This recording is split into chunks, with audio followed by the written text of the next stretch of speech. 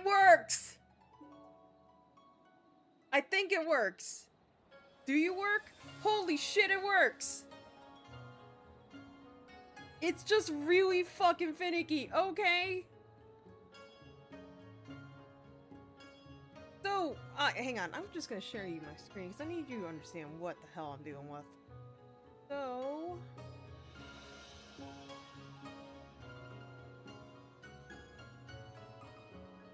my screen. See my screen? This is my OBS. I want you to pay attention to the shit that's on the lower left. Right here. This portion. This portion is how I have to enable stuff. By default, these are on because I'm streaming to both YouTube and Twitch. Here's the thing. Usually when I have to do this, I restart the entire stream. Because for some reason, toggling this off just doesn't work out. I toggled this off, I manually ended the stream on YouTube. This one aired out. Then when I tried to reattach it onto this, it wouldn't work. So then I had to toggle it off, hit edit, and then it would work. It fucking works. Okay. But like, that was a pain in my ass. Anyways, pay no mind to the Final Fantasy music. You log off. But it works. I have attached it back onto YouTube. And hopefully nothing bad will happen. I also have dinner. How the hell do I... where the hell's my... where's message controller? Let me specify that. It works. It works. It works, Azzy! I have food and it works! Don't you question mark me.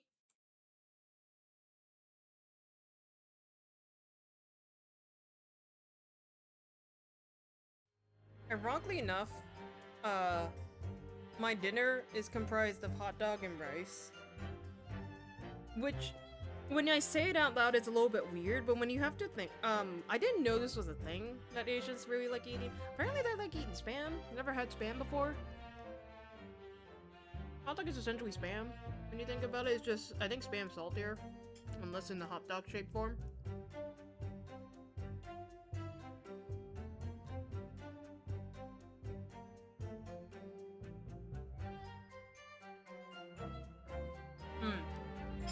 Wait, I did save.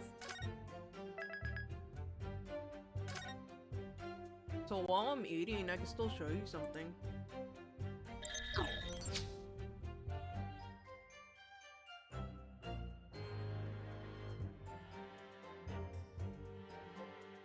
So I just need to go into the title screen.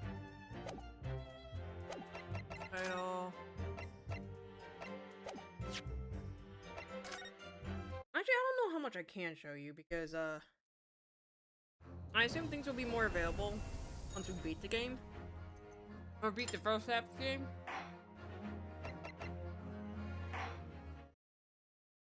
It's special content stuff. Are these medals? Oh shit, they are. These are our little achievements.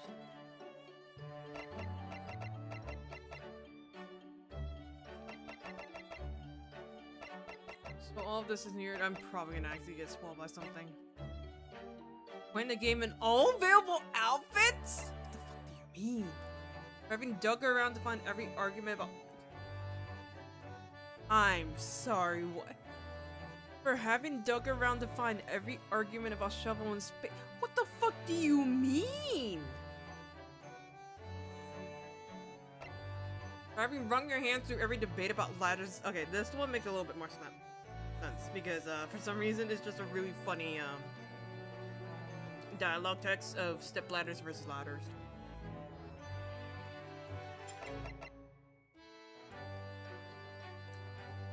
New idea on Iris's blackboard. Why are these two here?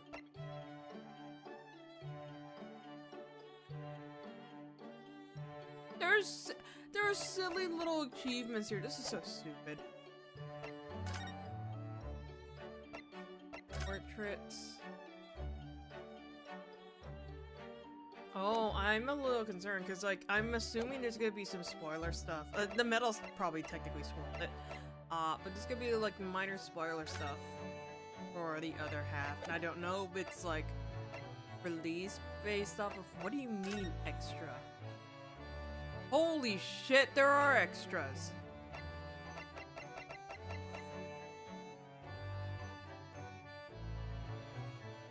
Bro, I can play more of this. What the hell?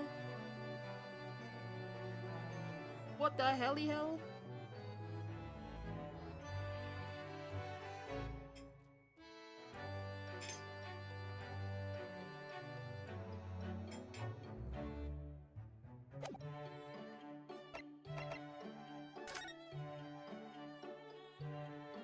Oh, wait, I can wear this, or... Oh, look at it! Oh my god! Look, there's a little hamster on my shoulder! They're so cute. Okay, I need to play this game with the outfits later at some point. I know I'm gonna replay this at my own point. That's just silly.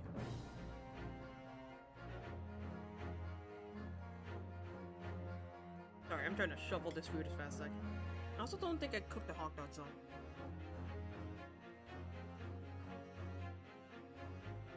I'm trying to figure out how I can cook them without burning them. According to Azzy, you can boil them. I tried doing that, and actually, I did not like it, and I think I got sick from doing that. Don't ask me how.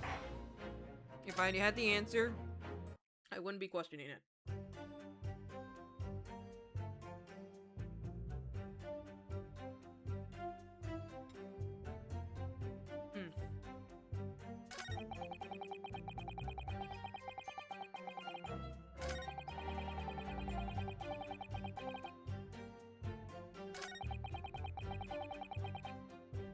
So we already know that's a lie that was stolen from him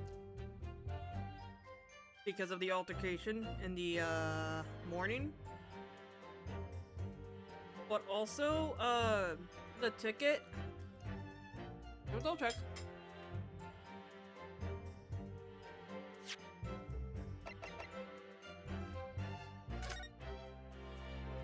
Yeah, this is the code. This ticket has Mason's blood. He was never there. This was redeemed literally on the day of that not the day of the trial, but a few days before the trial. And he was quickly I think he was quickly apprehended after that murder. So like he literally had no choice. He had no one to give it to except Gina. The issue is, which one of these statements do I have to present that? Do I present the ticket, or do I present the, what other piece of evidence am I thinking about? The case note. By the way, when did this happen again?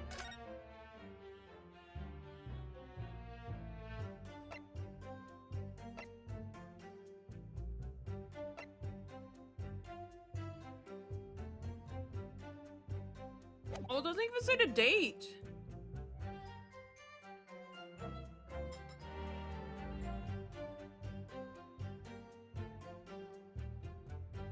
I'm almost done.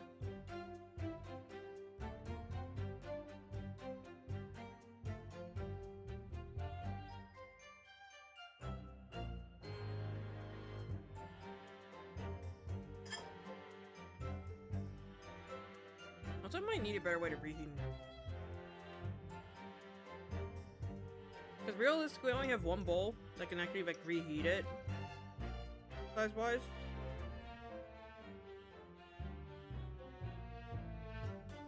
But it's still a little bit too cramped.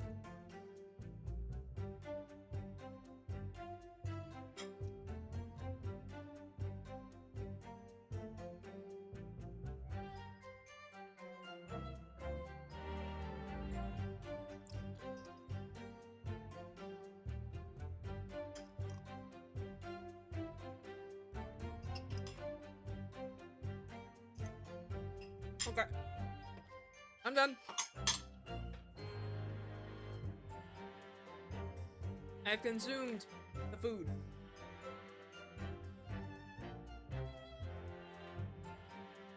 Okay. I've consumed food. Please be proud of me.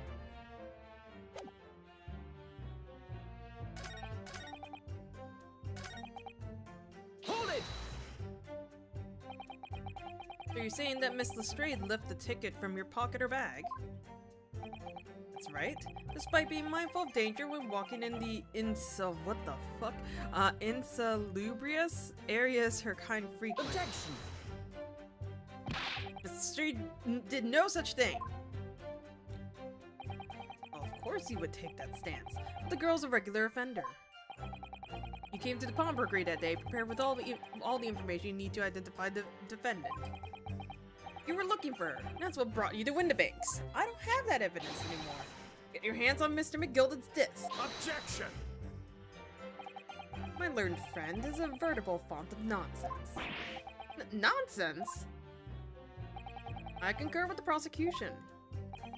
Counsel, you will refrain from conjecture in this way. Is that clear? Yes, my lord. Then I will continue with my testimony for what possible use it can be. We don't have the fucking... have the proof.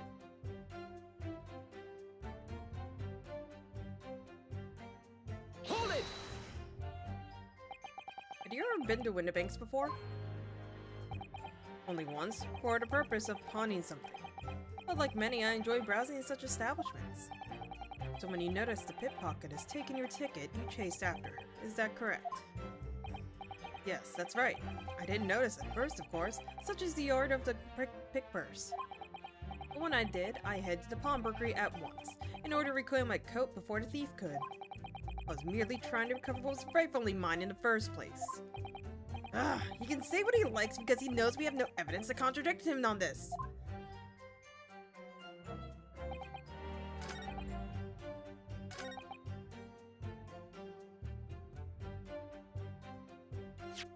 I could probably present it.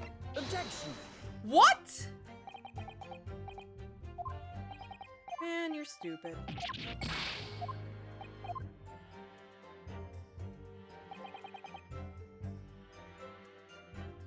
Oh no, that's when he said that the redemption ticket was stolen, not when he first got it. Hold it! I misread that. Would you care to explain how this belongs to you?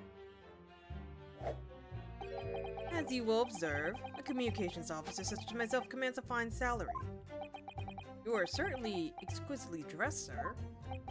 So you see, I have little need to make use of the services provided by the pawnbrokery trade. However, I did once find myself in difficulties having misplaced my purse while I was on an errand. Which is why I pawned my fine black overcoat to the broker in question. You claimed that was your overcoat. Obviously, and in my haste I clean forgot that the music box disc was in his pocket. And yet, there is a note on it that reads from McGilded. I'm a collector of rare and unusual music box music.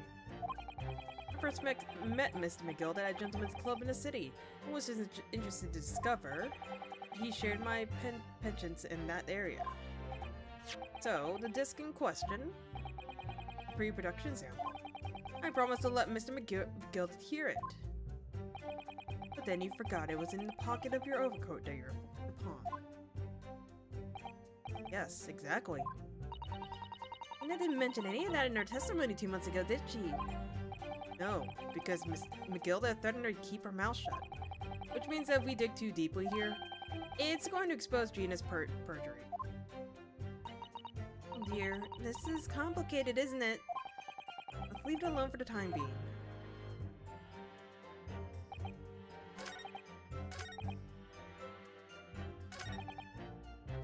Hold it! Perhaps you've seen something of value among the forfeited items. No, not at all. Oh.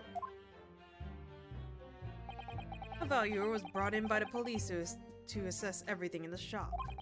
Without exception, every article on the shelf was common or garbage bric-a-brac. In that case, it's clear you broke into the shop later that day in order to recover Mr. McGilden's disc. Have you not been listening, man? Even if I wanted to recover the disc, you may recall that it has been seized by the police that afternoon. There was no more in the shop that night than I. As I keep saying, I simply had no reason to break in. There was nothing of Mr. McGilded left in the shop that night. I think this man might have been after. I wonder if that's really true. Bruno, if you have some evidence, let him have it. I'm down to see the eerily assured expression of his crumble. McGilded slipped the disc into his coat pocket and had it deposited at window banks. That is a really loud fucking tinnitus in my ear. Where did that come from? And when he realized he was going to be arrested on suspicion of the omnibus murder, he threatened Gina and forced her to take the redemption ticket.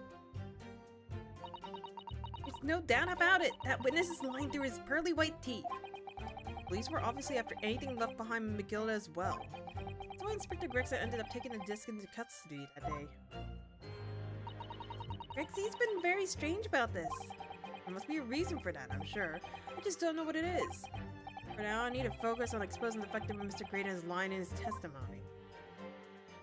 So do I present the ticket at the end here?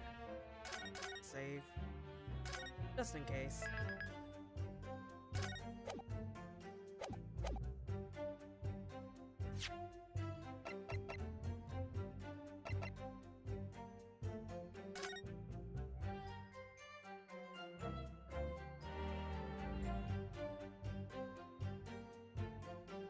Where did I get this ticket again?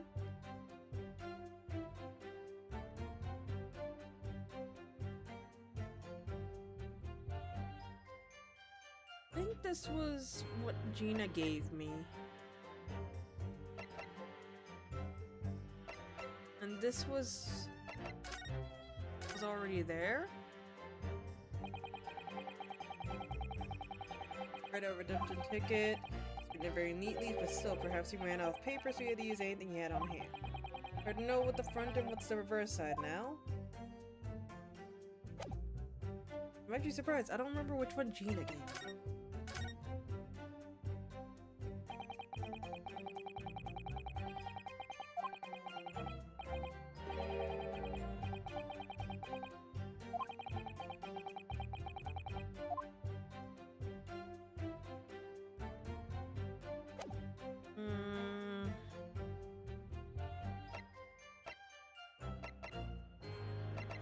Objection!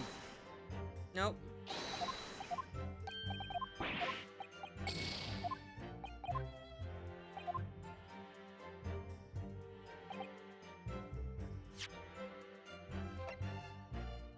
Objection! Okay, so it was the other ticket. This disc was deposited at window banks on Magnus McGilda's instructions. You knew that, and you went there with the intention of obtaining it for yourself. Objection! Conjecture again. In any case, the disc was taken into custody by the police that afternoon. The witness has no reason to visit the pawnbroker again that night. Objection! Sorry, my learned friend. But that's not true. What? Mr. McGilda had another article on pawn at Windbanks, as this second pawnbroker's ticket proves. There were two articles belonging to Mr. McGilda and Winterbank's pawnbroker, and the reason you broke into the shop that night was to recover the second one. Together with your two accomplices, the Skull King brothers. It's the second ticket, is it? What had the man deposited? The article description reads, one small box. A rather vague description, it seems to me. You suggesting that I broke into the pawnbroker with these clowns in order to steal some trinket box? I believe there are adequate grounds to suspect that you did. It's absurd! Why on earth would I do such a thing? Once the article has been forfeited, I could simply walk into the shop and purchase it.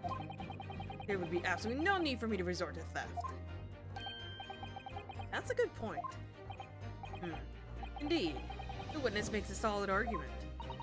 And that means that for some reason, this great fella needed a small box that very night, doesn't it? Objection! Time to put an end to this nonsense, my lord. Could you be a little less cryptic, Lord Von Zeeks? Hate to ruin my learned friend's argument, but the truth is quite incontrovertible. Blech. The night in question, no small box was taken from Windibank's pawnbroker. And rest assured, the prosecution can prove it. What? Good gracious! Inspector, show the photographic prints to the court, if you please. Yes, sir. Prints. Prints were taken from one of the detective's security cameras. Hurley's red-handed recorders again! Previously explained using this plan of the shop layout. The victim's establishment was furnished with automatic cameras in 2 locations.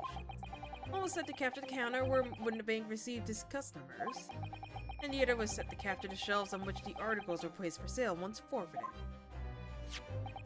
According to the information on this ticket, Mr. McGilded's small box has been forfeited already, 2 days before the incident at 9 PM on 13th April to be precise, which means it would have been on the shelves of the forfeit items in the shopfront. Now what I have here is a print taken by one of the cameras around about 2 hours before the incident.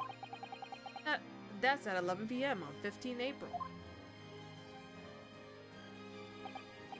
The victim certainly had a very full shop, it would appear. And then here we have another print. This one was taken about 2 hours after the incident. Let's see. So we have 2 pictures to compare. I must say that placing them side by side leaves me cold. Dear me, that's starting to make my head ache. Obviously, at Scotland Yard, we consider theft as a possible motive in this case. We explored the possibility something has been taken in addition to the victim's life. So your men has already compared these 2 prints thoroughly, Inspector? Yes, sir. Counted every single item in each of these photographic prints.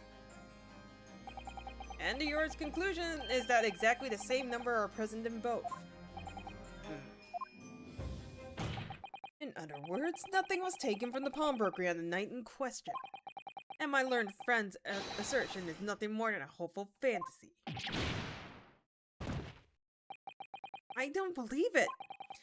If I could have just shown that he's stolen McGilded's pawn box,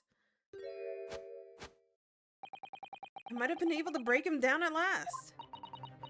No, what, Bruno? I've been thinking. I wonder if these 2 photographs really are exactly the same. What? So, counsel, in the light of the evidence put forward by the prosecution, what is your position? It seems that in fact on the night in question, nothing was stolen from the victim's establishment. Do you accept the prosecution's assertion? I don't know. Could there be some hidden discrepancy in these 2 photographic prints somewhere?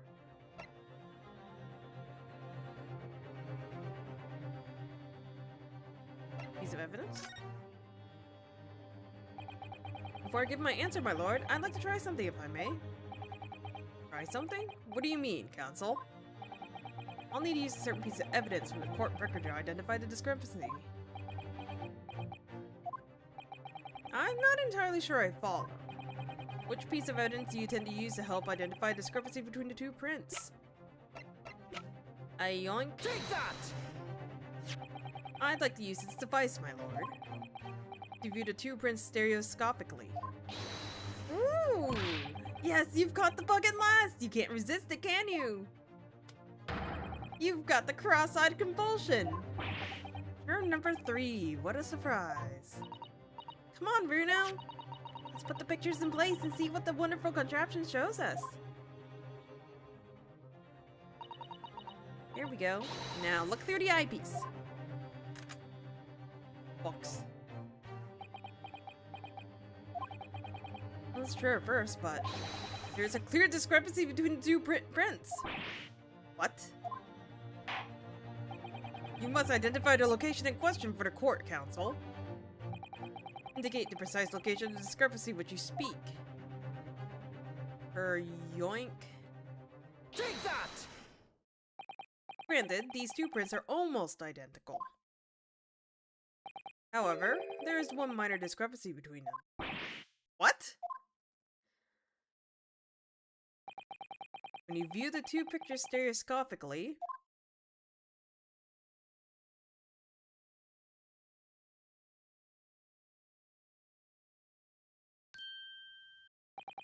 a single area stands out as being different. The location of this small box.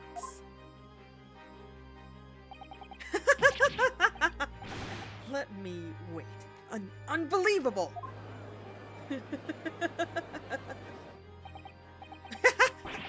By Jove, you're right. How extraordinary.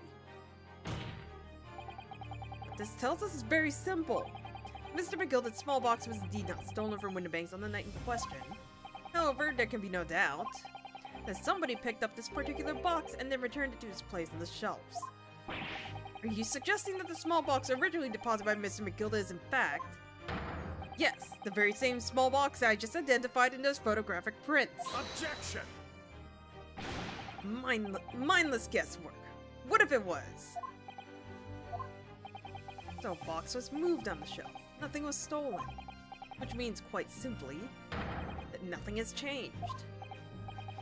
That may be true, but... Alright, McGilda's box wasn't stolen then. Doesn't the fact that it was moved like that change things?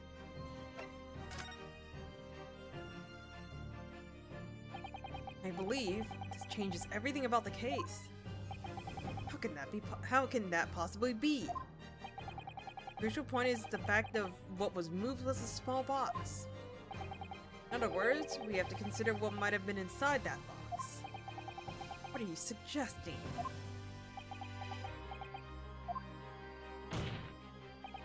Suggesting that we need to examine that box as soon as possible. A vital piece of evidence is sitting on the shelves at Windibanks as we speak. Objection! That won't be necessary.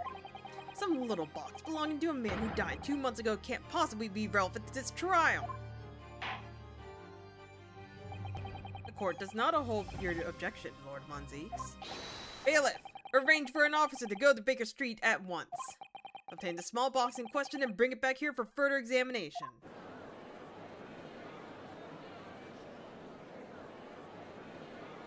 I love how the surgeon is one of the people who still says guilty. Hi. What up?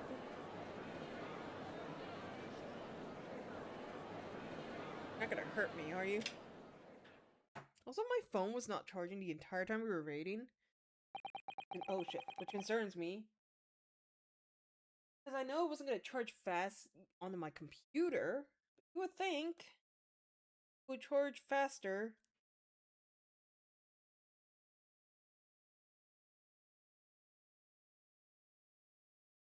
I didn't plug it all the way in. That would explain a few things. We should have a report within half an hour. I think perchance we should recess for a short while until the evidence is brought forth. Hoodwinked by such a farce. Disappointing. Beg your pardon, Lord Von Zeeks. This is nothing but a smokescreen. A Nipponese specialty, it would seem. What are you trying to say? My learned friend has persisted with the same line of reasoning from the very beginning. This witness's intent was to steal an article belonging to Mr. McGilda from the pawnbroker. Yet common sense tells us that none of the articles have value enough to be worth stealing in the first place. Exactly! It would be beyond absurd to break into a place for the purpose of stealing such commonplace property.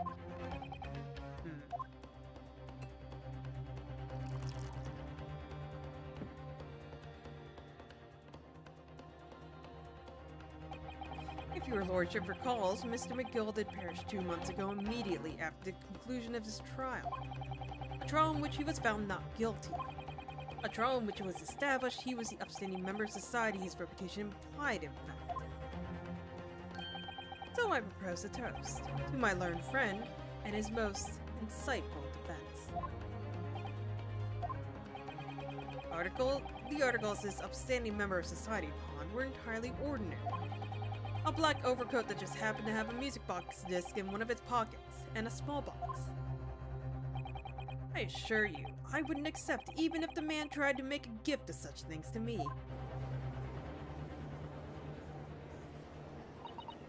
No, that does make rather a lot of sense.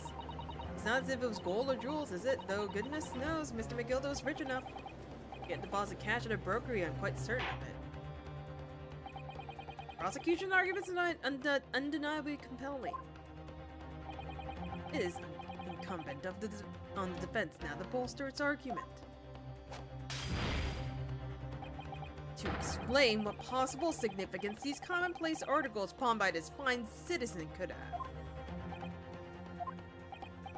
Well, counsel, is your argument in fact demonstrable? Are you able to show proof that the disc or the box are in any tangible way related to this case? Well, what's the matter, Runo? We know that they're related, don't we? They're both vital pieces of evidence. Yes, of course. You and I both know that. We know McGilda's true character. We know the disc is significant, even if we don't know why. But if we explain all that to the court at this point, to acknowledge that McGilda's acquittal 2 months ago was a mistake. The defense's argument was flawed, based on false information. No! And that would mean admitting that Gina committed perjury. Jenny? Could it be that Von Zeke knows? Is that why he's doing this now? Because he's anticipated everything? Maybe. This could be a great opportunity for us. Sorry? What do you mean, Iris? Oh, what is it that you always say, Bruno? Sooner or later, the truth comes out. Every time. Alright, the exact significance of things that McGilda deposited with Mr. Winterbank is something that only Gina can explain to court. If I put her on the stand to testify about that, it would critically damage our chances of winning this case. It's the right thing to do here. We're just gonna say...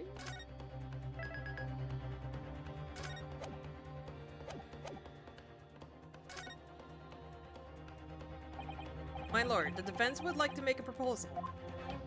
Oh? What proposal, counsel? While the court awaits the arrival of Mr. McGilda's small box, I would like to call the defendant, Miss Gina Lestrade, to the witness stand. The defendant? To what end? It's due with the various articles deposited at Winterbanks by Mr. McGilda, my lord. Miss Lestrade has information related to them. I believe it will be beneficial for the court to hear what she has to say. It will prove the significance of the articles in question once and for all.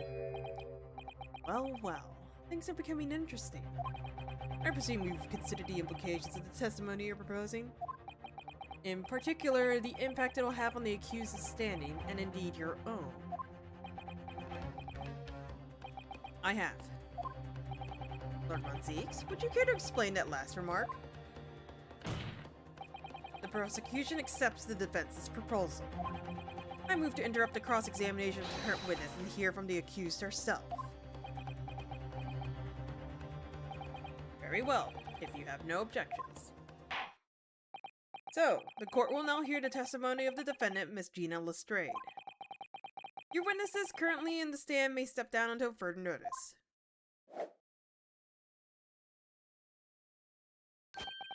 I love how he does that when he doesn't have his hat. And I shall bid you good day. Wait. You, sir, shall remain in the stand while Miss Lestrade testifies. You wish. Alright then, Gina. It's time. I know this will be hard, but please, put your faith in me here. Luck, Bruno.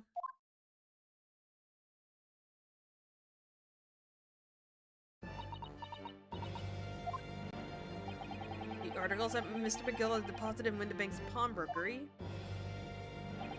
are intimately related with the omnibus case, the trial which was heard in this courtroom 2 months ago. Yes, and I remember this young lady was being brought before me in this trial as well. That's right, my lord. Her testimony helped to establish the innocence of the defendant, Mr. McGilded. The omnibus case was intriguing, to say the least. And now here we all are again, the same players in the trial facing each other once more. A twist of fate, perhaps, by Nepalese friend.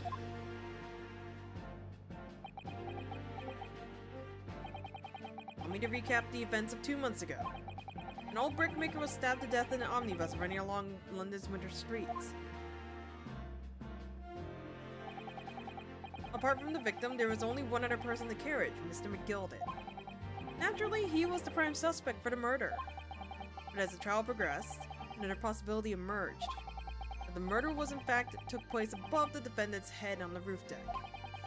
The body there being dropped through the skylight through the carriage below.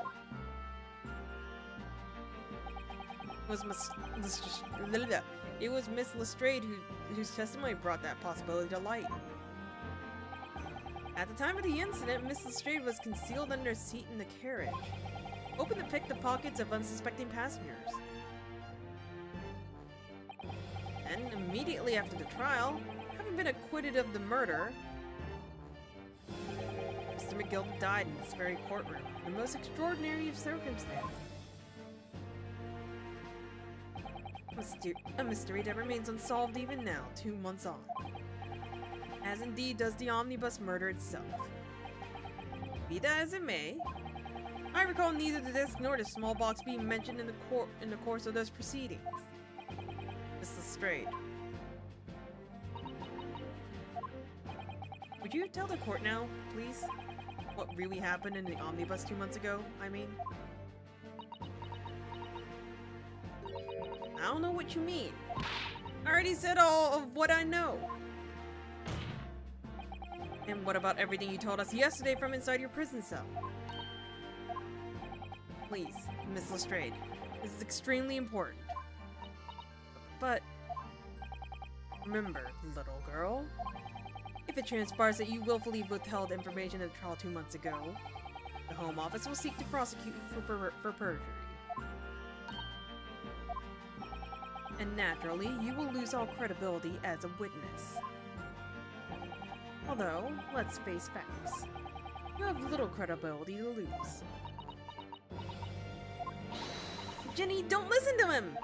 Please, you have to trust Runo now! Iris? We're on your side!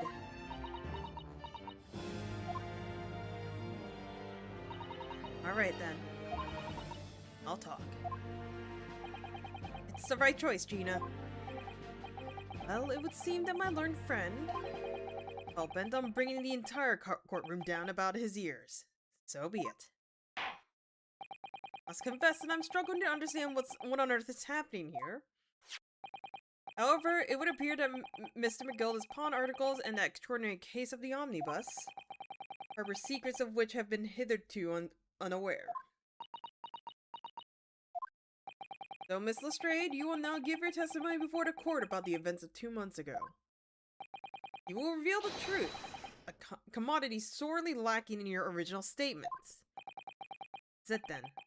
It's going to come out. Von Zeke said, "This could bring the whole courtroom down about my ears, but as a lawyer, I'm prepared to take that risk."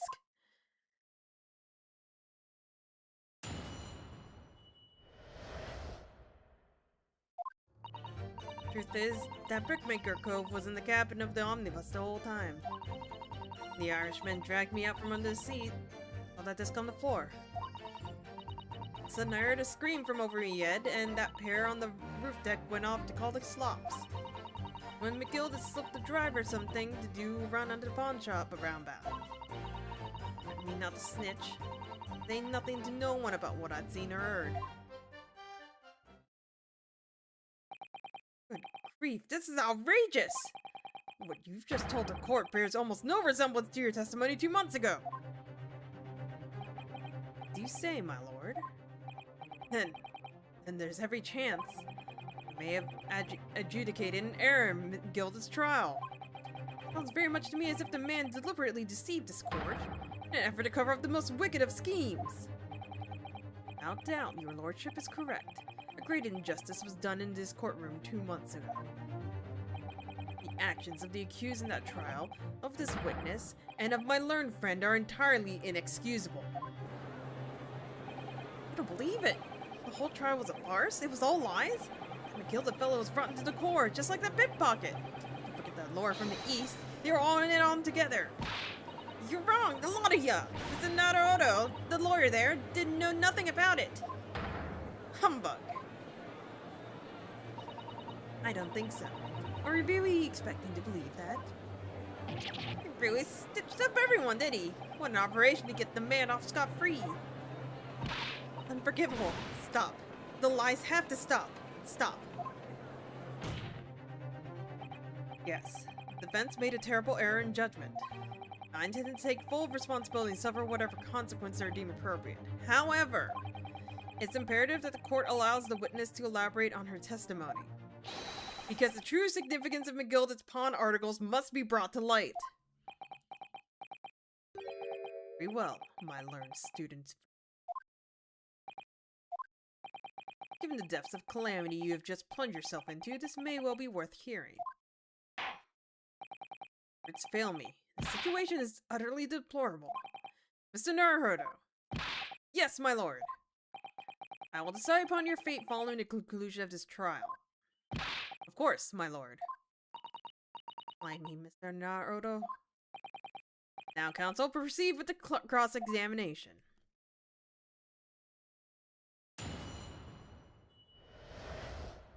So... do I present the ticket here?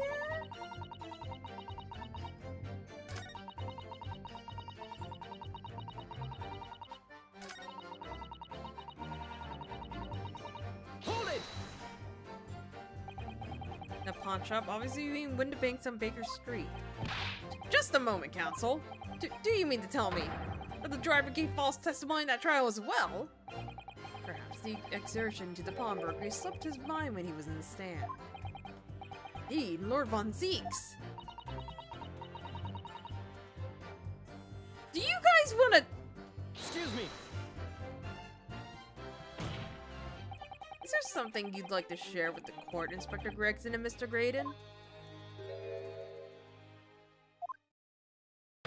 Inspector! Mr. Graydon! Blimey, you trying to give me a heart attack? You have been whispering to each other for quite some time now. I literally caught him in the corner of my eye. I realized his back was turned. Tell us, what's this discussion about? Discussion? With this fella? Pull the other one, sunshine. You think I got anything to talk about with a shady gent like that? I have nothing to say to this uncouth detective after you deprived me of that disc that was rightfully mine. They've clearly been talking the entire time I've been cross-examining Gina. It's as if they've been negotiating.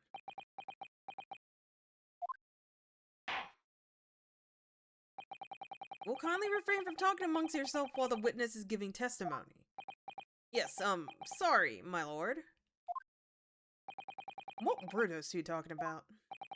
Miss Lestrade, continue with your testimony, please.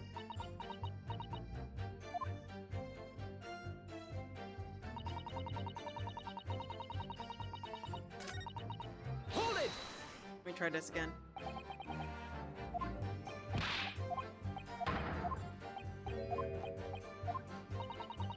Took off his coat and gave it to the driver. He folded it up all careful like before handing it over. When I saw him do that, I remember thinking, the coat and what's in it is gotta be worth a few bob.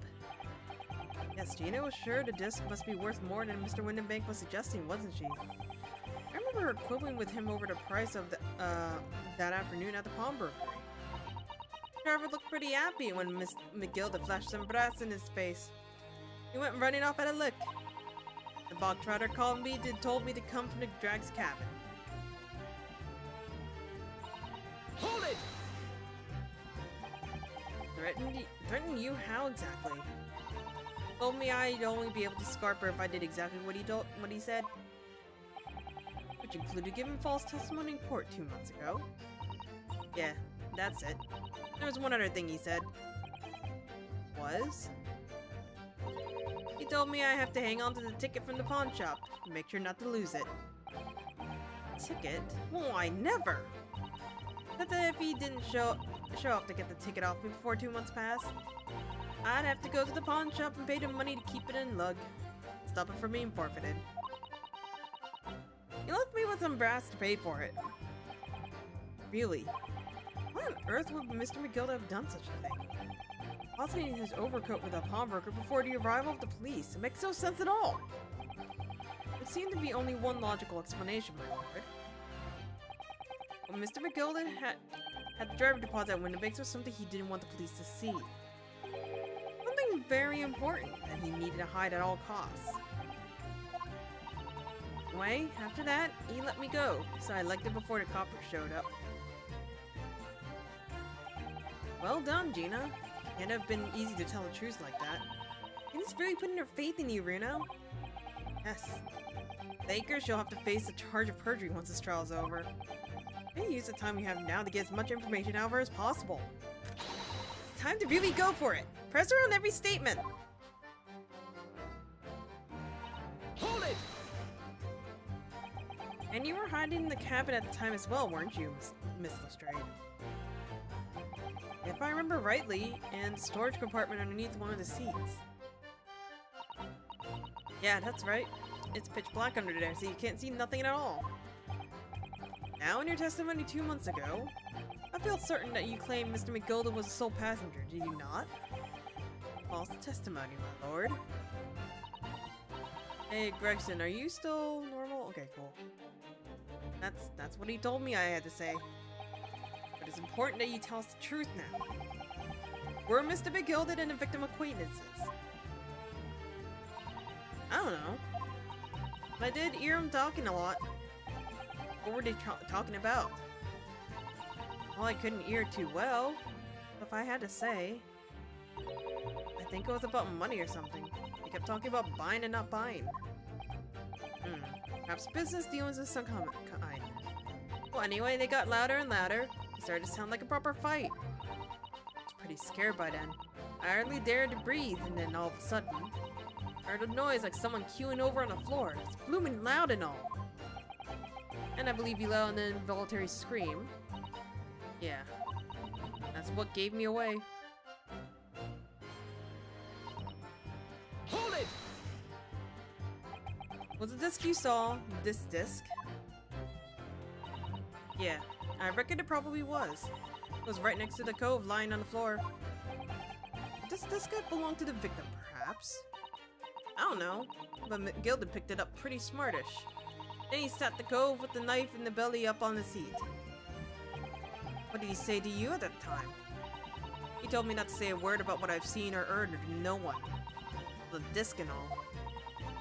That scared. The way he was looking at me, I thought, if I didn't go along with it, I'd get stuck with that knife too. Then he started asking me loads of questions. Like what my name was and where I lived and that. He asked me about being a diver too. After a while, what had happened in the carriage was noticed. Yeah, that's right. First there was a kind of rapping noise. Hold it! There were 2 gentlemen occupying the seats on the roof deck, I believe. I don't like how freaking what's-his-face is staring at me off to the side. That's alright. They must have looked down through the skylight and noticed the cove with the knife in his guts. They screamed, the driver pulled up the horses, and McGilda got me out of sight. Out of sight? Where? Back under the seat where I started off. Once the carriage came to a halt, the 2 goves from the roof ran off to fetch the slops. They immediately left to fetch the police. It would appear they were entirely unrelated to the incident. That left Mr. McGilda, the driver, and you still at the scene. Yeah, only the driver didn't know I was there because I was under the seat. I heard the cabin door open and a voice from outside.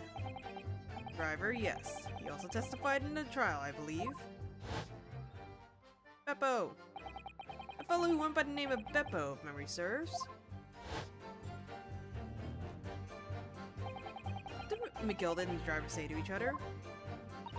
I don't know what happened and the stuff like that mainly. Thank you, Miss Lestrade. Thank you, Counsel. I've heard enough. I believe we now have reasonable understanding of what actually transpired on the omnibus.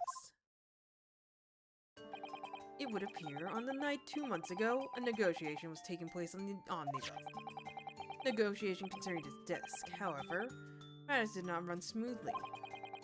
When the parties involved began to quarrel over price, Magilda took what he wanted by force, at the expense of the other man's life.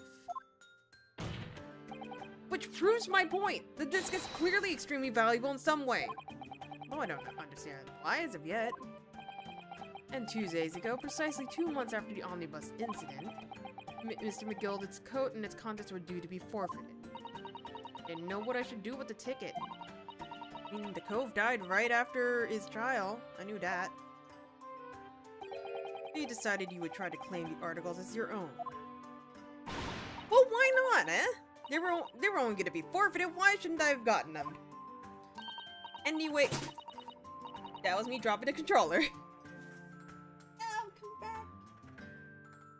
back. Anyways, you can't blame me for thinking about it. Thinking ain't no crime. Miss Lestrade, it would appear Mr. Magilda was prepared to kill in order to take possession of this disc. Do you know why that would be? Eh? I ain't got a clue. But I reckon it must be worth a fair bit of brass. He was probably gonna sell it. And you can't blame me for thinking that. Thinking ain't no crime. My lord! The evidence your lordship requested has been located is ready for the court's inspection, sir.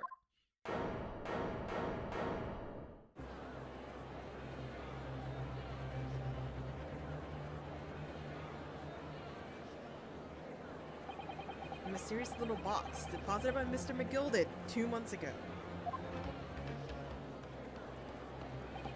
There's no doubt in my mind that it's a key piece to the far-reaching puzzle.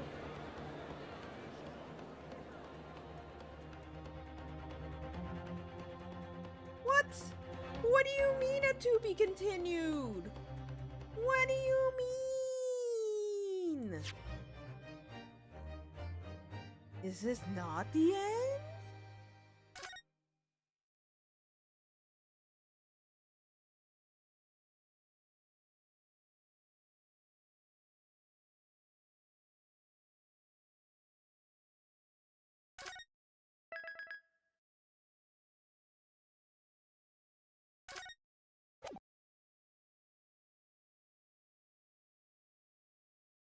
Oh, there's the box. Look at the tiny box. This is the article in question, is it?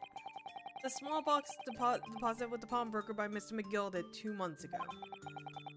And on the night of Mr. Windibank's murder, the only item on the shelves that was touched by whoever broke it into the shop. Quick, quick! Let's open and see what's inside!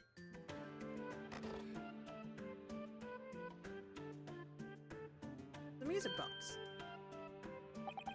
Good gracious, this is no ordinary box, it seems. Wow. Though in truth, I have an inkling that might be the case. It would appear that the box houses a major music box movement. Then, is it too much to expect? I think it would be reasonable to assume that it's a device for the playback of this disc, my lord.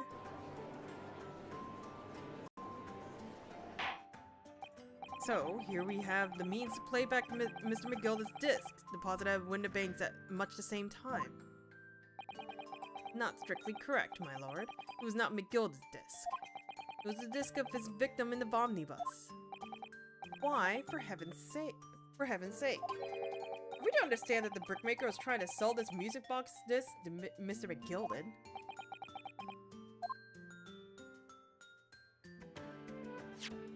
I believe the answer will become clear if we listen to the music on the discs, my lord. Yes, very well. Let the court now listen to this curious disc at last. Hold it! Wait! My lord! Good grief, what is the meaning of this, Inspector?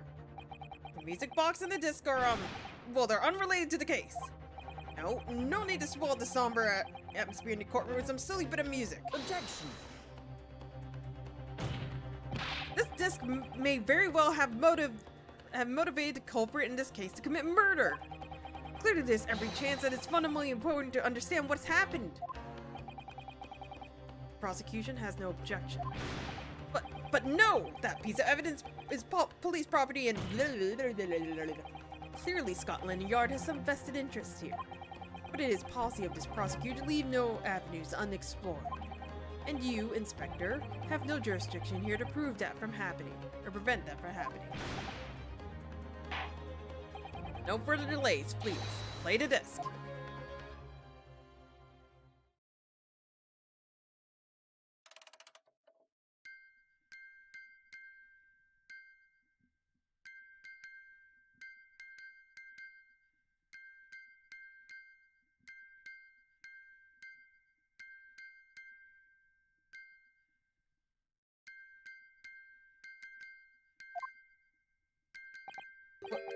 What on earth? Certainly not what I would call music. No. Just the same note playing over and over again in an irregular sequence. Mr.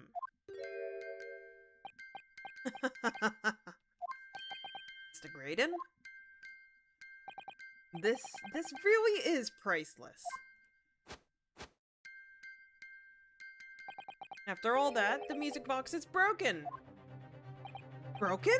It can't be, can it? Well, obviously. In fact, I wouldn't be surprised. The officer sent to fetch it didn't drop it on his way back to the courtroom. Well, with much regret, I feel the court must accept that the music box offers little in the way of clues. Are you ready to move on, counsel? Come on! Yes, alright. It does sound as though it's completely broken, but is it? Could this music emanating from the box possibly be a new clue? I believe it could be relevant, my lord. Good lord, but how can it be? It's an abomination, counsel. Mere noise! I fail to see how it could have any meaning whatsoever. That sounds strange, I agree. But there's one thing bothering me. While Graydon stands there twirling victoriously, the inspector beside him has a rather telling expression on his face. If Gregson recognizes the sound, as if he's familiar with it somehow. That's making him appear extremely on edge. If that's the stance of the defense, my Nepalese friend, answer me this.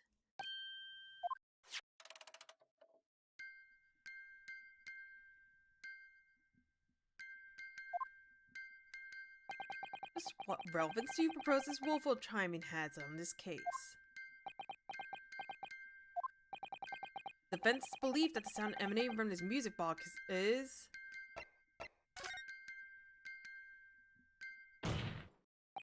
Just because this is a music box, it doesn't necessarily mean the sounds we're hearing are music. Look at that. The smile vanished from Graydon's lips as soon as I said it. On the right lines here. I must be. Making deductions based on how people react to what you say. You're acting just like Hurley, Runo. Objection! The sounds we're hearing aren't necessarily music. Well, now that you've told us what they're not. I'm sure the court would like to hear what they are. Do enlighten us, my Nepalese friend. Well, surely you have an idea of mine, because if not, it will be the death of your ill-formed argument. Exactly.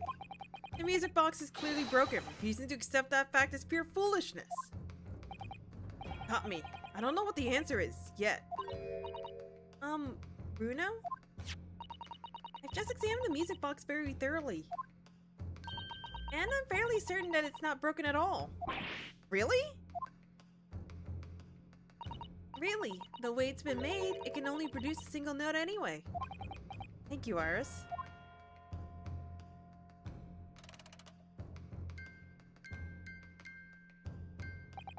Alright, well if the music box isn't broken, it must mean that the sounds it's producing have some significance that isn't musical.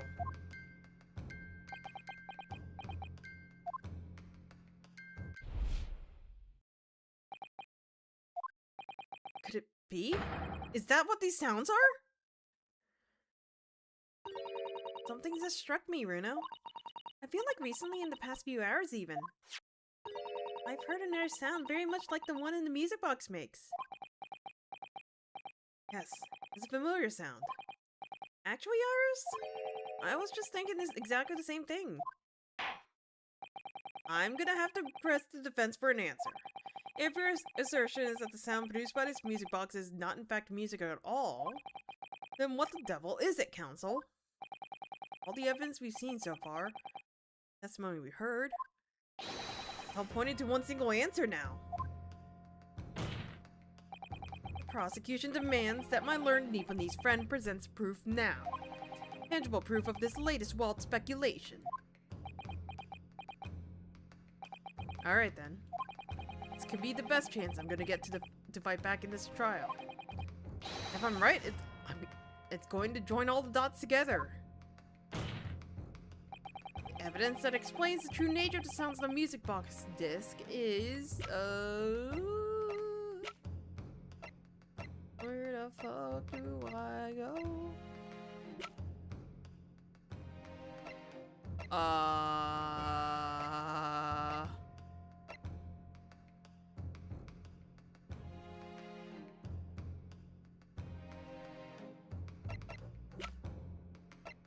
What?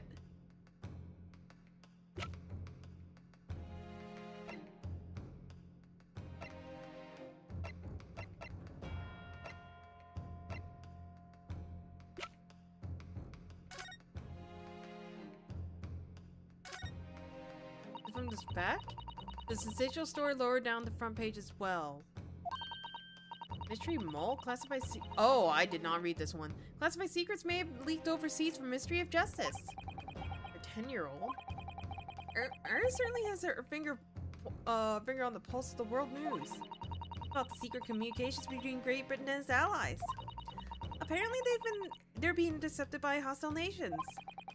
Nations being intercepted? How would someone be doing this? The question, isn't it? I've come up with 3 different possible methods so far. Are you looking for a new career, Runo? No, of course not. I wonder, perhaps this is what Lord Strongheart was talking about yesterday. Yes, it could be. And it could explain why he had Grexy running from pillar to post at the moment.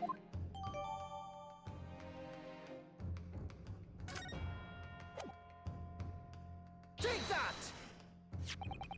Today's paper, Counsel. Headline is Pawnbroker perishes in pickpocket plunder. Hardly supporter of your cause. No, my lord. I was hoping you'd look a little further down the page. Further down? Ministry Mole? Classified secrets may have been leaked overseas from Ministry of Justice. Yes, this is a very serious matter, being investigated at the highest level, I understand. I've heard that the international transmissions along supposedly secured lines are somehow being intercepted and leaked to various other countries. And presumably those transmissions are in the form of wired telegrams? Of course. Juror number 5, your input please. Stop. Oh, me sir? Whatever is the matter? You told the court before that you worked at the same communication station as Mr. Graydon, did you not? Yes, that's correct. And the particular station where you worked deals with government communications and newspaper reports. Oh yes, we're not your run-of-the-mill communication station at all. Our work is extremely important. And tell me, is this not a very familiar sound? Hmm?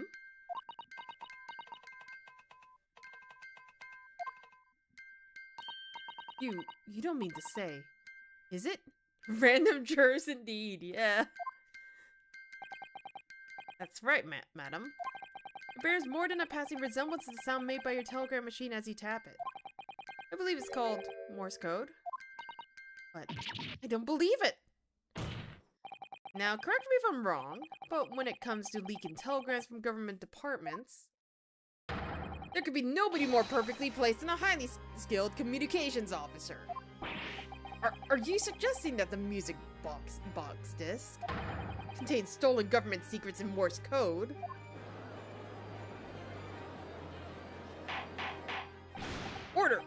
please everyone, order! But this is high treason, council! Deserving of capital punishment!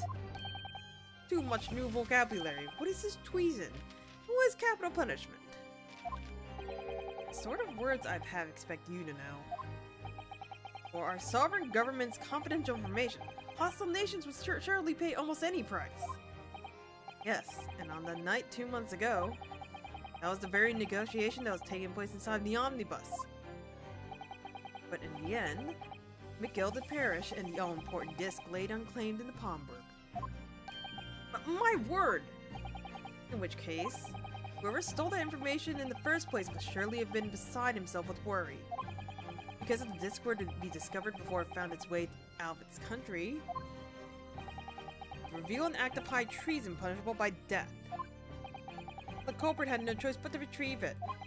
And in order to do that, he would have to gain entry to the pawnbrokery illegally in the middle of the night. Because the article left behind Mr. McGilded would incriminate him too much if it got in the wrong hands. Isn't that right, Mr. Graydon? You think I've been stealing government secrets? Preposterous. Absolutely preposterous. So, in response to the defense's accusation, you claim complete innocence, do you? Well, of course I do. I've had to stand here in silence while the pretentious foreign lawyer has been prattling away. Objection! Then by all means, counter the charges, sir. The prosecution demands the witness testifies in response to the accusations brought by the defense. Lighted, I'm sure. The witness is reminded that the crime under scrutiny in this trial is the murder of the pawnbroker, Mr. Windibank. That being the most flagitious offense, for which the lawyer of this land sanctions a capital punishment. My brain hurts. The heinous act of treason is no less a serious crime. I urge you to bear that in mind as you testify, Mr. Graydon. So then, let us proceed. Hold it!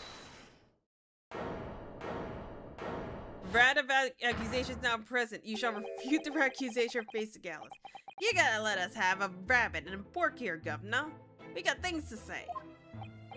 I beg your pardon, who do you think you are? Name's Nash Skulkin, occupation is professional baddie. Name's Ringo Skulkin, but we ain't baddies enough to sell out our motherland. That's right, we're what we call the Three Skulkin Brothers. Bad timing, fellas. Very bad timing.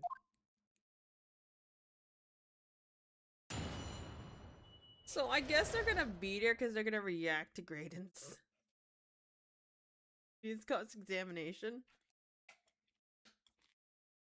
Also, give me a second.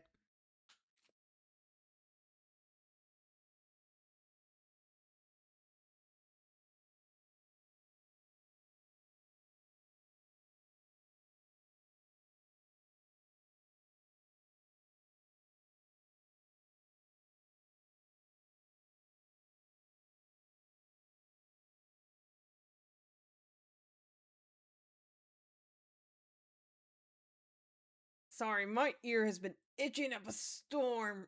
A mere communications officer couldn't possibly steal confidential government information. Besides, the sound produced by that music box aren't even Morse code. It was some low-class brickmaker negotiating with McGilded anyway, was it not? I have no relation to the man. Look, all we've done is break into the gaff the other night like what we told us to do. If we had known there was dodgy government secrets involved, we wouldn't have touched it. So angry.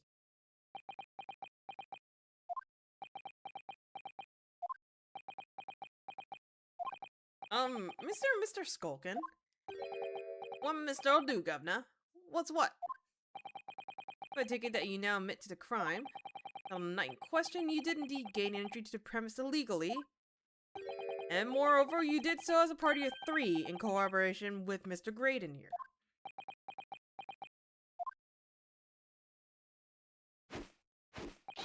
We did, Governor! We did!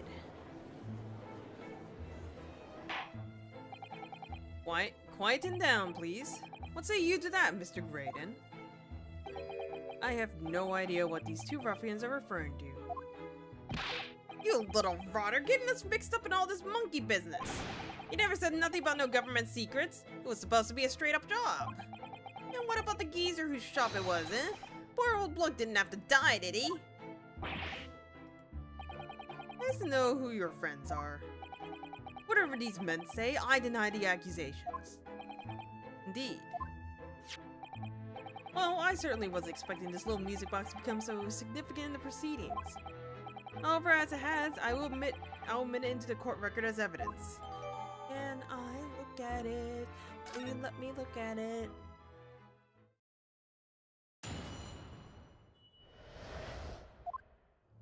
Let me look at it.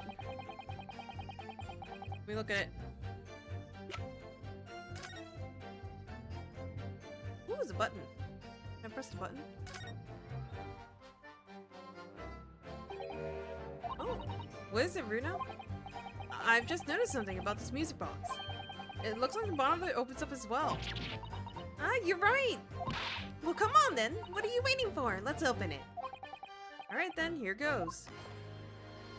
There's another one. Look at that! There's another movement on the other side! Oh, does that mean we can set another disc to play back on this side? Yes, I think so, and it looks like the 2 movements are linked together. They're linked? If you had 2 discs, they would both play back at the same time.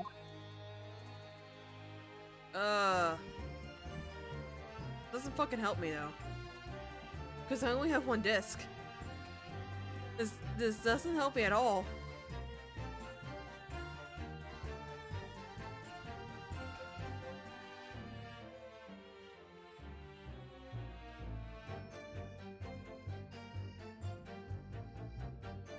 You know, like, this doesn't fucking help me right now.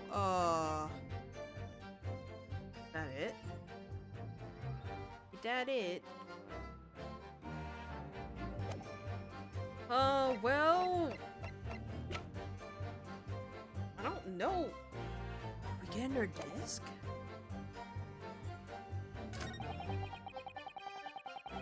Hold it! Or not? To anyone with a brain, that would be blatantly apparent on listening to that music box for even a few seconds. Of course! Surely, it can't be that my learned friend isn't familiar with Morse code. Ouch. I'm genuinely shocked at my ignorance. I would be more than happy to demonstrate the basics for you, sir. A lesson here in court? Morse code is a continuous series of 2 distinct tones, you say? Yes, a short dot and a long dash. By combining those in different ways, you construct letters. See. For example, this is A, and this is B. When you listen to the sound produced by the music box, you only hear 1 tone, don't you? But it sounds so similar! The rhythm of it is the same and everything! There's no discerning meaning to this apparently random sequence of sounds. So your assertion is fundamentally flawed. This is not Morse code.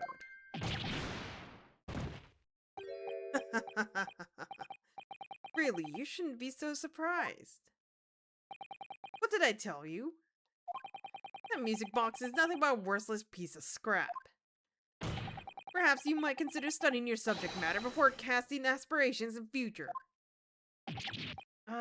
Stop. Nothing to say, but stop.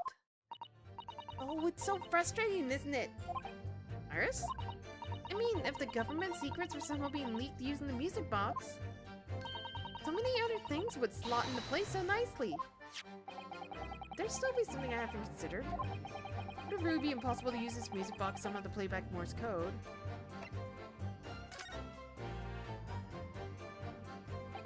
There's still every possibility that this music box was instrumental in the leaking of government secrets.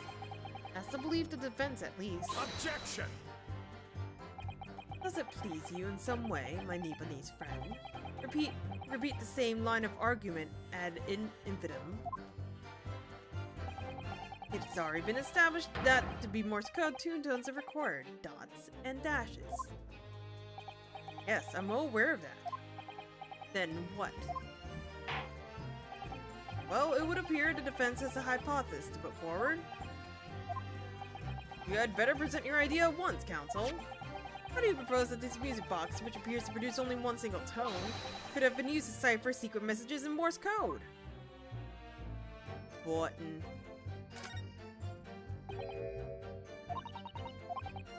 Oh, I can't speed through the text.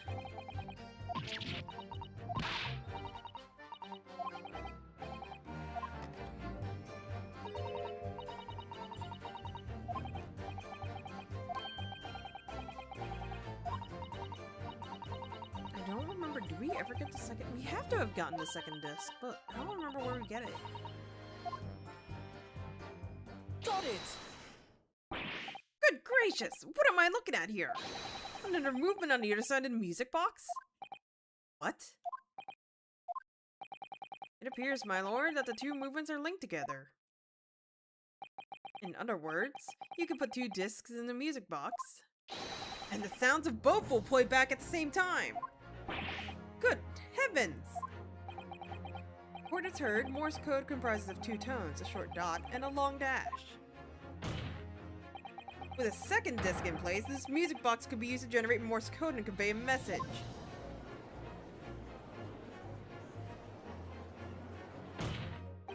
This is beyond a joke. I'm sorry? This poor excuse for a lawyer has absolutely no evidence to support his claims. Though, of course, if my learned friend were to... I keep on saying Nepalese now, god damn it. If my learned friend were able to present the court with a second disc, that would be another matter. Well, I can't at the moment. And may I remind the court that, as the witnesses pointed out, he was not the one in the omnibus when we gilded 2 months ago, striking a deal over discs or disc. Indeed, that was Mr. Mason, the brickmaker. Exactly! I have nothing whatsoever to do with it! Though it has holes, I must admit the argument presented by the defense has much promise. I believe the cross-examination should continue.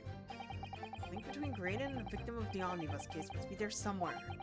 I haven't found it yet. Here, it looks like you need to give your argument more strength, Bruno. We'll reiterate your testimony if you please, Mr. Graydon.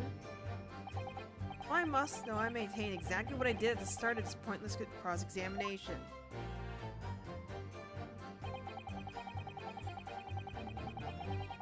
Hold it! But 2 months ago in the omnibus, McGilda killed the brickmaker and stole the disc. Mr. Mason was a single man with almost nothing to his name. It seems he lived in an artisan quarter some years ago, but people there remembered little about it. Doesn't make much sense though, does it? How would a humble brickmaker come to acquire secret government information? How indeed? There must have been somebody else involved behind the scenes in all this. Somebody who acquired the disc and gave it to Mr. Mason, in order to take it to a meeting with Ms. McGilda and negotiate a deal. Dear me. You may have it in for me, sir, but I assure you I have far more class than that. Old brickmaker from an artisan quarter and this well-to-do communication officer. If only I could find some evidence to link the two of them together. You have nothing more to add on the note, do I even have any proof?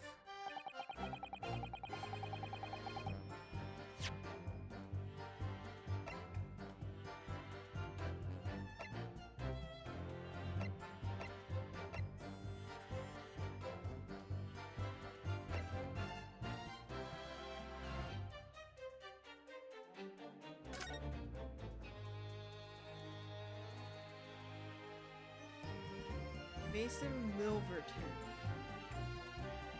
I know we have the same last names.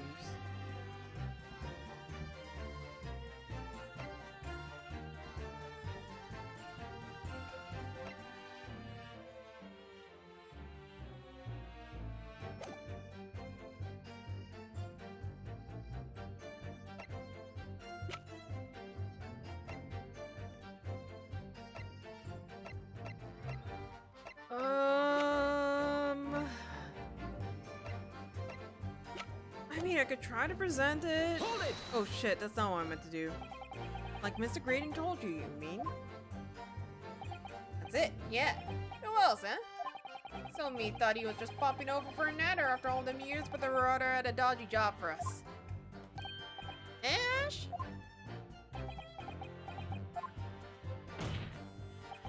Let me stop you there, Mr. Skulkin. After all them years, you say?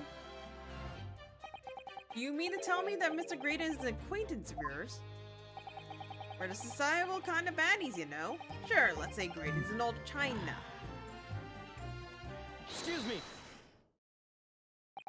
Is something wrong, Mr. Skulkin? Eh? No, the other Mr. Skulkin.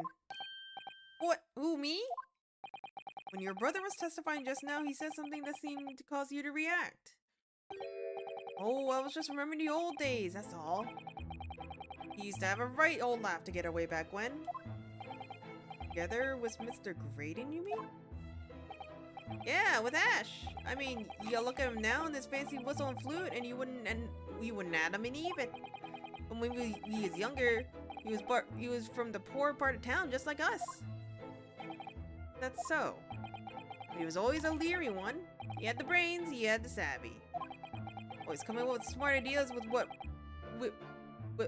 would never have gone through our heads. Or blimey, ain't that the truth? Remember Miltverton and Skulkin's milk run? That was a corker, eh?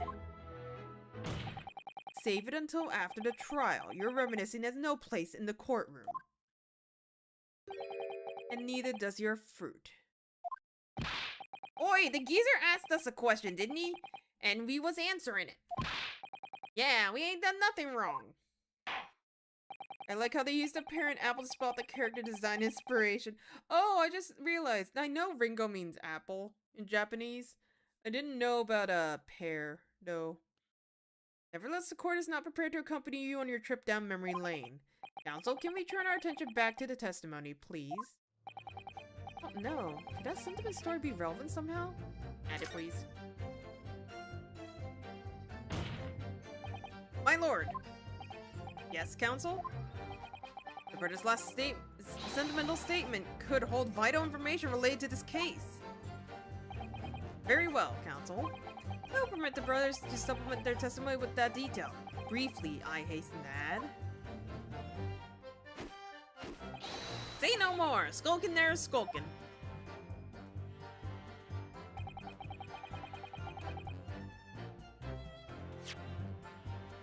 Okay, where is...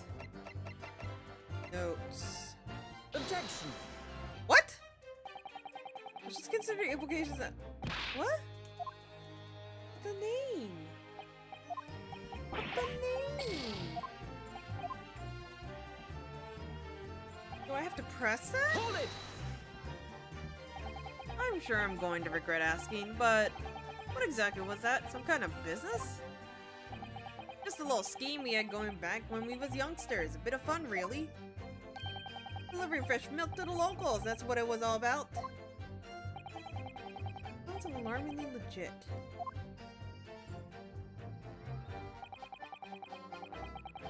I suppose since we're here, I should ask them to elaborate, but on what? So the business was just a bit of fun, you said? And it was just yourselves and Mr. Graydon involved? Yeah, that's it. Milverton and Skulkin's milk run, was it? Yeah, that's it. And where did the Milverton part come from? Oh, right! I thought a clever clog like you have worked that out. Hold it! Oh. Enough of this! How much longer are we to expect to listen to this draft? I don't. Let me guess. You don't accept anything the two witnesses are saying. Tell me, why is it that it was only at the mention of the name Milverton that you decided to interject? Because well... weren't the happiest of homes that one came from. Yeah, his old man was struggling for money so much his wife walked out on him. He took the name Graydon then, see? But Ash will always be Milverton to us. Milverton. Well, that used to be your surname, did it? Of course not. This is all bumpkin. I've been a Graydon since I was born. You really think you can rely on the testimony of these two thieves, You're a communications officer attached to the civil service. As such, your personal details will have been thoroughly checked at the time of your appointment. It would be a very simple matter indeed to subpoena those records, Mr. N. Well, it would appear that Mr. and Mr. Skulkin's testimony has been reliable for once. You were born Ashley Milverton then. Is that correct? Very well, yes. Ashley Graydon was once Ashley Milverton. That information could change things, and it could turn out to be extremely important.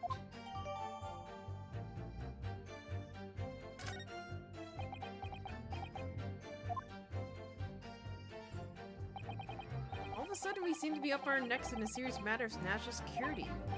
All this talk about interception of secret government messages is still just conjecture at this stage. It would explain a number of things, though, wouldn't it? Negotiation Ginny overheard on the omnibus 2 months ago and the break-in at Windibanks. The trouble is, it wasn't Mr. Graydon on the omnibus with Mr. McGilded. No, that was Mr. Mason the brickmaker who was so horribly murdered. Only there was some link between the two men somehow.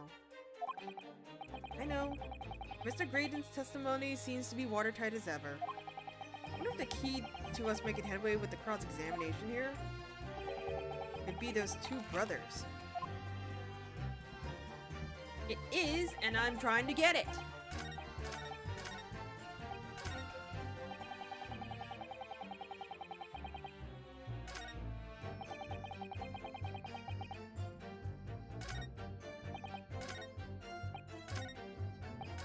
Oh shit.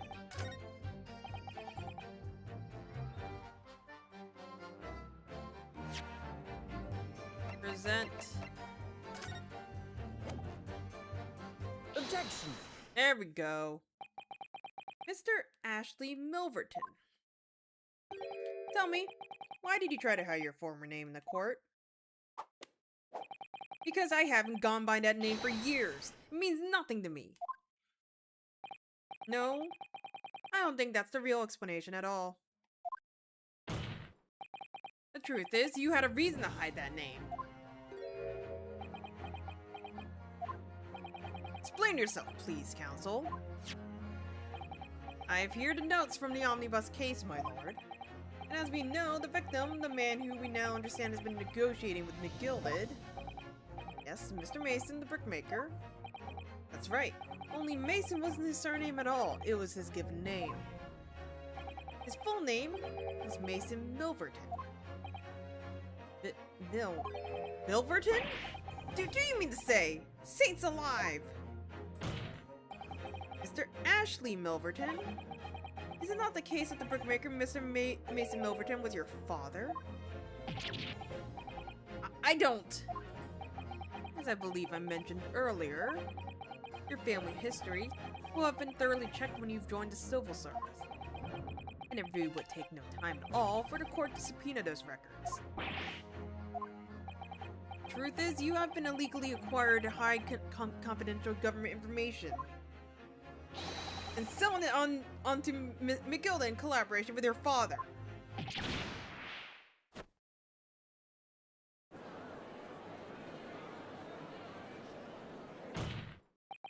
New facts and evidence unveiled by the cross-examination of the witnesses all come together to reveal the truth. The truth, you say? that you collaborated with your father, Mr. Mason Milverton, in illegal dealings with Magnus McGilden. By dint of this music box, you mean, Counsel? Yes, stealing information being sent in secret government communications, selling it onto McGilden. Mr. Graydon concocted this elaborate scheme of using 2 music box discs to encode information, as presumably a safety measure against the information falling into the wrong hands. And a very effective one. I shouldn't have give the scheme any credence whatsoever. The deal with McGilden went sour and the brickmaker met his end. Yes, but before he was arrested, McGilden managed to temporarily dispose of the stolen disc at the pawnbroker. Then, having learned of the situation, you appear at Windibanks 2 days ago, in an attempt to recover the 2 articles McGilden had placed in pawn there. But that attempt failed. One of the discs was seized by the police and the other you never found. So the same night, you enlisted the help of the Skulkin brothers and broke into the pawnbrokery. This time, determined to recover the second disc. Are you suggesting the second disc was inside the music box? Eh? We never knew nothing about that. On the night that Mr. Windibank was killed,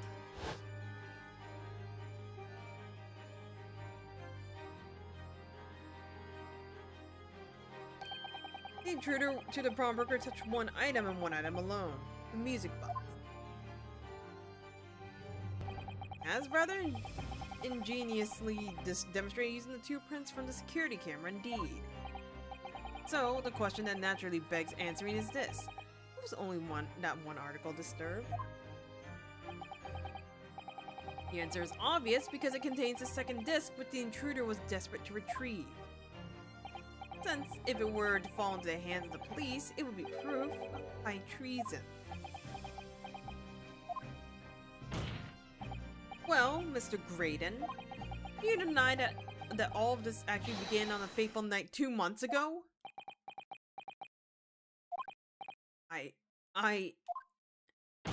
I refuse to accept any of this nonsense!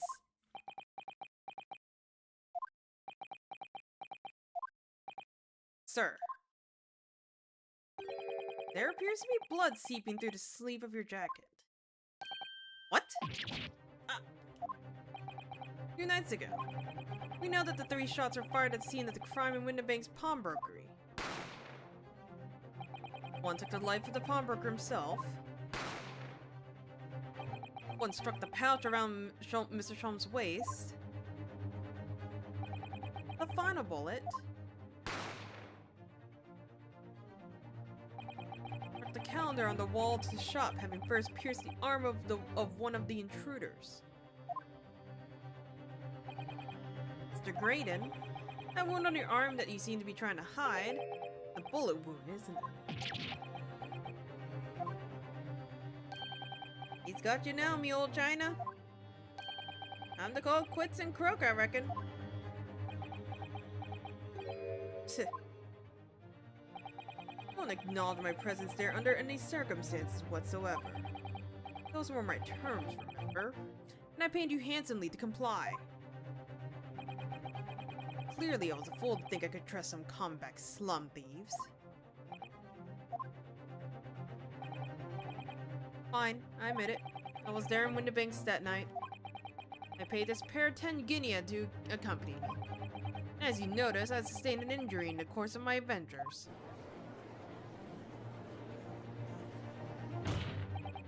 That is all. I admit nothing more. Stealing government secrets, negotiating with Mr. McGilden. As God is my witness, I'm sure I recall nothing of the sort. I'm not going to go down without a fight. Not until I can show hard evidence, I suppose.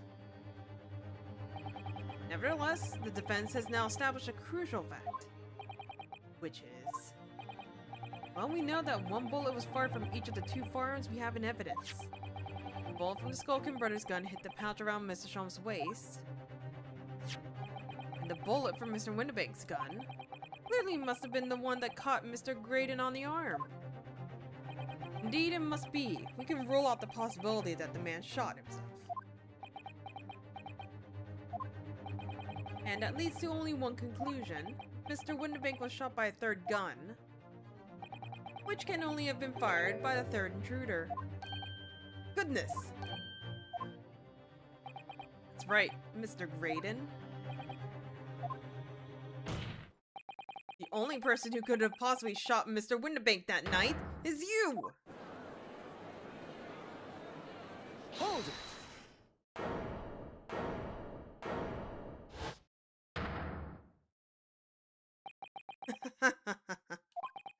You little upstart! You made a grave mistake when you summoned me here. What? What's that supposed to mean? Yes, as you rightfully said, I was there at the pawnbroker's. I did my best to hide the fact, naturally. I had no intention of ruining this guy's career I built for myself at the communication station. But did the thought never cross your mind? Did you never consider possibility? What do you mean? What thought? What possibility? The possibility that, if I was there at the scene of the crime, may have witnessed a crucial moment. You see, this makes me a key witness in this case, and I have my hands firmly around the neck of your client. What? Are you suggesting? I saw it all. I saw the very moment that the pickpocket girl pointed the gun at that poor defenseless pawnbroker and shot him. You what? Order! Order! Well, it would seem we are finally entering the last act of this theatrical trial. Mr. Graydon? Yes? I trust you are fully aware of the implications here. If it is shown that your claim is false, you will have incriminated yourself as the killer.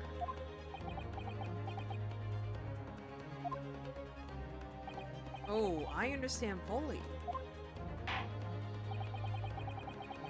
And I must ask you to give your formal testimony once more. You explained to the court precisely what you saw at the moment the defendant allegedly shocked the victim. Shocked.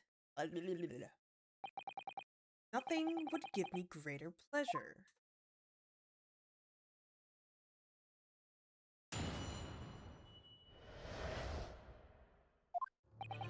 While these ruffians were jostling with the broker, I was still near the entrance to the shop. When the bank threw Nash over the counter, I felt a sharp pain in my arm. I pursued the man, but he shut himself in the storeroom. I could see him through the peephole in the door, though. The accused in the black coat shot the man in the back as he was trying to flee to safety. I saw the blood splatter over that wretched girl. Then she tossed the gun out of the peephole, so I picked it up and made my escape. Good gracious, this is quite extraordinary testimony. You claim, sir, under oath, to have clearly seen the defendant pulling the trigger.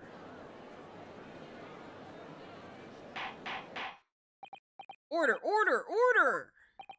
It wasn't my intention to testify in this way. Neither is my intention to be found guilty of a murder I didn't commit. So you see, my hands have been forced. I tell the truth now as an act of self-preservation. Did this music have to come back? Truth? Until now, the prosecution was completely unaware of these details. Yes, well, sorry about that. Having shot me in the arm, the pawnbroker was then shot in the back by the accused.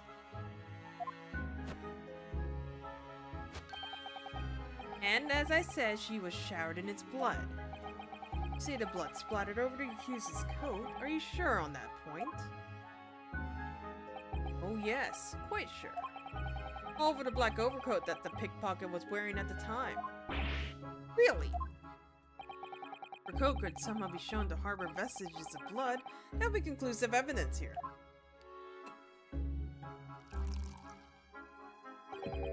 such an investigation is entirely possible, my lord. What? Only very recently, a German scientist has developed a technique to identify human blood. So here's the true science, not some amateur detective dubious foray into the world of chemistry. There's nothing dubious about Hurley's work. His ideas are all sound. Ideas are of no use here. In science, as in law, theories must be proven before they stand.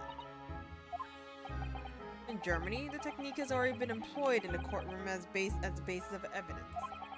Scotland Yard has a small quantity of the chemical Regent used. With your lord's permission, we could shatter all vestiges of doubt within minutes. This doesn't look good, Bruno. Why not? Well, we know, don't we, that there's blood all over in front of Jenny's coat. If they tested with their chemicals? Oh, help, you're right. I was forgetting what happened yesterday.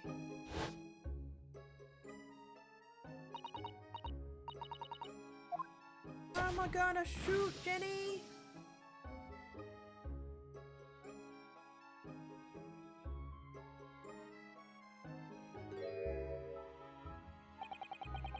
Not Windibank's blood. That stain was from 2 months ago. That's Mr. Mason's blood from when he was stabbed by Mr. McGilded, who was wearing a coat at the time. My lord, the defense objects to the test proposed by the prosecution. Overruled. Lord Von Zeeks, make it so at once. With pleasure, my lord. And while we await these results, the defense may proceed with a cross-examination. Find that blood in the overcoat? You know, we'll be... Counsel! Yes, my lord! Your cross-examination. Of course, my lord.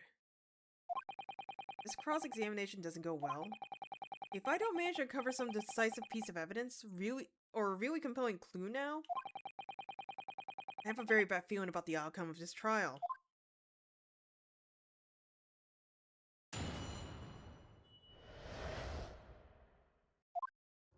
Hang on.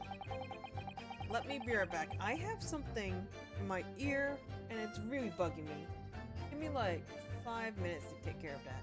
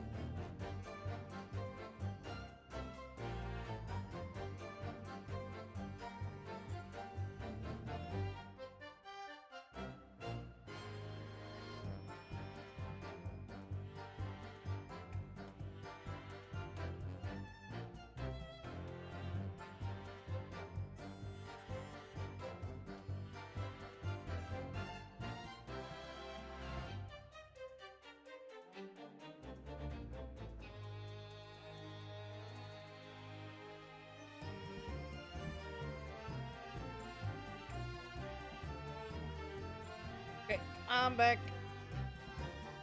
There is something on the outside of my ear.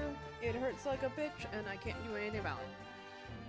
So we're just got to leave it at that. It hurts. Okay. What the fuck are we talking about again?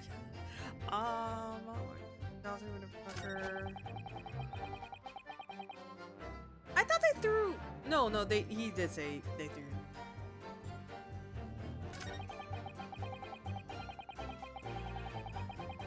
Hold it! You mean you chased after him? I don't recall the reason why, but I ran after him to the back of the shop. And what about the people in the door you mentioned?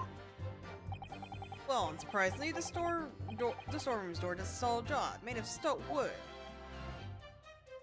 Ah! There's a small opening in it about the head's height that lets you see what's what in what in there from the outside. Blah. I should know that, shouldn't I? I looked through it myself that night.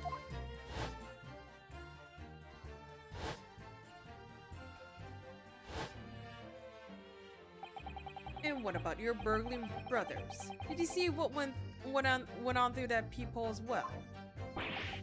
Not likely, Gov. Didn't see nothing of the sort, Gov. I doubt these two buffoons were even aware of the peephole's existence. The Skulkin brothers were there, but they didn't see the killing of Mr. Winnebago take place. Inside the storeroom, I could see the broker and a young girl standing there. Defendant? Yes, so neither of them noticed I was looking. The girl raised her gun and pointed straight at the man. Then, what did you see next? Using the black coat, shot the man in the back and was trying to flee safety.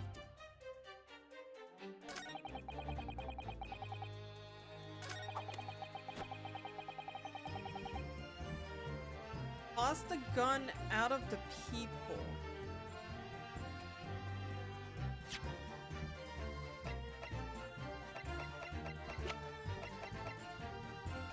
Objection! What? But she didn't, and the gun was in her hand. Unless he's saying he's talking about the third gun, which that shouldn't be the case. Did I hear you correctly? She threw the gun out of the room? That's right. After the broker fell to the floor, she started walking over. Over where exactly? The direction of the storeroom door, to where I was watching. Of course, I quickly retreated, and then the girl dropped a gun through the peephole into the floor on my side of the door. Why on earth would she do such a thing? I couldn't tell you. Perhaps she was hoping to distance herself from the murder weapon. Without thinking, I went and picked it up. I suppose I was worried about just leaving it there in case any more tragedies took place. So it was you, in fact, who took the third gun from the scene of the crime. Yes, it was yours truly. I left it cleaned up to my lackeys and left.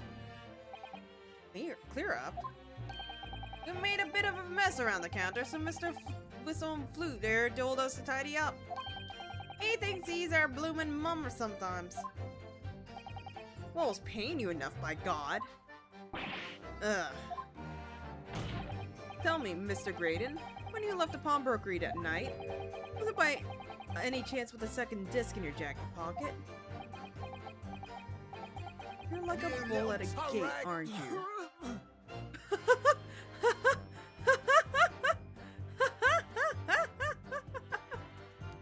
Excuse me. Gentlemen.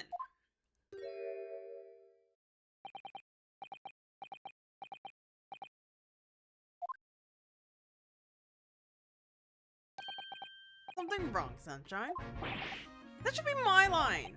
Do you realize you were just violently shaking Mr. Skulkin? Blimey, he's a bit of a hooligan, ain't he? What was going on just now? You saw him, he grabbed me the whistle. Why, the blazes, he said, didn't you mention the third gun when you got down to the station? And why didn't you? Because we didn't know nothing about it, or that flaming people on the door. Sorry about that. Oops. I can be prone to losing my rag sometimes. Not hurt, are you? Poor blimey, see the way you're looking at me? I'm telling you, this D gives me the willies. That was strange. The inspector doesn't normally get quite as worked up as that. He wouldn't normally grab someone. No, that wasn't like Rexy at all. He's normally all sweetness and light no matter what I say to him. Yes, well, I think you might be a special Cyrus. Well, anyway, that was definitely out of character.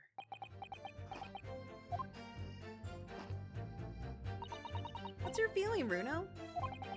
As much as I hate to admit it, I don't see any obvious holes in his testimony at the moment. But you have to find a way to break this man! Quickly too, because once they discovered the blood on the overcoat Gina was wearing... A bit strange that he's so sure of himself after seeing the blood splatter over Ginny's coat. It doesn't strike me as the sort of thing you'd claim if you had genuinely seen it happen. We know that Gina didn't shoot Mr. Windibank, so what's going on? I know that it's very unfair. Why should some German scientist test be accepted as evidence when mine and Hurley's wasn't? Detectives can use test tubes too. Never mind that, I have to find a real stark inconsistency in this testimony somewhere. Find it before the prosecution discovers the bloodstain on Gina's clothes.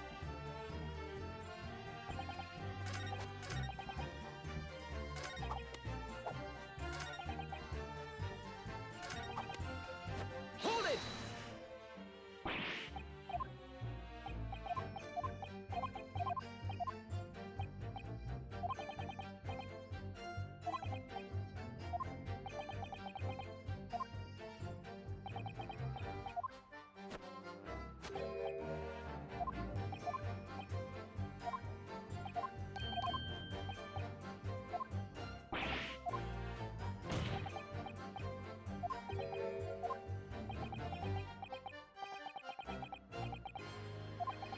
But I admit to nothing of the sort.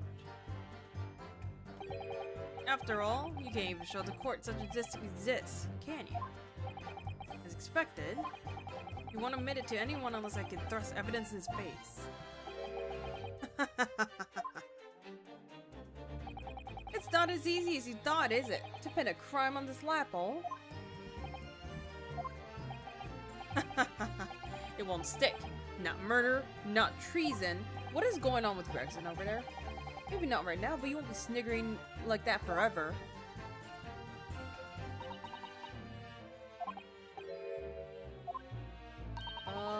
So wait, could I not have... Gregson, what are you doing over there?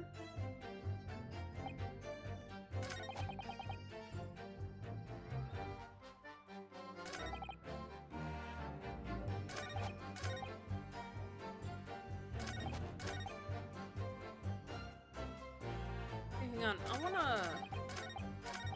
Say Hold again. it! Did it not give me the option to look at Gerson? Because he was not... normal.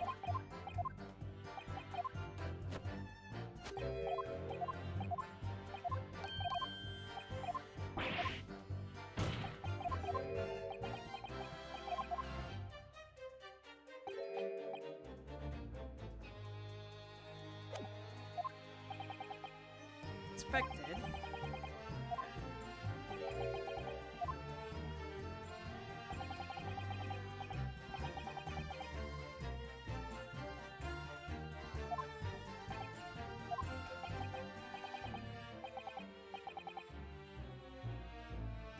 Ah, there we go. I guess I Excuse me. just didn't think I could look over him. Is something wrong, Inspector? Inspector Gregson! I can't be here. I haven't got the time to stand around and bloom and stand. Oh. You get back to the yard. Who knows what's kicking off while I'm swanning around here?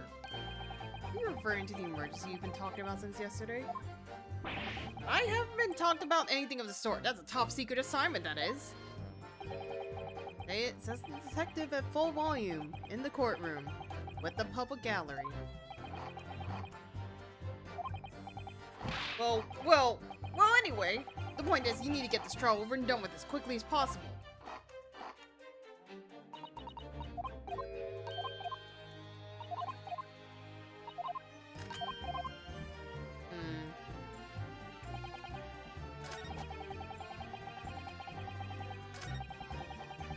Thing is, I couldn't present anything on talking to someone else. Hold it! Mr. Windibank emerged from the storeroom, I believe. Ringo and Nash were scouring the counter when he suddenly appeared and flew at them. He already had the revolver in his hand. Fortunately, I wasn't too close. I've never been so scared in all my life. Yeah, we were just your regular mild-mannered burglars, that's all. We don't like violence. That's the pair who's carrying a gun. What do you mean when you say you were near the entrance to the shop? I was in the doorway, running my eyes over the shelves of forfeited items. Looking for the music box. The broker went for Nash in the first place. Then Ringo joined him, making it 2 against 1, so I assumed they could handle the situation. I love how he just doesn't help. He's just over there in the counter, without caring the goddamn world.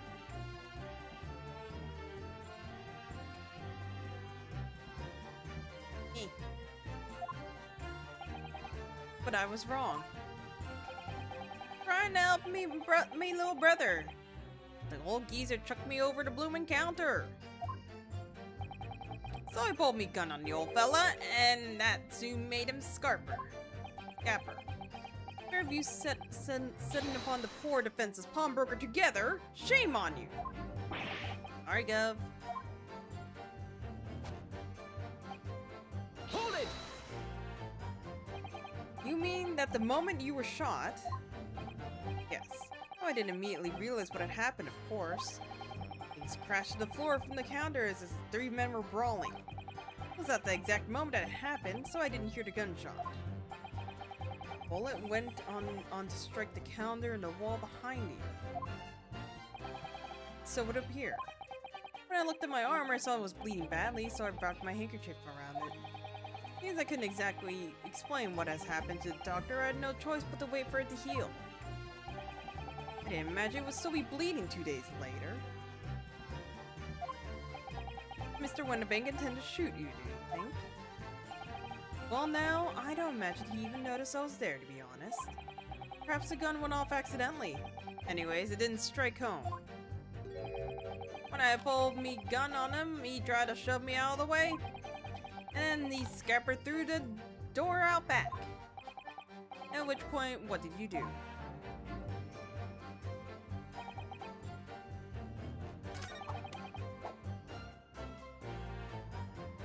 Hold it! Yes, when the crime was discovered, the defendant was found with a gun in her hand. That was Mr. Windibank's gun, from which only a single bullet had been fired. And as we've already established, Mr. Graydon, that bullet was fired at you. Ah, but no, it wasn't the broker's gun that the pickpocket girl I had when I saw her. Yes, the bullet from Windibank's gun grazed my arm, and yes, the Skulkin's gun grounded the detective. But this was another gun entirely. Third gun. The broker's gun was not the murder weapon, so clearly there had to be a third firearm involved.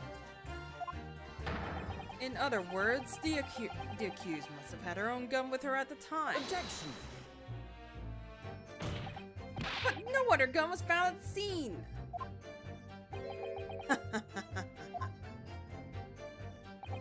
Calm yourself, counsel. Sorry? You must consider the events in order. At first I saw the broker and the girl glaring at each other, but then all of a sudden, the broker turned to run. And it was at that moment, the little gutter rat had shot him in the back. A chilling image, I must say.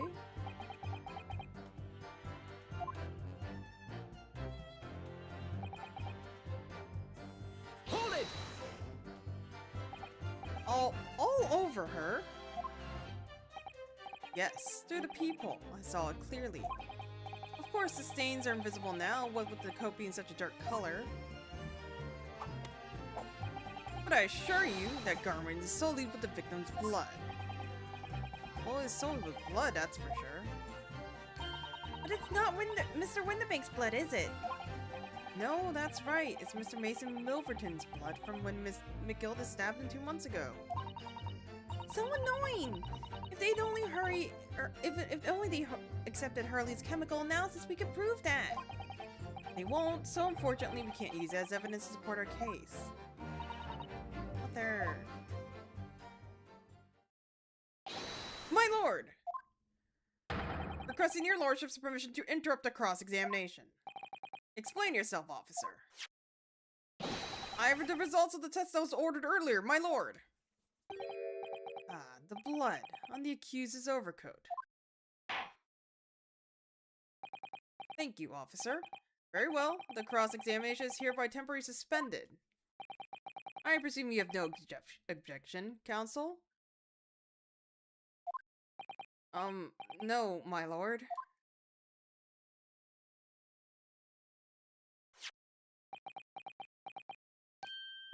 Well, there you have it. The report, please, Inspector. Yes, sir. Traces of human blood were found on the overcoat on the defendant, Miss Gina Lestrade. From the extent of stains, it would appear that they were the result of splattering following a gunshot wound. End of report. Goodness me!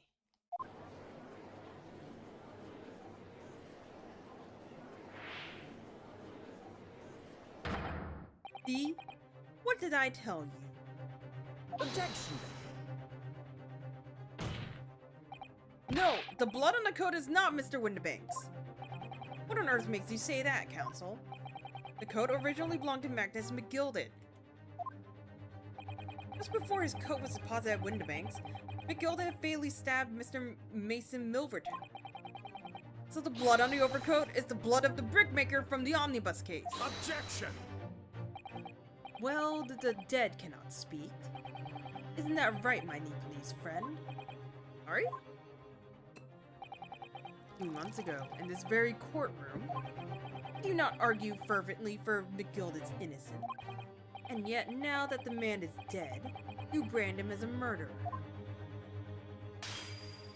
You didn't even drink it. Your conduct shatters any shred of respect you may have earned for yourself in this country. But that was... I call it a bally disgrace. Treachery, that's what it is.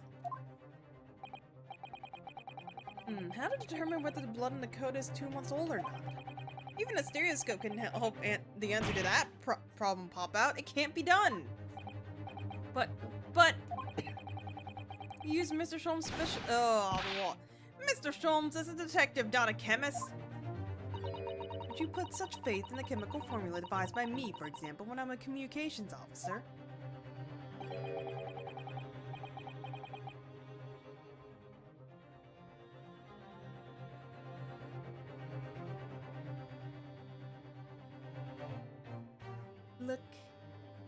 Look at him. I'm dying.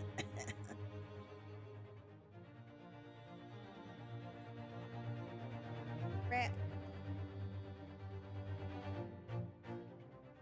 No friendship. I held up Piroshki, the starving boy, and he ran away crying. Sherlock Sholmes is barely more than a figment of the public's imagination. His name carries no weight in this courtroom. No weight at all. Could you say that? Victory is sweet indeed. This proves that my testimony is the whole truth from the start to finish. How do you arrive at such a conclusion, sir? As the witness said, the accused's coat was splattered with the blood of the victim. The only way Mr. Graydon could have possibly known that fact is if he saw it happen. In other words, his testimony is solid and the conclusion is singular. It was the accused who shot the victim in this case. That is the whole truth.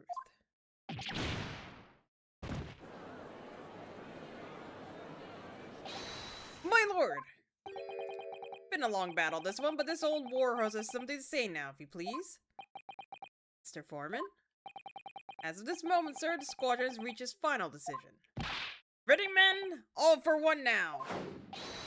Sir! Guilty. Guilty.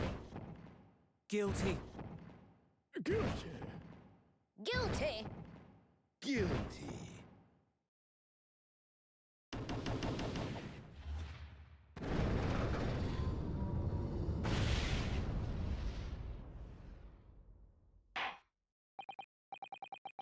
Well, it would appear the ladies and gentlemen of the jury have reached a unanimous verdict. I almost said victory.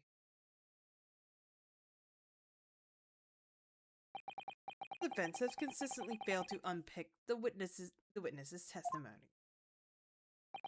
Here's to any attempt you may make at unpicking the juror's decision being equally successful.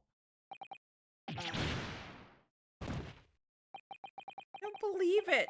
After I've come so far, how's it all unraveling on me so fast?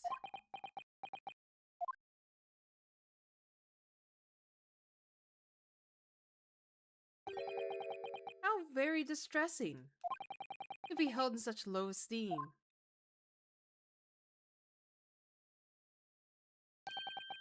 Wouldn't you agree, Mr. Naruhodo? Sir? You delivered a report now. That will be all, thank you. It occurs to me with some regularity, Mr. Naruhodo, that scientific truths are determined not by science, but by none other than the human mind. I know that voice. Am I going mad?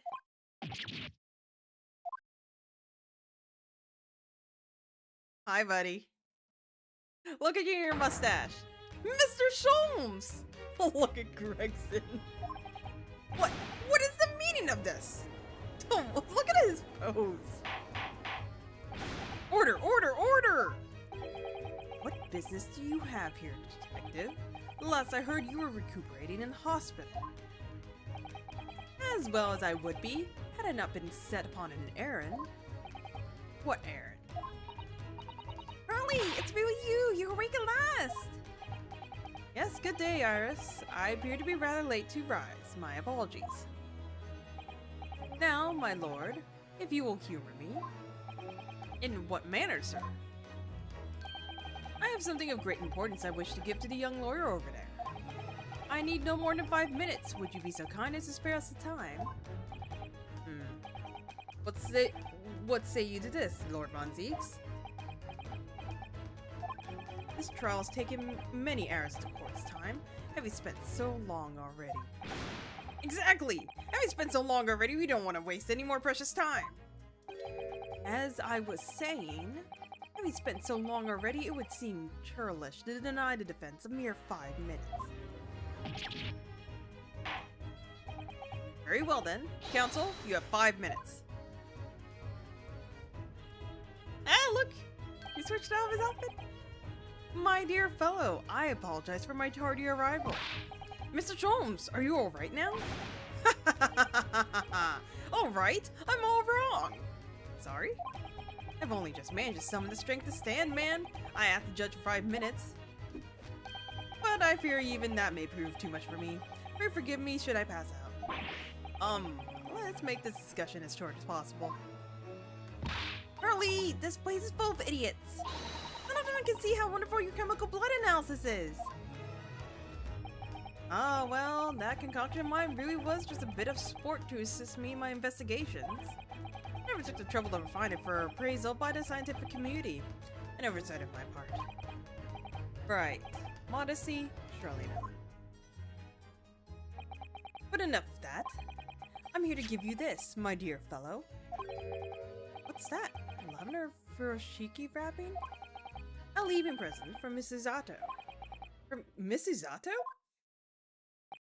If possible, matters were to be settled without me giving you this. Those were her instructions when she asked me to do her this favor. Oh crap, I'm gonna sneeze.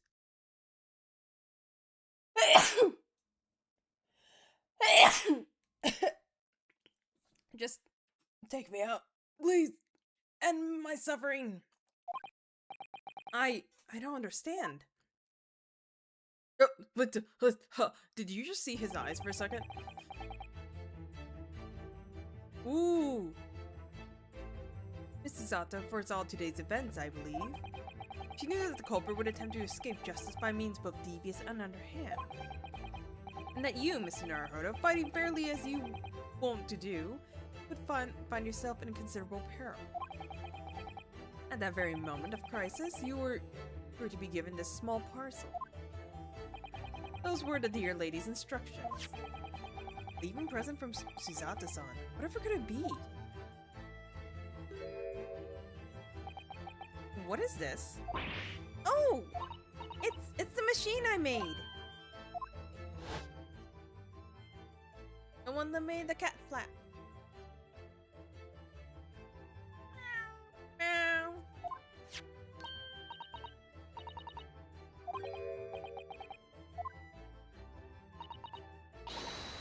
The cat flap-o-mat.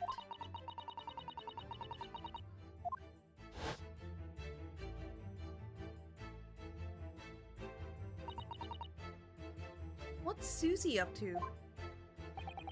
Mrs. Sato uttered the following words before she left. I'm a failure. I don't deserve to be a judicial assistant. What? Did she say something like that?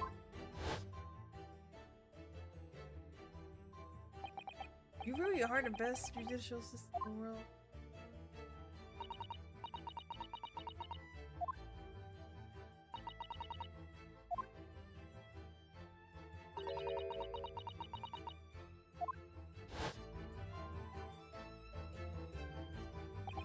Whatever does she mean by that, Mr. Sholmes? That night, when you left Windibanks in pursuit of the thieves, Mrs. Sato made use of this contraption for a certain purpose. That is your answer, dear fellow. Not at all cryptic, then. Sato-san used this cat flap-o-matic that night? Why?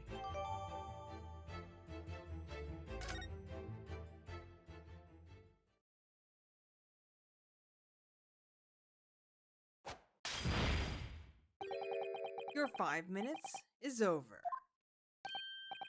We're out of time already? I'm actually surprised Sholmes didn't pass out.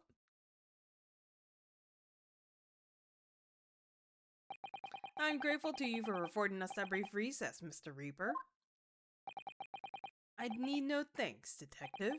After all, the die is cast. Is it really? The jurors are unanimous in their leanings. No doubt my learned friend will consider the summation examination. But any attempt to alter the verdict now would be utterly futile. I wonder. Mr. Naruhodo! Yes! The rest is down to you, dear fellow. What is your plan? The rest is down to me? Need to be careful here. If I make a wrong move, the trial will end badly. My lord, the defense requests time to think. So we're gonna save because I actually think if I say the incorrect answer, we will lose.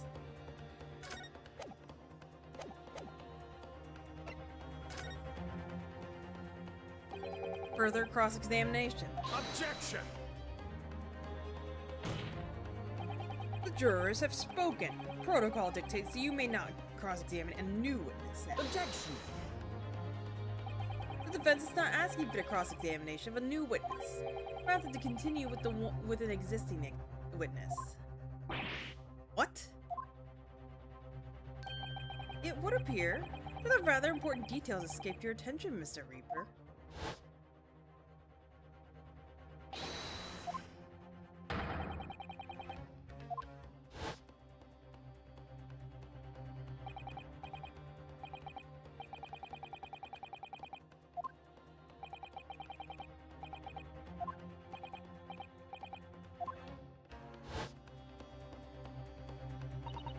Nobody can say anything then.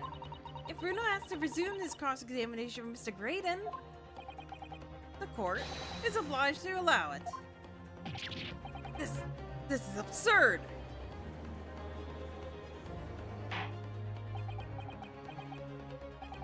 I would remind those present that this is my courtroom.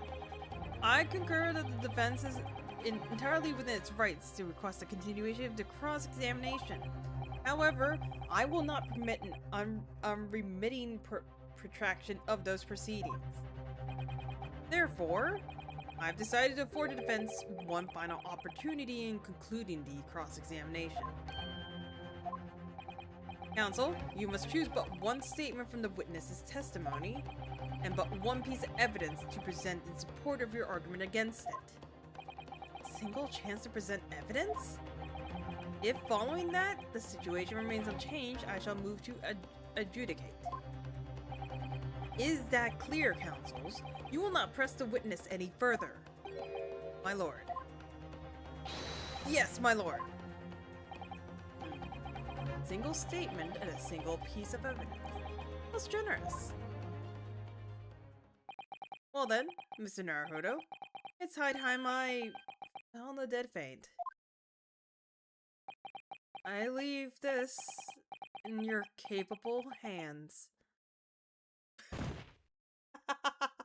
That's how he passes out, by the way. Mr. Sholmes! What a goddamn drama queen.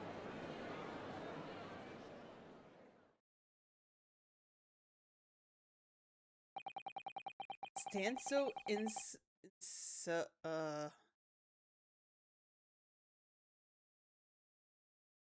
word hard before the court in the state of such high fever. Either the man has extraordinary strength of mind or extraordinary lack of feeling.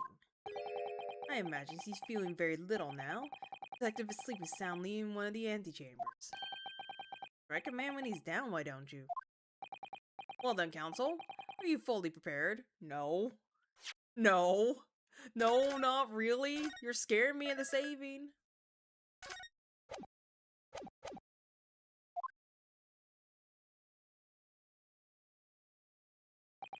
Yes.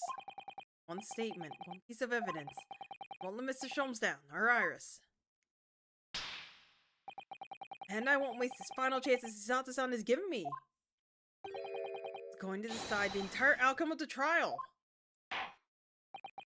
Very well then, under the terms I have outlined, you may resume the cross-examination. Oh god, I don't even know what statement to press it on. Ooh. Hey. I was still near the shop when the window break through Nash over the counter, felt a sharp pain in my arm. I would think it'd have to be this one.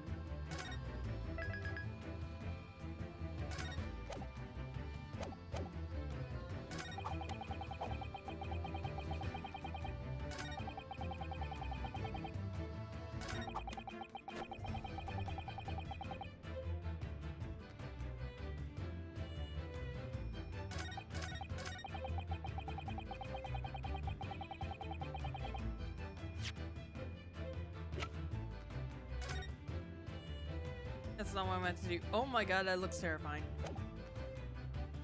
Objection! What on earth is that eccentric contraption, counsel? Oh, it's my cat flap-o-matic, my lord. It makes a way for cats to get in and out of a room. It can cut through any door you can think of, and make a new little door in the middle of it. That's right, my lord. This is a device for creating so-called cat flaps. Small doors for cats to come and go as they please, without their owners having to open the main door. I'm sure we could all work that out for ourselves. But that cat-loving contrivance has no possible relevance to the case. Oh, really? Of course it doesn't. To start with, there was no cat flap on the pawnbroker's door. Not being a keeper of cats myself, I'm afraid I fail to see what this has to do with the matter at hand. Perhaps it would help if I describe its function another way then. Its contraption is able to create a peephole in any door you can imagine in practically no time at all. I beg your pardon? A peephole, you say? 2 nights ago, we arrived at the scene only minutes after the murder of Mr. Winterbeck had taken place. That's right. According to the paperwork at the yard, it was you, your Japanese assistant, and Sholmes. Yes, the three of us were together, and it recently come to my attention that my assistant made use of this device at the time. Your assistant did what? There was a peephole in the storeroom door. I can attest to that. Because I looked through the peephole myself in order to see inside the locked storeroom. It's ludicrous. What are you trying to say? Of course there was a peephole in the door. I said that as much in my testimony. How else could I have witnessed the crime, for pity's sake? Yes. How could you? What? Counsel, kindly say what you mean. Alright, it's time. Time to strike the final blow. What I mean is this, my lord. My assistant made the peephole in the storeroom, and until such a time as she did, the door had no hole in it to look through. No! Objection! This is a farce! Are you really suggesting that the peephole in the door was? Yes, it was created only after the incident had taken place by my judicial assistant using this device. Your assistant tampered with the crime scene while being fully aware of the gravity of her actions. This is the most serious act of vandalism, for which I humbly apologize, my lord. It was in the few minutes that I left the scene in order to pursue the Skulkin brothers and alert the police. Nevertheless, in the light of this new information, it becomes apparent that Mr. Graydon's testimony is riddled with holes. Riddled with? Explain yourself, counsel. The majority of Mr. Graydon's testimony that appears to incriminate the defendant is based upon what he witnessed through the peephole in the storeroom door. Yes, that filthy girl shooting the man in the back. However, if at the time of the incident, the people did not yet exist in the door, there's no possible way that you could have seen what you have claimed to see. In short, your entire testimony is a pack of lies.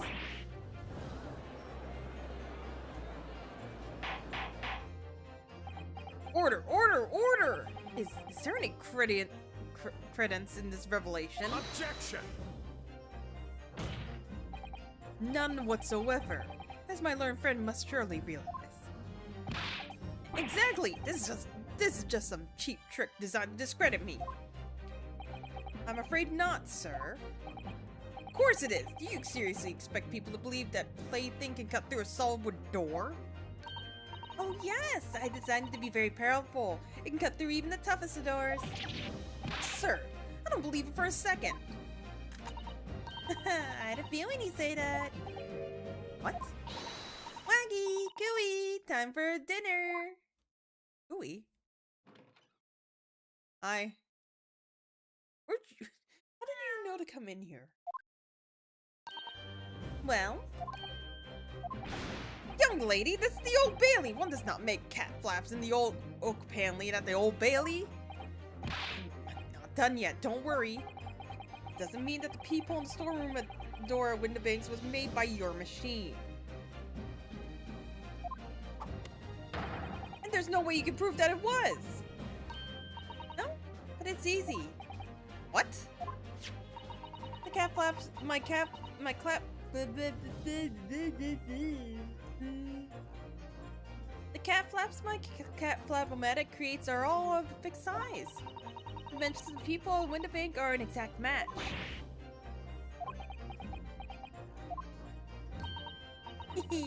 Old Silky's lost for words! Excellent work, Iris. Thank you. Now it's my learned student friend's turn to be lost for words, I feel. I believe your judicial assistant has already left the country for your eastern home. Well, yes, that's true. Then you may have some difficulty in establishing all of the facts.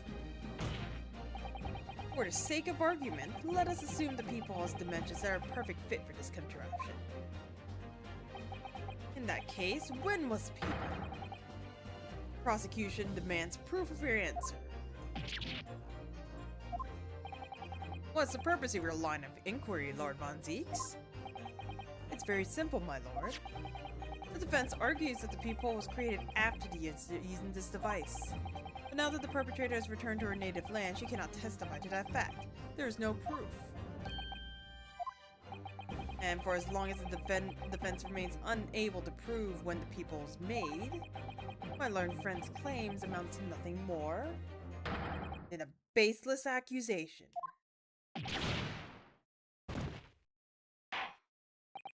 Indeed, that is so, Lord Von Zeeks. Well, counsel, give up now, Bruno. It's time to create your own opening and force your way through. I don't know if I can do this, but I do know one thing. Zada-san is the greatest judicial assistant in the world. Very well. The counsel for the defense will present evidence to support the claim made. I still only have one chance. The people on the door when the base store was created after the event and not before. Was it one of the pictures? Yeah, because actually you would have been able to see at 1:30, it's when the cat flap's there.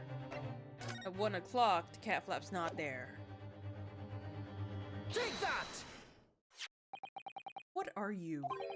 A print from that detective's infernal cameras again. My judicial assistant, Mrs. Ato Mikatoba, is an extremely intelligent and capable woman. Which is why I never had any cause to doubt that she would have considered this scenario and made sure I had the necessary proof. And the necessary proof is this photographic print, counsel. Print was seen in the shop moments after the defendant entered the premise. Agreed. And it also shows the accused mercilessly wielding a gun in the direction of the defenseless broker. But more to the point, it pictures the storeroom door in the background. Let me see that print again. I don't believe it!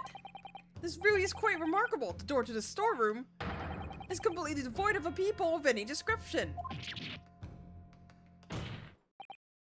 Mr. Graydon,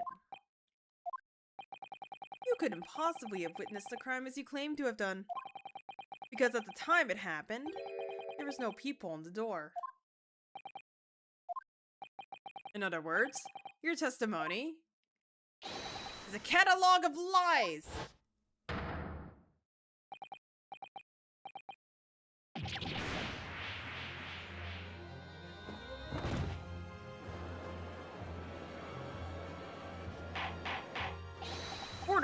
Order! I am satisfied that the defense has substantiated its claim beyond all reasonable doubt. This witness's testimony was entirely fallacious.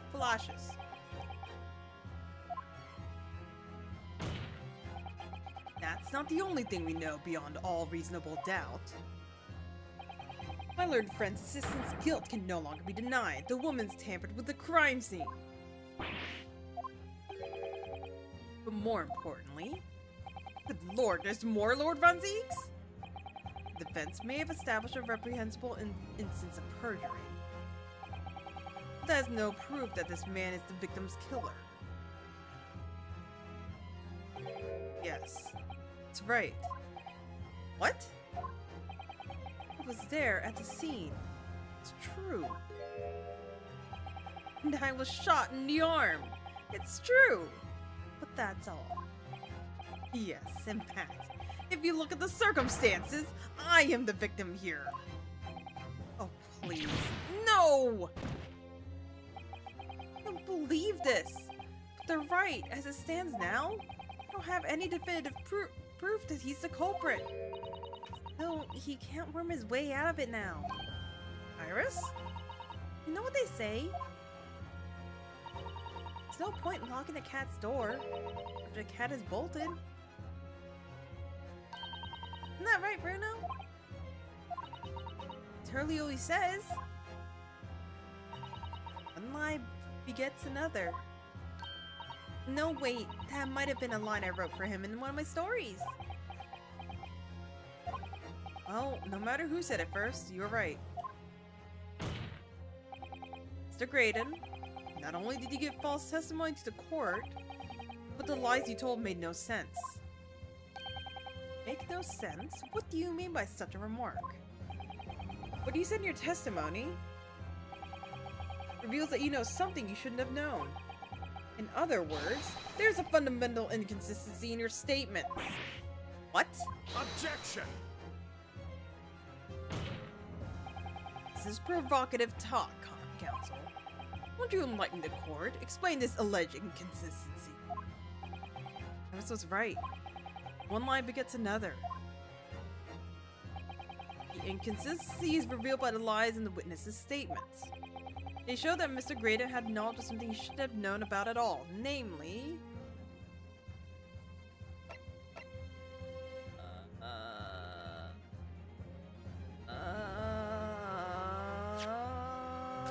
probably the bloodstains on the coat that I don't know how the hell he's seen.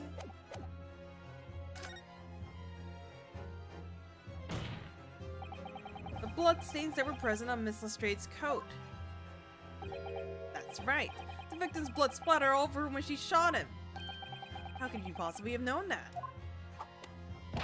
Obviously, because I saw her do it through the people in the...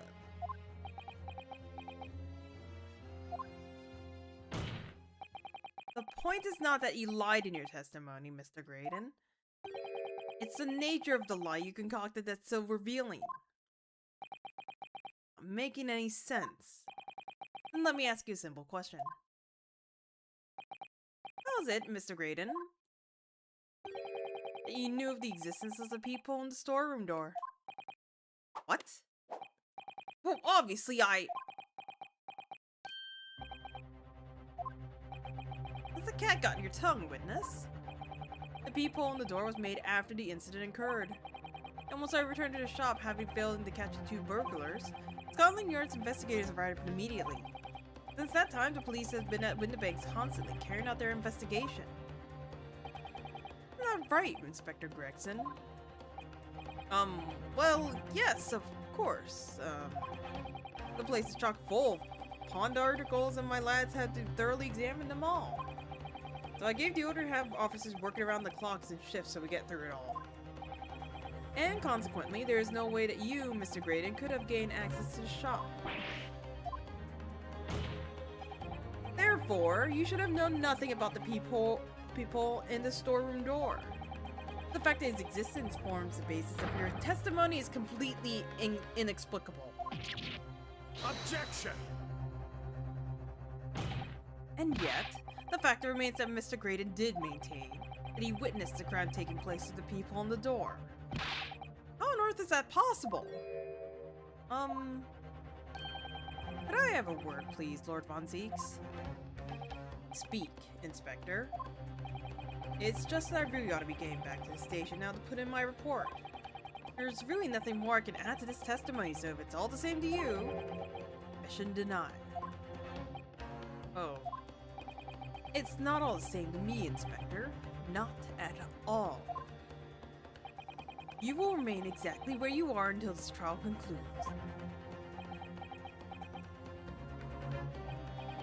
Of course, sir. Mr. Graydon, you shouldn't have known about the existence of that people. Which can only mean that you must have been informed about it by somebody else. Objection! Stop there, my learned friend. You realize, I trust, that the words you just uttered have extremely serious implications. Yes. The defense believes that the details about the case that Mr. Graydon claimed to have seen must have been revealed to him by a certain person before his testimony. And in fact, considering a particular clue we have, there really is only one person that could be. Who is the person in question, counsel? Who gave this witness details of the crime scene to facilitate his false testimony? Oh, Gregson! The truth is, it only have been you, Inspector Gregson. Huh? Me? Objection! You had better have some proof to substantiate such a rash claim, my learned friend. considered a fact that we have only been aware of Mr. Ashley Graydon's identity for the last few hours. We've learned of it only during the course of the trial today. Indeed. Preparations for his testimony were made with the great urgency during our long recess. While the police executed the subpoena and brought the man here from the communications off station. And until that time, Mr. Graydon would have had no idea. No inkling that he would suddenly be required to appear in court. Are you suggesting that until such a time as he was summoned? Yes, my lord. Until then, it's reasonable to assume he knew nothing of the people. It was only once Mr. Graydon was in the stand that he realized his position. And he would have to defend himself against the accusation that he was the third intruder. You're suggesting to the court that it was while this trial was in progress that he received the information, so that he could commit perjury in order to save his skin. Exactly. And the only person with knowledge of the investigation that he had any contact with is you, Inspector Gregson! This is a blooming outrage! Why would it be giving away details of our investigations to this fella, eh? I was summoned to his lordship's chambers during the recess in any case. Have you forgotten that? Quite true. I had a number of questions regarding the events that transpired at the pawnbrokery. Which means the first time that these two laid eyes on one another was after proceedings resumed following the recess. Since then, they have been in full view to the stand where such illicit discussions couldn't possibly have occurred. Ooh, I just remembered something, Bruno. What is it, Iris? There was one time before, wasn't there? I think it was when Ginny was testifying. Yes, now did he mention it? When the bailiff was dispatched to retrieve McGilda's music box from the scene of the crime. That's it! It was during that testimony! I remember finding it strange at the time. Mr. Graydon and the inspector seem to have some kind of secret discussion. It would have been impossible for you to give Mr. Graydon the information he needed then. You little toe rag! You're making it all up! I'm a respectable Scotland Yard investigator, for crying out loud. Why would I do something like that? Why would I be giving away confidential details to the likes of this bloke? Admittedly, you wouldn't have had any reason to do something like that for no gain. But perhaps it was part of a deal of some kind. Then it starts making more sense. What deal, Counsel? I wonder if perhaps in exchange for details about the people at the crime scene, Mr. Graydon agreed to give a certain something to the inspector.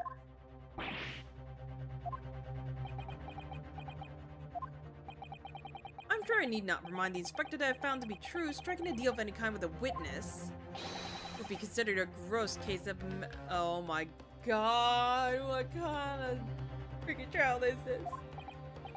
Well, Objection!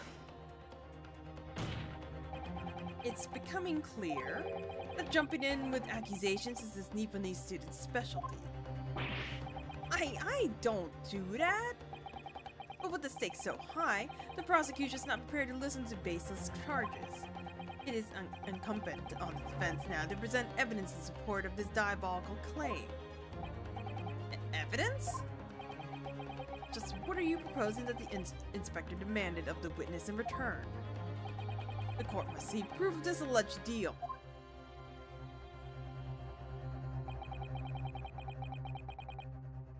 Inspector Gregson really did strike a deal with Mr. Graydon? Then logically there's only one thing he could have asked for. That must be it! Bruno, do you think it could be... Yes. The missing link that would have joined all the dots together in this puzzle. I must press you for an answer now, Counsel. What evidence explains the nature of the alleged deals that Inspector Gregson made with the witness? Isk? Take that! Inspector Gregson.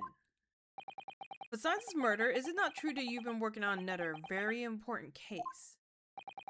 What are you getting at now, Sunshine? Is it possible that the other top secret case is what's alluded to in this newspaper article here? The classified secrets being leaked overseas from the Ministry of Justice. How the bleeding Nora could you?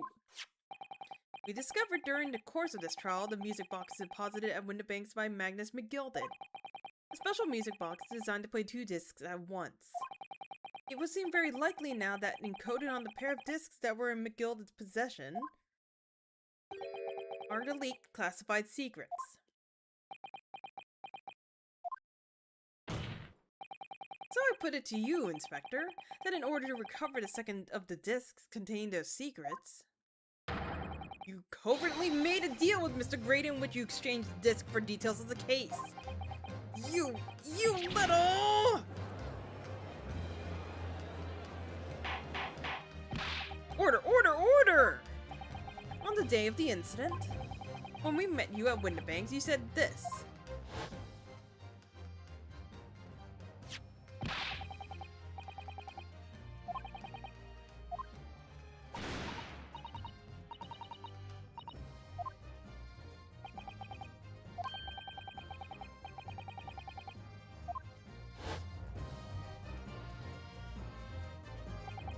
Scotland Yard already knew at the time, isn't that right?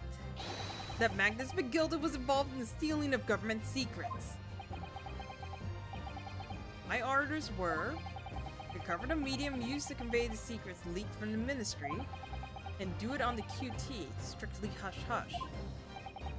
And that explains why, when I present this disc as evidence to the court, you objected so heavily, I presume? Because you knew that it contained highly confidential information. Blimey, not likely! I mean, I wasn't sure of it myself! I realized there was a possibility, that's all.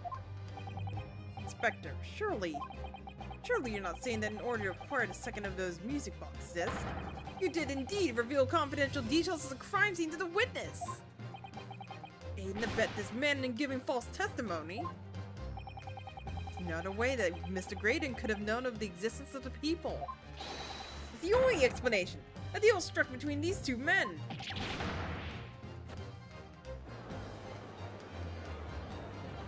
Objection! If, and I stress if, this sobering assertion turns out to be found in the truth, it would mean that the second disc is, as we speak, here in this very courtroom. Wait, what? In this room? How could you possibly make a claim like that? Because Inspector Gregson is a Scotland Yard detective. What? What's that supposed to mean, huh? As a seasoned policeman, the inspector will have approached this alleged detail with caution. Certainly he would not have accepted the gentleman's agreement in this matter. No. He would have insisted on having the article agreed upon in the palm of his hand. Good gracious, then you mean to say Dr. Gregson already has the item in question in his possession. He has the second disc already on his person. Yes! The defense demands that the inspector search it at once. Definitely. They could have only have struck a deal with each other when Ginny was testifying before. And Gregsy hasn't moved from the witness stand since. My lord, please! Order examination of his personal effects immediately! Well, Inspector?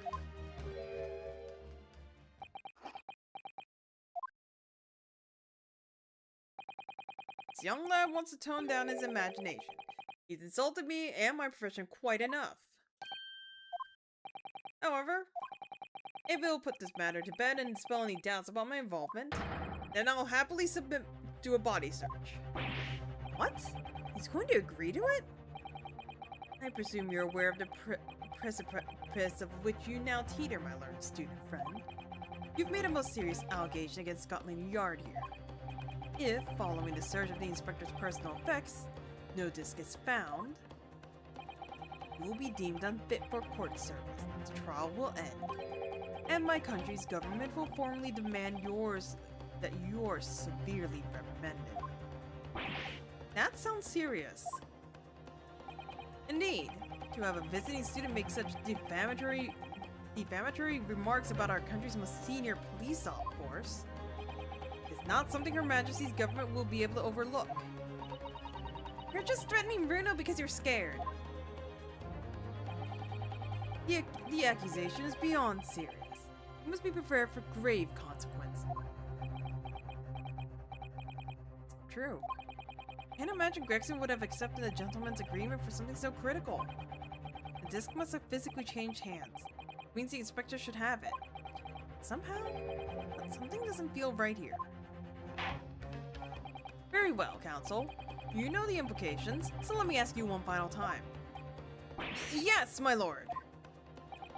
You still persist in formally requesting a search of the inspector's personal effects. Someone else. Yes, the defense formally demands a search to be conducted. Well, say you weren't warned, but your typical Nipponese stubbornness may well land you in hot water this time. Perhaps the lesson will do you some good. Fair enough. I've got nothing to hide. Very well then. Bailiff, conduct a search on the inspector's personal effects. Noodles! Defense demands a search, but not of Inspector Gregson. What? Now what's all this? I'm the one you're accusing, aren't I? I thought you wanted to search me. No, Inspector, not you. Somebody else. What's the meaning of all this, huh? Lost it at last, have you, sunshine? The court shouldn't have to put up with this nonsense. You're being completely irrational. Be quiet, all of you!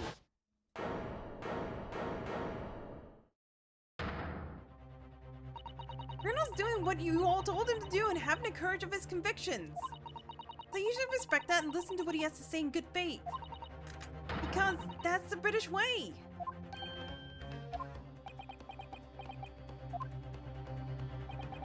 Well said, young lady.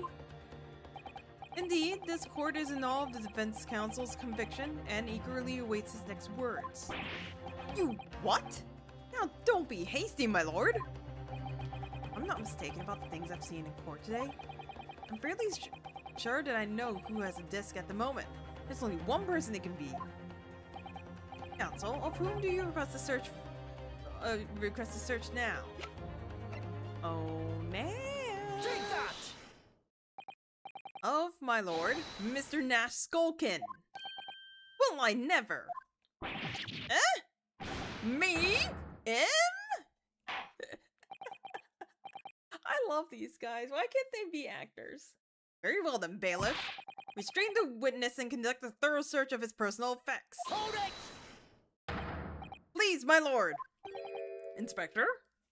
Scotland Yard, has to object to the search. Objection!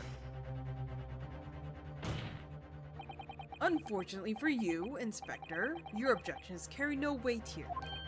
Huh?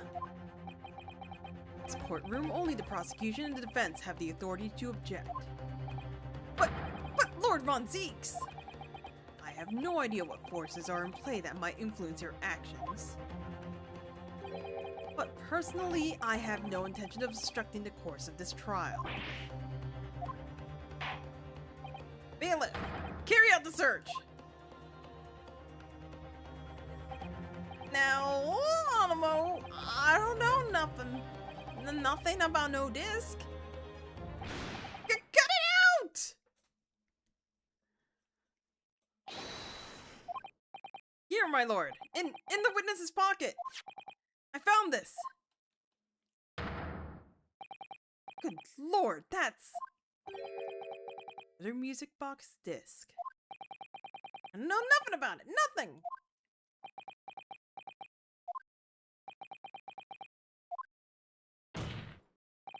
That is the second music box disc left behind by Magnus McGilded.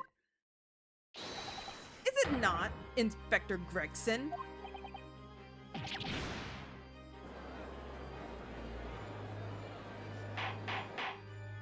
Order, order, order!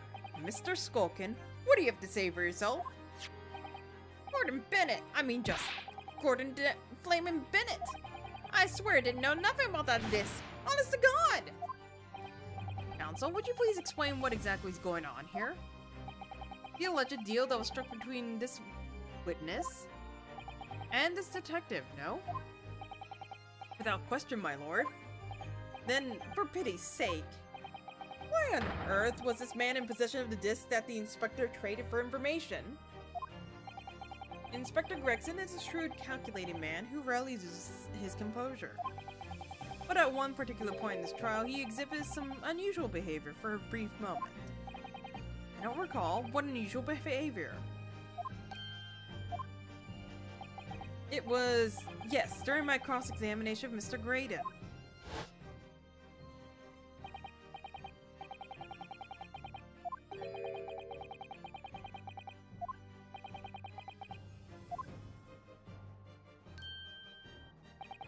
While Mr. Graydon answered my questions, the inspector appeared to have grabbed Nash Skullkin by his coat and was shaking him violently. Yeah, he didn't know. Not me noggin was gonna fall clean off, I did. I was wishing I'd been born as me brother, I was. And what exactly happened to make the detective attack you like that? I ain't got a clue! It just suddenly turned and grabbed me, whistling like that and started shaking me. Blazes, didn't you mention the third gun when we got you down to the station? That's what he said. Yelled it right down my ear hole, he did. Me hand's still throbbing now. The way the detective behaved then was extremely out of character. But looking back now, it must have been then that he did it. That was the opportunity Inspector Gregson created for himself in order to hide the disc. Oh, bless my wig! He hid it? You. But I'm afraid I failed to comprehend the motive here. The detective had acquired a disc he was after. Why on earth would he then proceed to hide it in another man's pocket? This is a court of law. He could have submitted the item as evidence. It would appear, my lord, that the inspector was not at liberty to do that.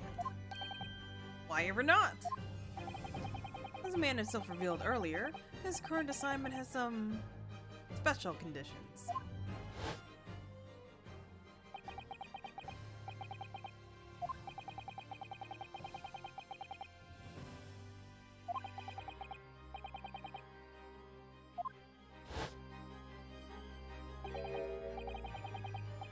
Hush hush, a top secret assignment, is it? As far as we're aware, the information stolen comes from confidential government communications. It would seem that if that information were to be revealed in court as evidence, it would be problematic. Does that sum up the situation, Inspector?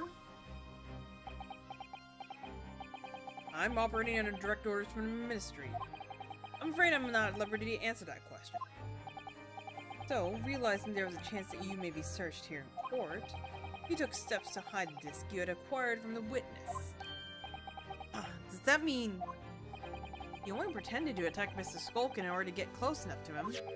Slipped a second disc into his pocket. So it was all pretense?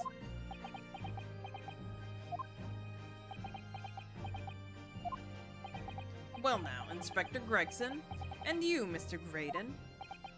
Are you prepared to admit to the accusation against you of this alleged deal?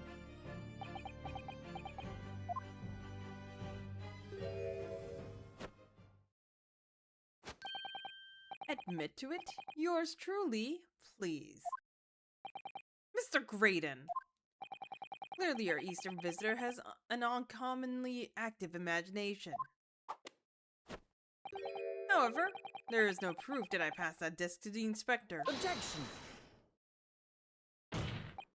But then, how do you explain the reason why you knew about the people? I'm under no obligation to explain. What? Yes, I lied in my testimony. That I admit, so sentence me accordingly. But that is all I admit. Murder, leaking government secrets, striking a deal with a detective. All of this is this young Eastern man's fancy. I have no idea what any of that is about.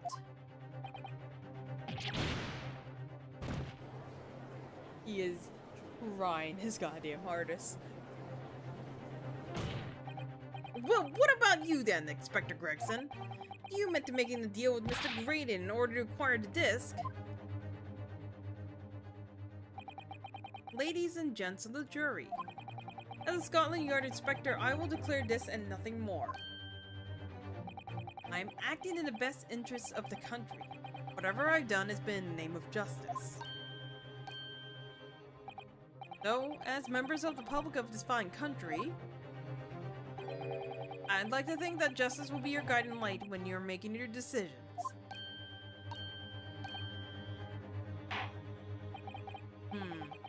This is quite a quandary indeed.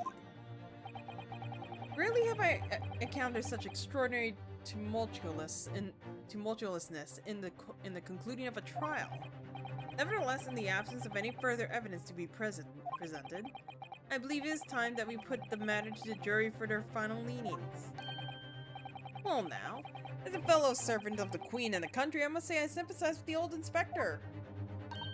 Yes, he's a dependable man, I'm sure. In service, one becomes a good judge of character. Even crossing your eyes doesn't help when it comes to looking at this case. It's all blurred to me. Well, as a fellow professional, I'd like to put my faith in the detective, really.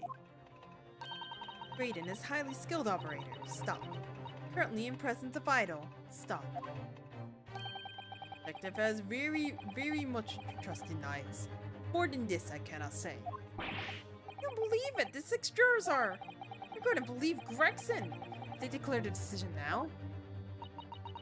Jenny gonna be found guilty? I don't manage to produce some definitive answer right now, then we're gonna lose. Either some proof that Graydon killed Mr. Winnebago or stole those government secrets, or some evidence to force Gregson into admitting that he struck a deal with the witness. Well then, counsel, I think it's time I imposed on the jurors to declare their final decisions now. That is, unless you have some compelling evidence you have thus far not presented to court. I'd let the judge call on the jurors to announce their leanings. She will be found guilty. Well, there's no choice then, Bruno. You have to throw some more evidence at them. Look now, it all comes down to this. Who do I present evidence against, Gregson or Graydon?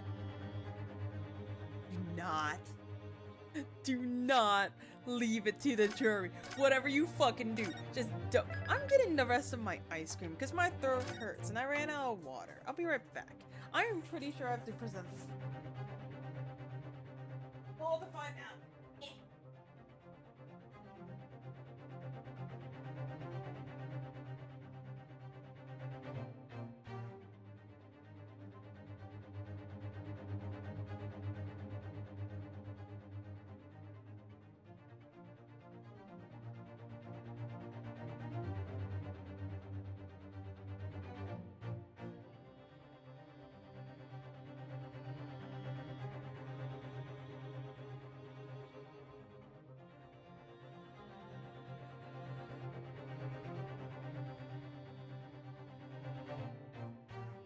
No, but seriously, who the hell do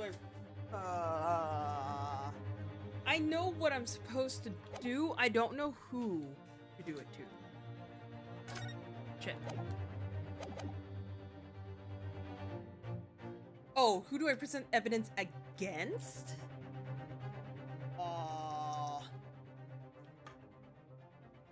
And you see, that's the hard part.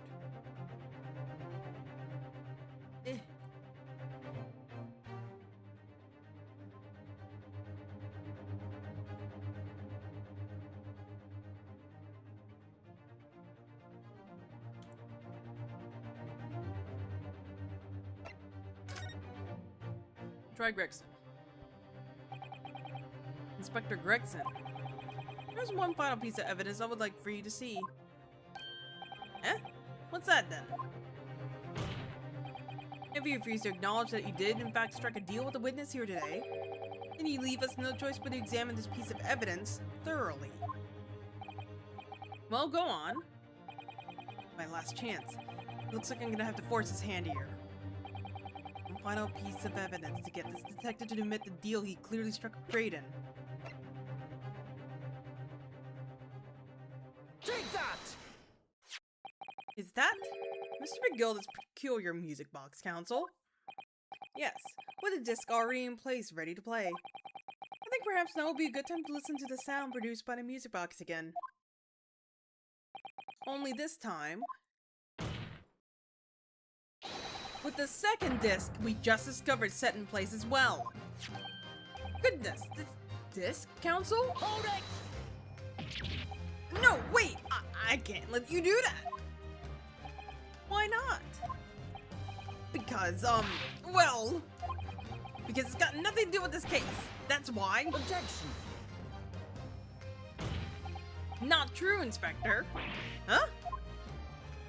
The defense has already proposed that the sounds heard by the court earlier from this music box were part of a Morse code message. We know that Morse code comprises of two distinct tones. The defense believes that the second disc contains the second tone needed to complete the message. And now we have a chance to confirm that theory. For crying out loud, Sunshine, we're talking about state secrets here. You go letting the whole courtroom hear confidential information like that, it's treason! And do you admit the charge? That in order to protect those state secrets, you engage in unlawful dealings with the witness? You're mad. If you let that secret information out in the public domain, you'll be making an enemy of the entire British government, you idiot! Objection! Let's not forget, Inspector, that you, a Scotland Yard officer, leaked confidential case details to a witness.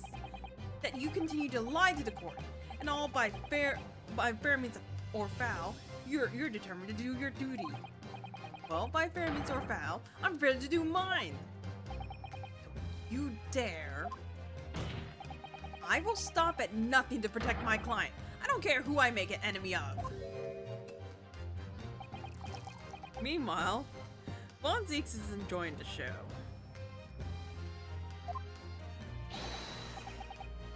My lord, if you please. The court must hear the sounds made by the music box. Come on, Von Zeeks. For Pete's sake, stop him! Objection! Inspector, you should know my methods by now. I'm a prosecutor. I'm no Scotland Yard puppet. In this courtroom, my duty is the law, so let me propose a toast to uncovering the truth by fair means or foul.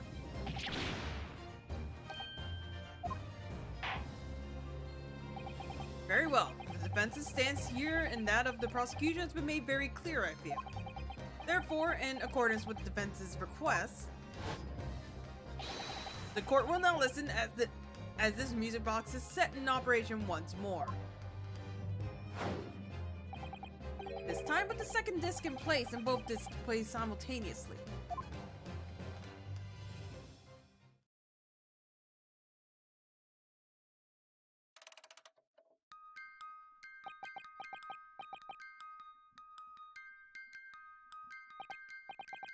Oh, listen to that. It's unmistakable now. It's Morse code. Alright, I admit it, whatever you want. But for the love of God, shut the blooming box up!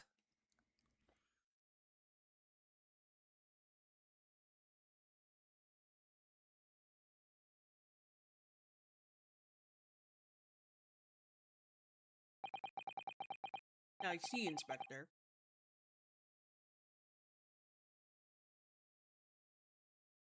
You could have told us before we hit this box, and this would have been an issue.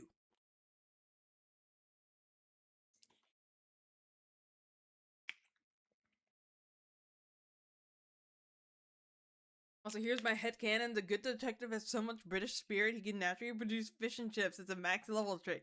I mean, he continuously just spawns them out of existence, so I believe you. Let me ask you again then, Inspector Gregson. Did you or did you not strike a deal with the witness next to you on the stand, Mr. Ashley Graydon? Specifically, did you furnish the witness with confidential case details in exchange for the music box disc? Did you reveal the existence of the people in the pawnbroker's storeroom door, Inspector? I did. Stop! What are you doing, man? It's all exactly like the young Eastern lawyer said. When the trial resumed after the recess and we were stood here in the stand together, that's when he approached me with the deal. Shut up, you imbecile! Shut up! You there. You're the detective who turned up at the pawnbrokery the other day, aren't you?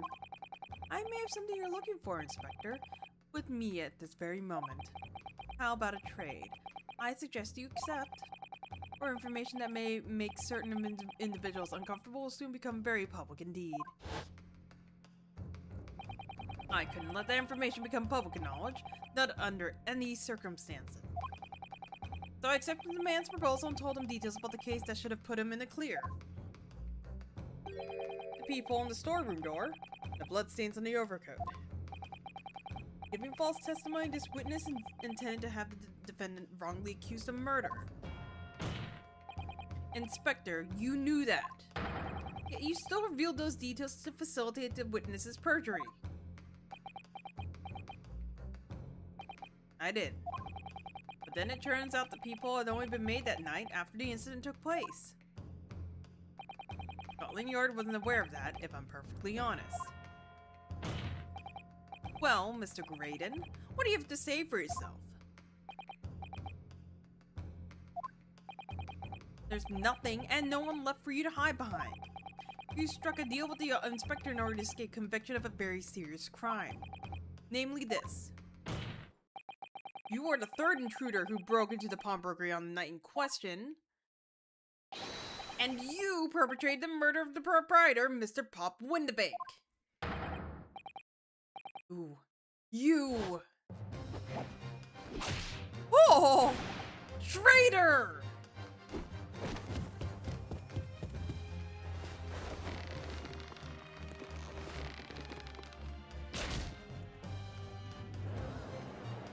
You just coughed up a fish and chip.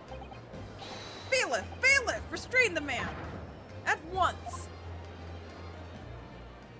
So, about that headcanon for producing fish and chips, I don't think you're far off of that at all. Sit then. It's all over.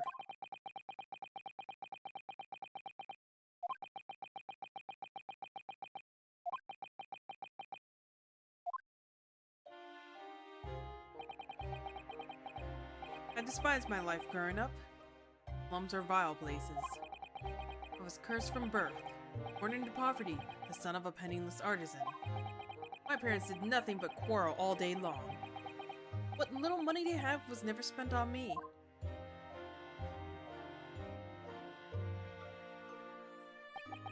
So I set about studying to better myself, to one day escape from that hellhole. You eventually became a communications officer. I admire your determination. Then you decided to try to sell government secrets. Why?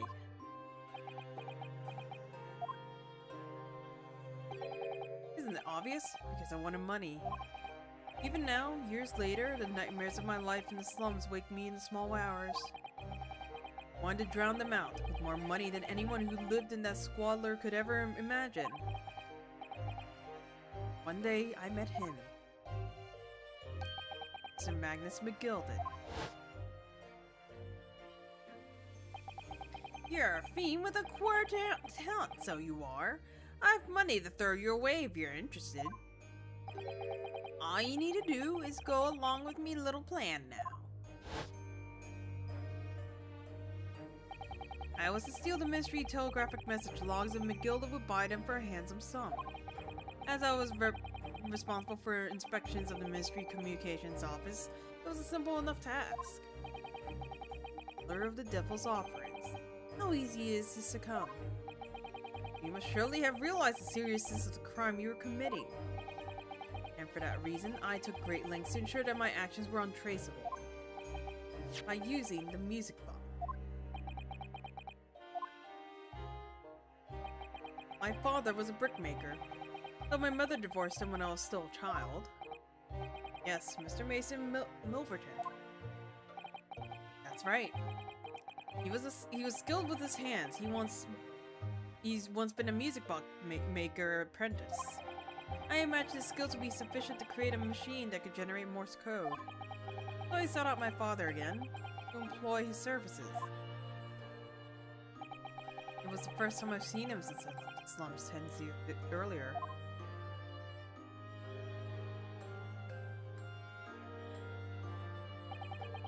Look at you, Ashley. What a fine gent you've become, eh? He was a different man to the one in my memory, a thin, frail old man. The poverty has never broken him, never corrupted him like it had me. I was sure that he wouldn't help me if I told him the real reason, so I made up a story. Got some work for you, Father. I need some music box discs made. Music box discs, huh? A musician friend of mine has written some music he wanted to sell to the public. I brought the score with me. There are two, actually. I'd be delighted, son. It's been 20 years since I've done any work like this, though. Fetch my tools, would you? They're in the loft. That's how I had him make the 2 discs. Thereby splitting the information in 2. We were taking considerable precautions indeed.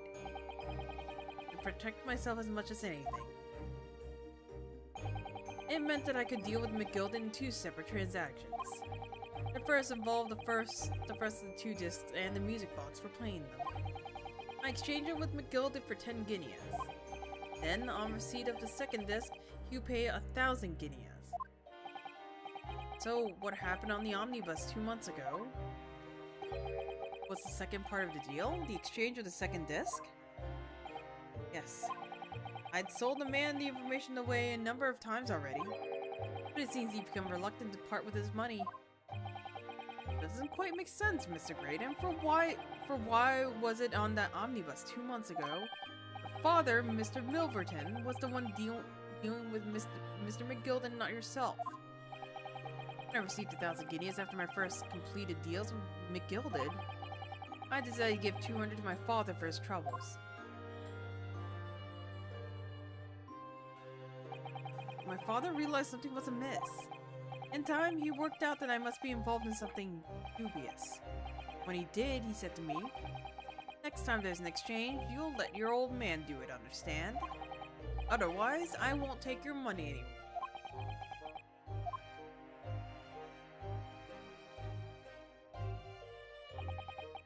My father's way of dealing with it, I suppose. Climb onto the omnibus, hand over the second disc, and take the money from McGilden. That's it. He had no idea what was actually on the discs I was asking him to make. He never knew. Like I'll never know why everything went so horribly wrong that night. All I know is that the disc was taken from him. He never returned home.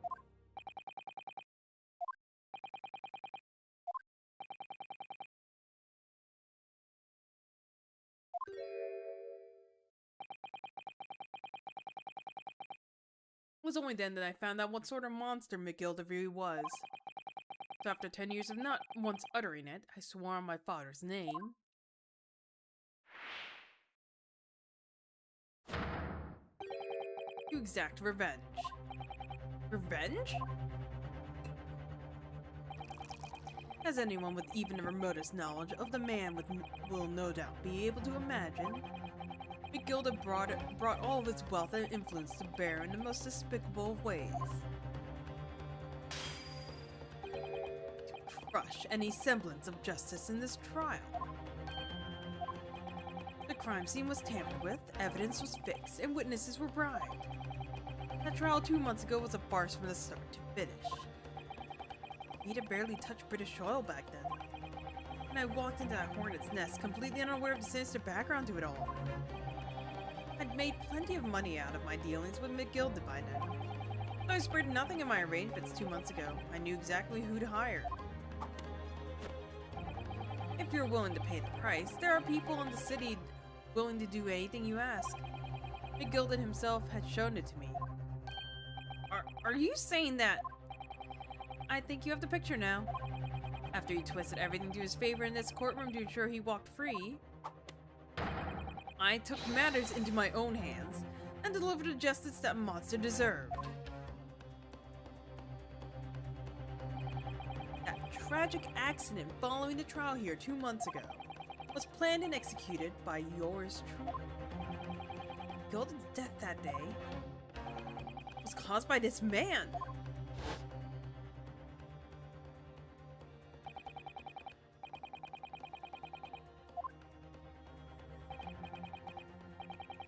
Did he pay off the bailiff? Or was he disguised?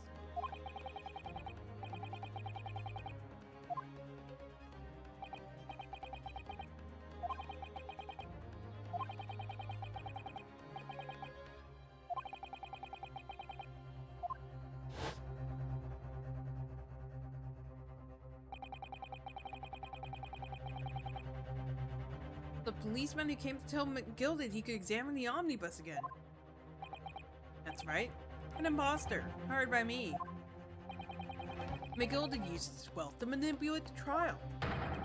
He paid people to adulterate the omnibus with all manners of false evidence. He threatened witnesses to lie in their testimony.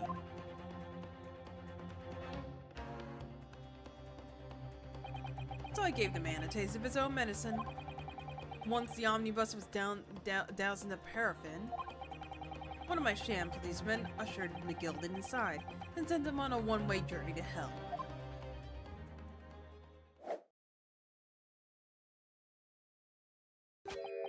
An eye for an eye. That's how I avenged my father's death. A spine-chilling account indeed. But that wasn't the end of it for me. There was a loose end, you see. Loose end? Yes, I should think it's obvious. Second disc. My father had taken to exchange with McGilded. Ah, yes. There was indeed no mention of it in the man's trial 2 months ago. Clearly because it had been removed from the scene of the crime. When I realized it went missing, I remembered something. Something from the first time I dealt with McGilded.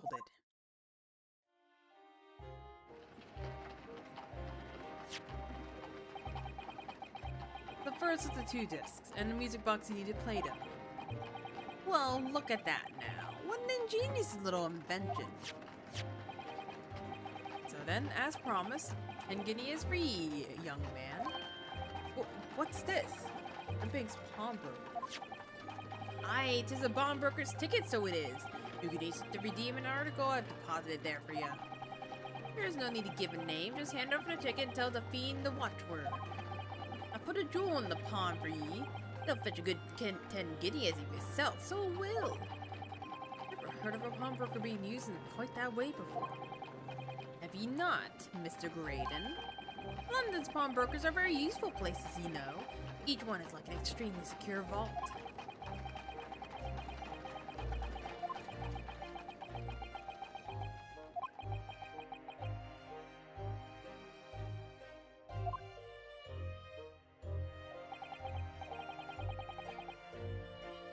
I knew of these taking steps to hide the disc. He'll be in that pawnbrokery somewhere. And on that night he killed my father, he must have entrusted the ticket to someone. Yes, to Guinea. I remember now that when we first met you at Windibanks that afternoon 2 days ago, you had a description of Miss Lestrade written down. How did you know who you were looking for? The trial, that pickpocket's testimony was clearly peculiar. Anyone could see that. I realized immediately that she was another of McGilded's pawns. Then he must have threatened her somehow. I was fairly convinced it would be her who had the ticket. So I started to make some inquiries. I had a strong suspicion that the girl would come out of the woodwork on the redemption deadline. Was absolutely right. And yes, sure enough, she did. All I needed to do was wait until the girl went to the Windibanks to redeem the articles. But unfortunately, she redeemed only McGilded's overcoat and the 1 disc that was in his pockets. The all-important music box with the 2nd disc was missing. It had already been forfeited 2 days earlier. I was unaware of that fact. Had I not been, I could have avoided my nighttime excursion. Meanwhile, as our investigation into the stolen government secrets was progressing, we pick up on the fact that McGilded was involved. Inspector! You've recovered fast. My orders were to recover the stolen information as quickly as possible. We started gathering this fella's possessions and examining whatever we could lay our hands on. We had a full-scale investigation going on at the yard, but we had to keep it as quiet as we could. Then, when the inspector here took the disc from me in the pawnbrokery that day, I became nervous. I was sure the music box and the second disc was still in the shop somewhere. So I knew that it was a race against time. Find those articles before the police did. That's what prompted you to break into the place that same night. The help of your old friends, the Skulkin brothers. What happened that night in the pawnbrokery? I can only describe as a nightmare. While Nash and Ringo were searching the counter, I located a music box I've sold to McGilded on the shelves of forfeited articles. And the second disc was inside. Yes. I slipped into my pocket with a very deep sigh of relief. But then, something entirely unexpected happened. What are you doing in my shop?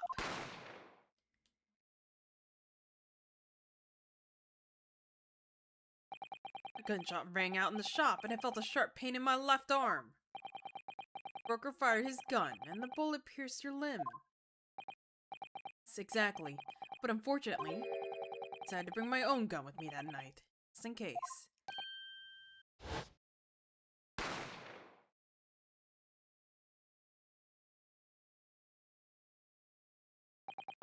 Before I knew what was happening, I fired back.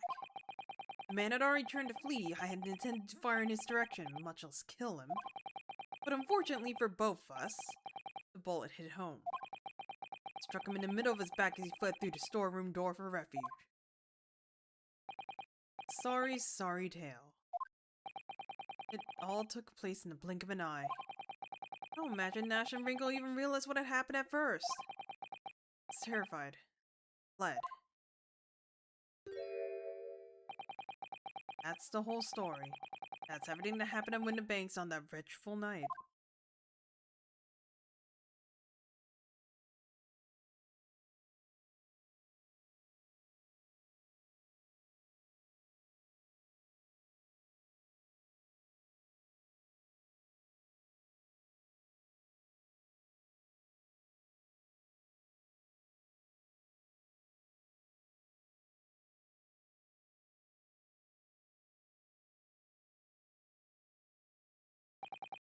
Earlier, you've called Miss McGilded a monster.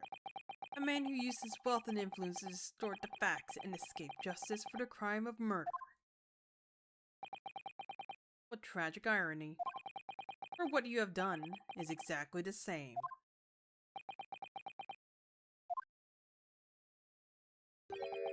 You've become the very monster you saw and despise so deeply in McGilded. Yes, I think I have.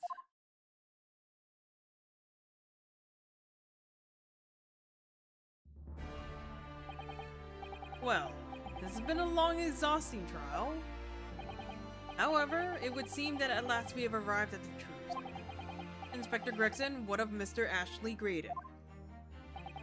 He's been restrained, my lord, and is being escorted to the yard.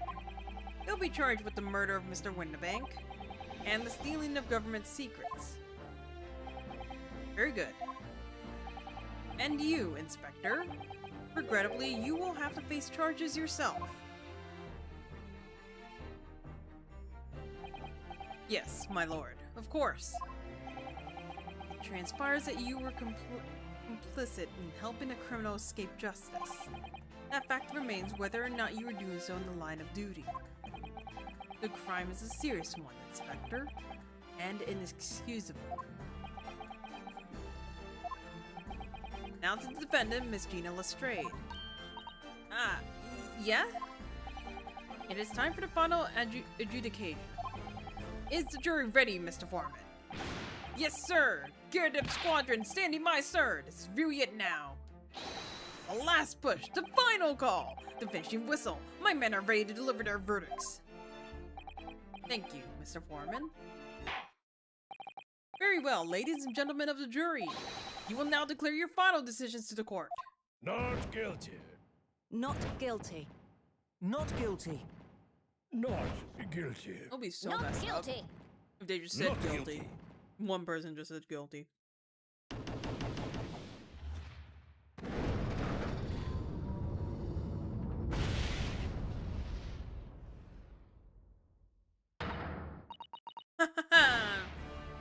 That's the stuff. I'm off the hook. Finally, Bruno, you've managed to do it. Finally is the word. I really wasn't sure if it would come out on top for a while there. Susie was right. You're the best lawyer in the world. Miss Lestrade, I'm not finished with you yet. Eh? What? What are you looking at me like that for? Before you start enjoying your freedom, there are certain other crimes to consider. Huh? 2 months ago, in my courtroom no less, you gave false testimony, did you not? And in relation to the trial today, not only did you unlawfully enter Winterbake's pawnbrokery, you also attempted to abscond with Mr. McGilda's property, it seems. Eh? I never done nothing of the sort! Of course not. It's not like you were gleefully wearing Mr. McGilda's coat in your cell yesterday or anything. Aww. And just when I was getting excited about throwing a party for Ginny this evening. And turning your attention to the defense, determining that, when played together, the music box disc contains a message in Morse code was... Well, it was certainly a most unexpected revelation, counsel. Quite so, my lord. The prosecution was caught entirely off guard. In fact, I think we should applaud my learned friend's courage here today. I propose a toast to demanding that government secrets be disseminated before the entire courtroom. Very sorry about that. It was the only thing I could get It was the only way I could get Inspector Gregson to admit to what he's done. So, if I may say something at that point, isn't that? It's about the sound produced by the music box before. I do wonder if that was really Morse code at all. What? What are you saying, madam? Oh well, it's just that I'm really rather fanatical when it comes to Morse code, you see. So much that the whole world seems to be covered in dots and dashes to me, in fact. Goodness, madam. An unhealthy level of obsession one feels. But I must say that in my opinion, the sound produced by those two discs were nothing more than that. A meaningless series of two different tones. What? What? Can that really be? It wasn't Morse code at all? Oh my lord, the defense would like to listen to the music box again. Are you off your nut? How many times do I have to tell you those discs contain ministerial secrets, sunshine? This courtroom is not an appropriate forum to discuss the nature of the government communication. We know McGilda conspired to trade national secrets with our enemies. Secrets acquired from Mr. Graydon.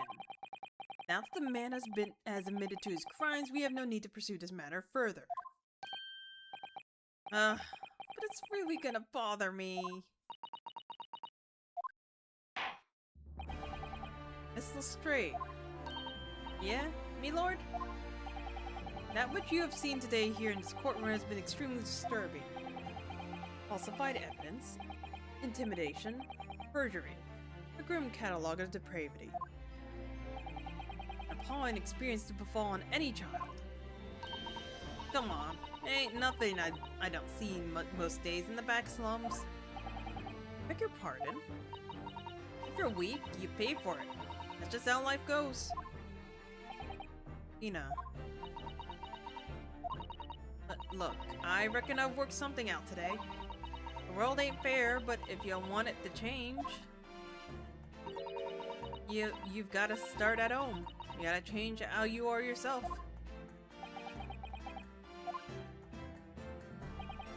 Well, that's a very laudable lesson, I would say. I eagerly look forward to the born-again Miss Lestrade never gracing my courtroom with her presence again. Now, with regard to the murder of Mr. Pop Windbank, proprietor of a pawnbrokery business on Baker Street, I hereby declare the defendant, Miss Gina Lestrade. I am free! Freedom has never tasted so good right now. You know the fireworks in the— oh my god, Gina! This is a fire hazard, and also, why do you still have that gun?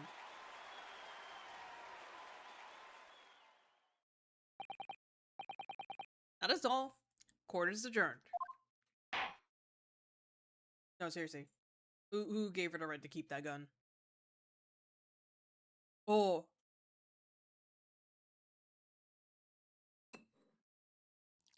This is one of my favorite scenes. I don't know why. On a personal note, I must say you've surprised me, my Far Eastern friend. Ah. Oh! Despite being a Nipponese, you saw through the pretense to the malice that festered within that Englishman. And at the same time, saw through the grime to the surprising heart of your English client. You have a curious talent for judging character, especially considering our very different cultures. I don't think there's anything curious about it. Whether we're from the Empire of Great Britain, or the Empire of Japan, we're all human beings. We're not so very different from on the inside. You know, I took this case for one simple reason. To lock swords with you once again, here in this courtroom. Did? When I encountered you for the first time 2 months ago reminded me of toasting friendships and trust with another Nipponese, only to find my trust betrayed. Through you, I hope to look into the eyes of the man I once knew, try to understand. You mentioned something similar earlier today, about total betrayal at the hands of the Japanese. What happened exactly? Well, you may ask. And one day, when the time comes, you will learn the answer, whether you like it or not. Alright, then I'll wait for that day if I must.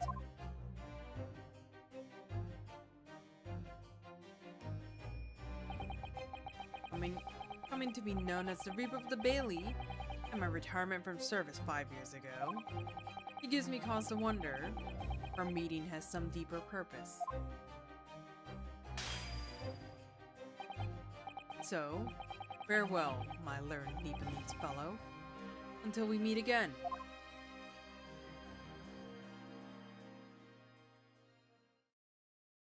I don't know why that's one of my favorite scenes. They just had like a little heart-to-heart.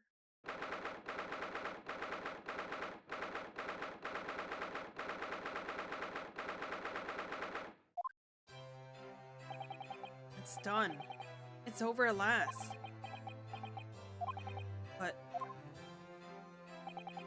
where's Iris disappeared to?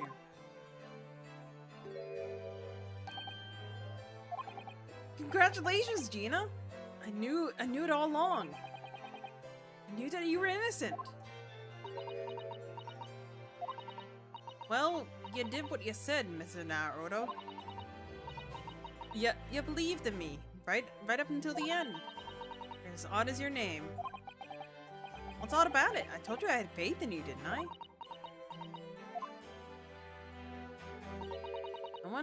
No one's ever asked before, see? Kept the promise, I mean, properly. That's awful. I figured something out today. All me life, growing up in the slums, I've never trusted no one. But that's just because I've been scared of being stabbed in the back. I mean, the more you trust someone, the more it hurts when they let you down. Yes, I think I can understand that.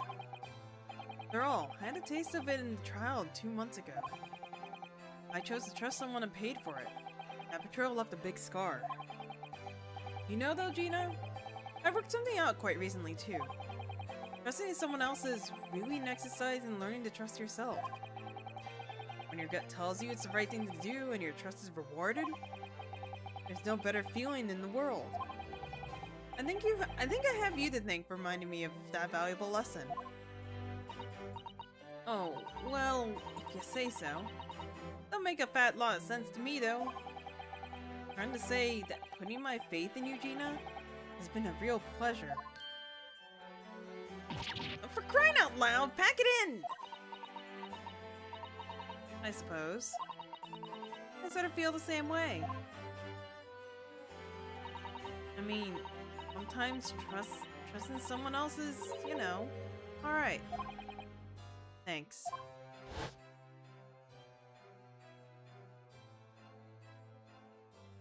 Kazuma. Kazuma.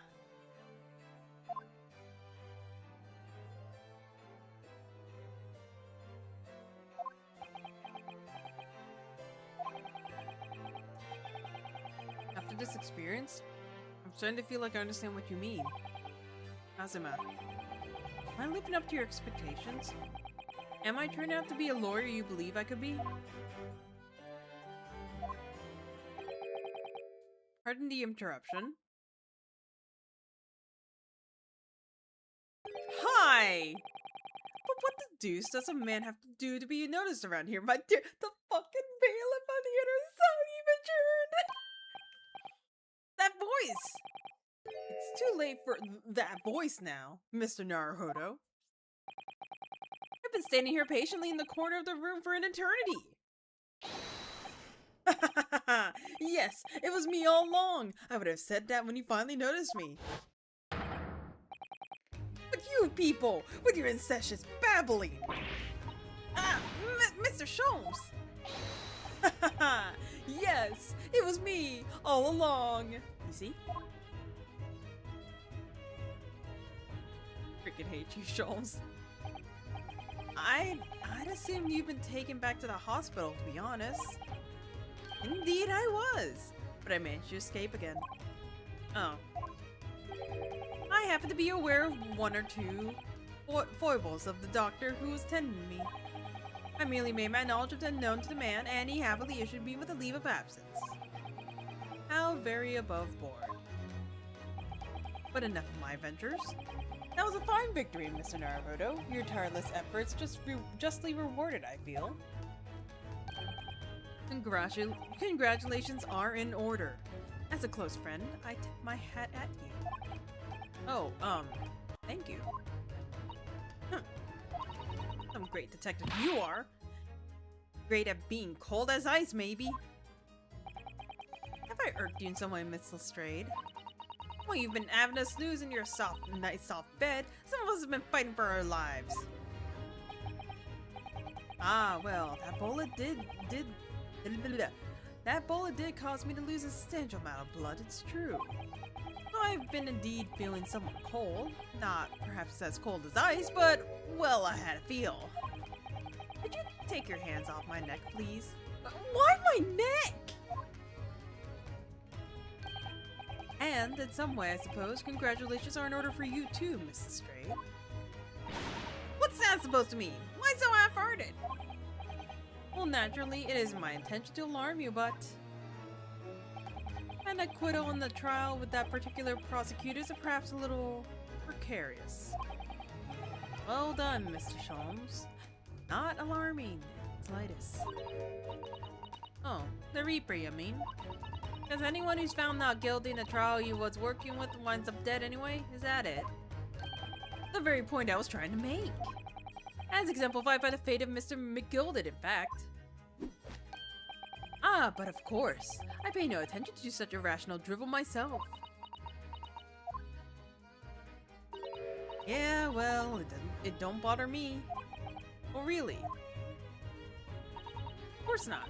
The way I see it, the Reaper's a bit of, like, I'm upstairs. Or am upstairs. Am upstairs? You mean like God? Yeah. Him upstairs know what's what, right? He knows what people are like on the inside. You won't have the wrong end of the stick. There's some ghosts like that bog trotter what are rotten to the core. At the end of the day, I'm upstairs, make sure they get what they deserve. I suppose that's one way of looking at it. Divine justice is one thing, though. The Reaper is taking matters into his own hands and claiming lives is another. Well, I ain't like that gilded of this world, so I ain't scared. Got principles, see?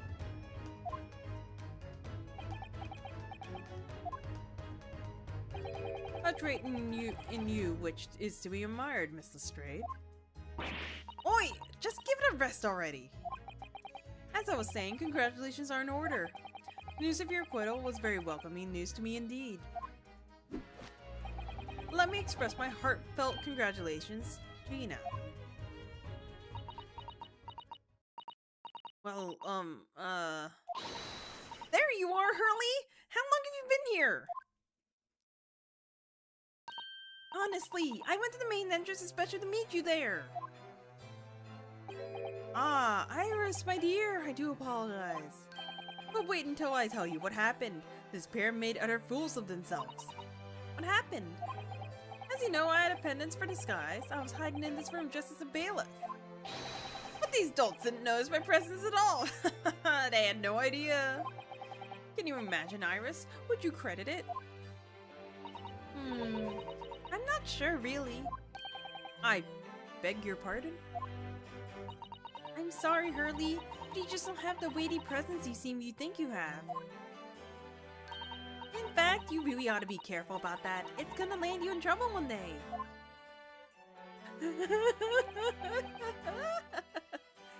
I'll be careful. Ouch. Anyways, it's such a shame.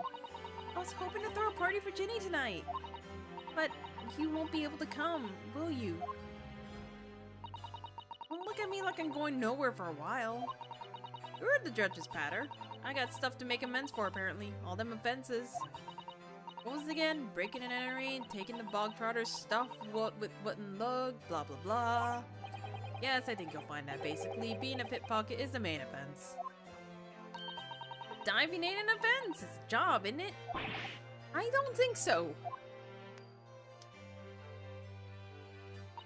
Still, it has got me thinking all this. Maybe I should start looking for another line of work. I mean, you didn't start off as a lawyer, did you, Odo?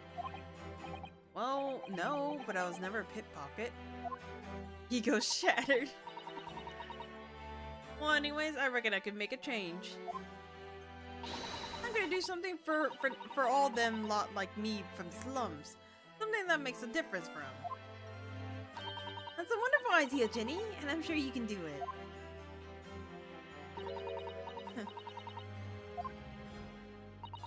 What is it?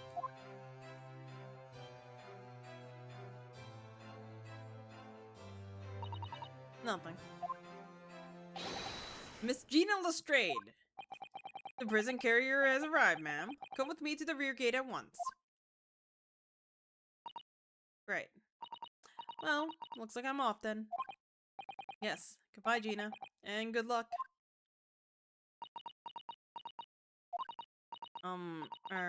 Odo? Yes? Do not shoot me. What was that for? I don't know. I mean, I don't know what to say, so... Ah, indeed. Perhaps the situation calls for a phrase hitherto missing from your vocabulary, Miss Lestrade. Huh? On occasions such as this, I would recommend a simple thank you. Oh. Oh yes! It's good advice, Ginny! Right, I see. Well...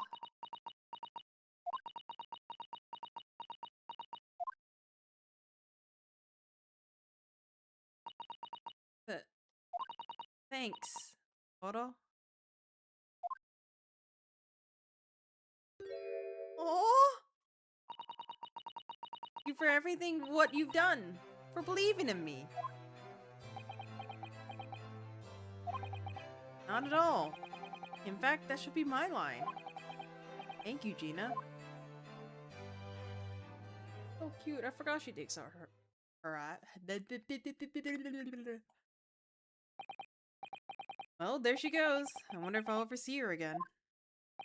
Well, well. Quite the indomitable pick purse. Oh, I nearly forgot. I brought a paper outside. It's a special edition, and this trial is all over the front of the page. Pickpocket's innocent proven. Isn't that wonderful? You should have shown it to Gina, Iris. She would have been thrilled. Oh no, how silly of me. But anyway, would you like the good news or the bad news? Not again. Well, what do you say, Bruno? Hurley? As usual, I think I'd rather get the bad news out of the way first. Absolutely not. I have no intention of listening to anything but good news. And there you have it. How people answer that question says a lot about them, doesn't it? Let's not go there. Alright then, maybe let's start with the good news this time. The rain has finally stopped. It was a record level rainfall, apparently. Well, that is good news indeed. We can journey back in greater comfort. Alright then, what's the bad news? The huge storm has left the seas very choppy. The channel in particular is awful, so sailings out of the Dover have been delayed by a day or more. Wait. Dover? That's right! If we head to the station immediately, we may still make it in time to wave Susie off! But it won't be a train, surely. We can't be that lucky. Who do you think I am, Mr. Naruhodo? Mr. Sholmes? I rushed to Victoria Station earlier and made arrangements for a special express. If we hurry now, we shall be there in time for dinner. And I know a fine restaurant that serves the most delicious baked sole. I don't. The great detective does it again. Indeed he does. I happen to be aware of a number of the Rail Transport Director's foibles. What? I merely made my knowledge of them known to the man, and he happily laid on the locomotive. Elementary. That's an idea, but it might be wise to stop manipulating people that way. What are we waiting for then? The London Victoria! Ice cream is... Oh, this thing's a puddle.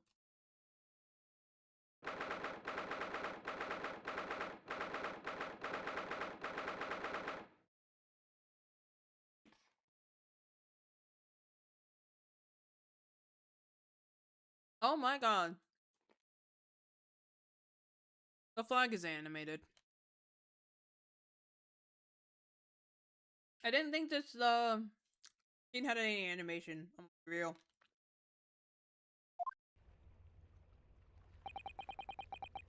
That took somewhat longer than I anticipated. Susie's boat must be about to leave now. Sato, where are you?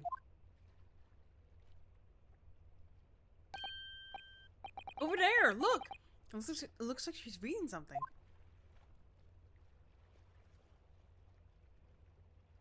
Hold it! Mrs. Sato, wait! What are you doing?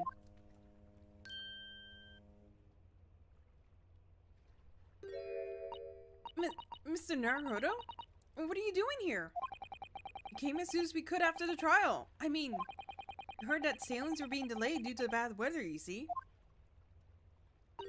Oh, I see. Then tell me, how did Gina's trial go? It went well. She was acquitted.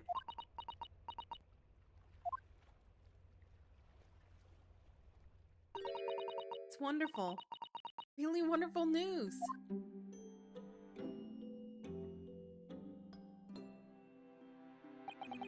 The book you were about to throw into the sea. It was your Encyclopedia of British Law, wasn't it? Dear, I was hoping you hadn't seen that. I'm not worthy of practicing law in any way now. So, I was saying my final farewell. You're saying goodbye to law? You, Susato-san? Would I be correct in assuming it's because of the peephole, Miss Susato? Ah, my eye. Eh.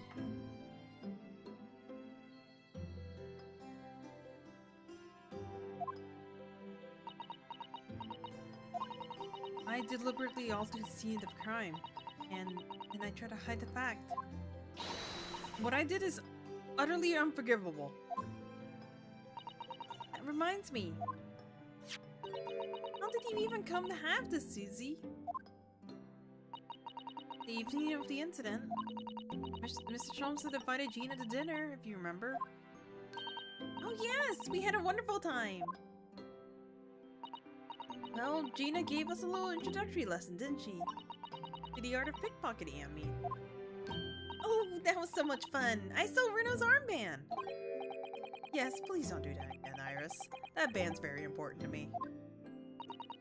Well, if it's so important, you should pay more attention to it. You didn't notice for ages.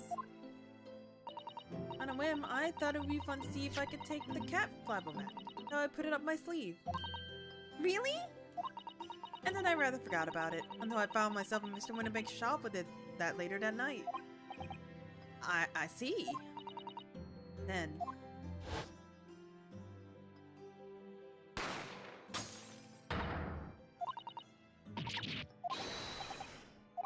This is when he got shot, and he ran out. And Mr. Naruhodo had left the shop, I started to think. Door started to play on my mind. Storeroom door, you mean? Yes, if Gina was anywhere in the shop, I realized it could only be behind that door. At that moment, the little device that I had up my sleeve sprang to mind. I was so worried about Gina, I simply had to know. So he used a cat flapper-mat to make the peephole in the door. It's captured in the photographic print at the shop. By one of Hurley's red-handed recorders. Indeed, it was of the first importance at that point. Precisely when the peephole was made, the information would prove to be Mr. Naruhodo's greatest weapon. Though naturally, without proof, it would have amounted to nothing. When I looked through the hole in the door, the sight that met my eyes made my blood run cold. Those thoughts started to run through my mind. I remembered that the trial 2 months earlier, the trial of Magnus McGilded, not about how he manipulated the evidence and arranged false testimony to secure his freedom. It made the British justice system feel very dark and sinister to me. Then, a terrible thought occurred to me. What if some wicked criminal was planning to do the same thing now? Because from the appearance of the crime scene, it looked exactly as though Gina shot Mr. Winnebank.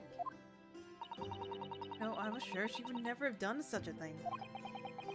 We were worried that the true culprit would try to frame her for the crime. That's right. Did I realize? It would be very difficult for anyone to give false testimony in this case. What do you mean? Well, the crime appeared to have happened behind the door of a locked room. For someone to claim falsely to have witnessed it, there would have to be a way to see beyond the door. Or which, the peephole would be the very thing.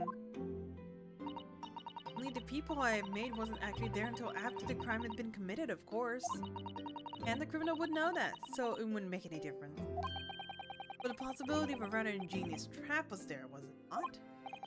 A trap? Is that what she did? No, is this why you kept it a secret, Susie?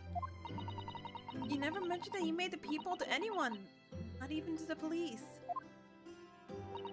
I know, and I knew at the time what I was doing was wrong. Criminal offense, even. That's why I decided to confine in Mr. Sholmes. Mr. Naruhodo was completely packed into a corner, with no other possible means of escape. The truth about the people could save him! That was my plan. He really does think of everything. But then, why didn't you just tell me everything before the trial began? My dear fellow, you're not thinking straight. If she had done that, it would have rendered you complicit in the whole escapade. You could have been disbarred if you have been seen to have knowingly tampered with a crime scene. Now Mrs. Sato decided to shoulder the burden of responsibility alone. For your sake and Miss Lestrade's. Mrs. Sato. Truth is, when it happened, I did it because I'd lost a little of my faith in the law. I was worried that the right person would be convicted of the crime. The moment I allowed myself to think that, it's the moment I lost my right to call myself a judicial assistant. What you did isn't comparable to what he did. Graydon is the one who lied in the witness stand, using that peephole as a way to implicate Gina. And besides, if the peephole inconsistency hadn't existed, I'm not all sure that she would have been acquitted in the end. Mrs. Zato, what you did saved Gina's life! Well, with your kind words, Mr. Naruhodo, you've saved me too, from my regrets.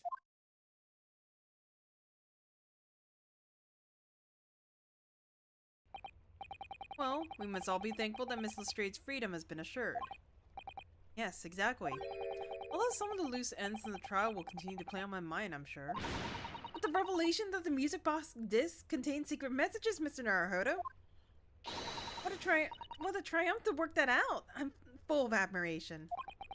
Well, actually, that argument wasn't quite as compelling as I thought it was. Oh, it wasn't? There was a communications officer among the jury members, you see, a telegraph operator. And she said that the majority of the sounds on the disc were just meaningless tones. As one would expect. After all, we were talking about secret government communications. Note that they were written in cipher, to avoid being readily understood should they have been intercepted. Cipher? I see. So then we couldn't never have hoped to understand the message anyway. Nonsense, my dear fellow. It's quite a zero-pipe problem, I assure you.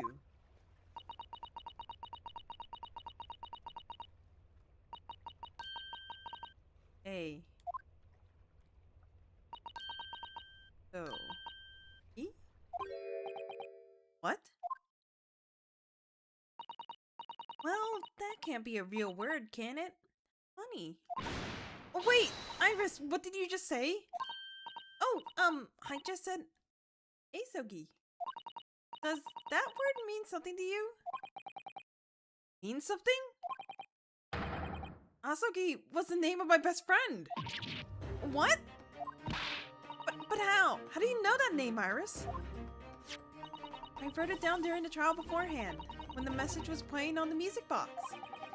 You described it on the fly? She really is a genius. I thought the message probably wouldn't be written out in plain Morse code, so I tried various ways to interpret it.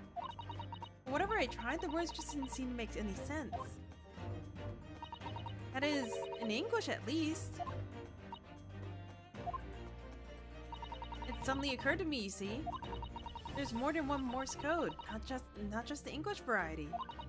Various countries around the world have altered and added to the Morse code to use in their own languages. I don't believe it, are you saying? That's right.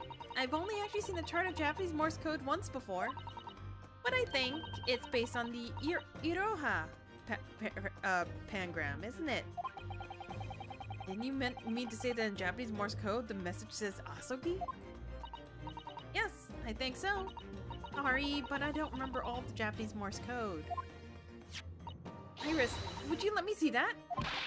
Mrs. Zato, do you know it? Do you know Japanese Morse code? Yes, I spent some time studying it. Because I'm quite sure Morse code will become ever more important for international communications. Then might I recommend, my dear madam, that you focus your efforts on the English version? Be that as it may, Iris, show me the message, please. Of course!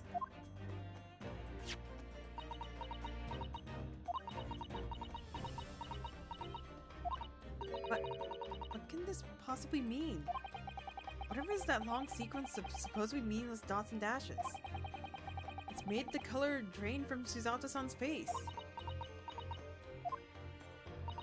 There's no doubt that this message is written in Japanese Morse code. The British Empire has been using Japanese for its secret communications? I don't understand the reason why, but the message appears to be a list of 4 people's names.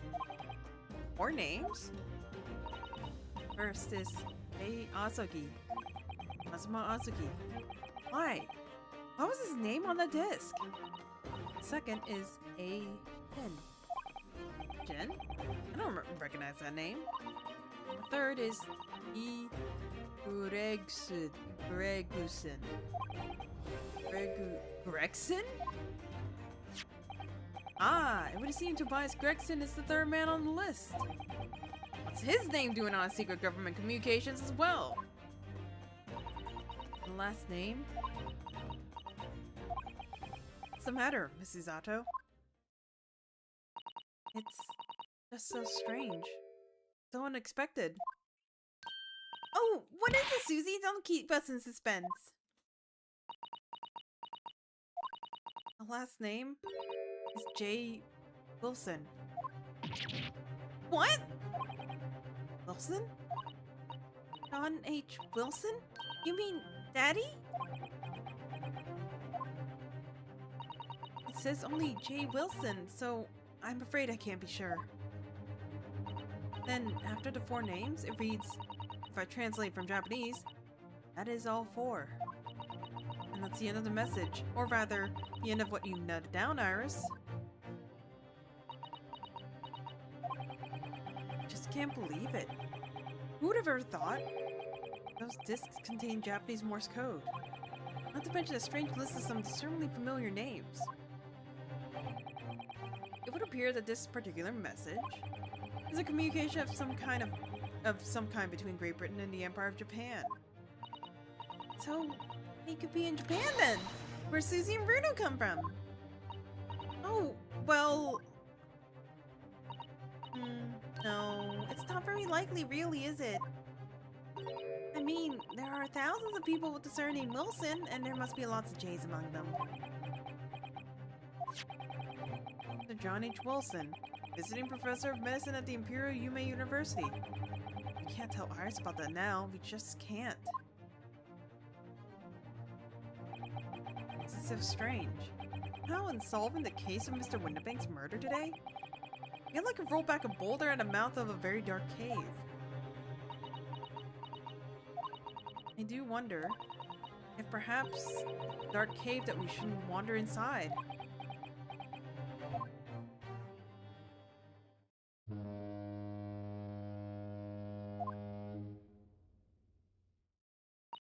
Oh dear, the ship is going to set sail soon. Yes, it seems so. I'll sail on that steamship first to the port of Dunkirk in France. I'll change onto a larger passenger vessel bound for Japan. Where are we going then, Susie? We wish you a safe passage, Sato. Thank you so much. I wish you all the very best. Mrs. Zato, I had hoped to have you always at my side, to guide me and support me. It's Naruhodo. Please, come back soon. As far as I'm concerned, you really are the very best judicial assistant in the world. I'm quite sure I'll be back before you know it. Really, Susie?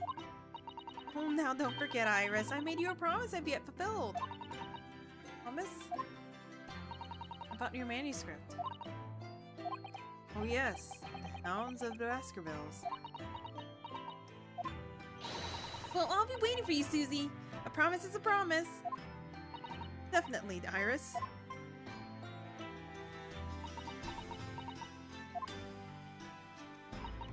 Mr. Naruhodo. Yes? You remember the first time we met? Yes, of course. Nies's burial, where I was dragged out from that wardrobe. Still half asleep. If I remember rightly, you threw me halfway across the cabin with the Shizato takedown. You know very well what I'm talking about after that. Strange, but being thrown together as we were in the case, I somehow felt straight away that you were the perfect person to continue Kazuma-sama's great legacy. Dato. My instincts were right. I really wanted to believe. No. I'm sure of that. I'll be back soon. Farewell until then.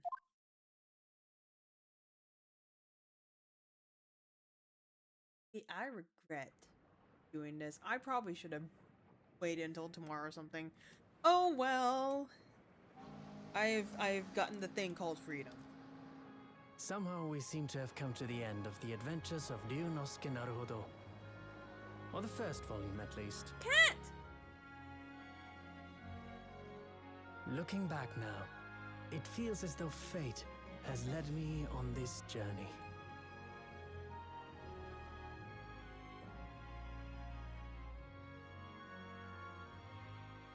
Fate led me to becoming a lawyer, to traveling halfway around the world, to meeting the great detective. Iris has a little cute backpack. I'm sure there'll be trials and tribulations ahead. Of course there will. But whatever happens, I know I'll be able to turn my fortunes around. He's gonna drop that violin into the water, I swear to God. After all, I have the greatest friends in the world on my side.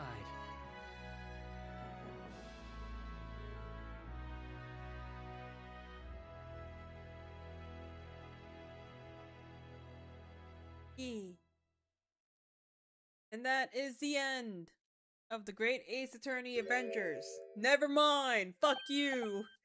Ah, yes, Mr. Naruhodo. Yes, Mr. Sholmes? I have some rather awkward news. The railway company has decided to sue over the Special Express train of food.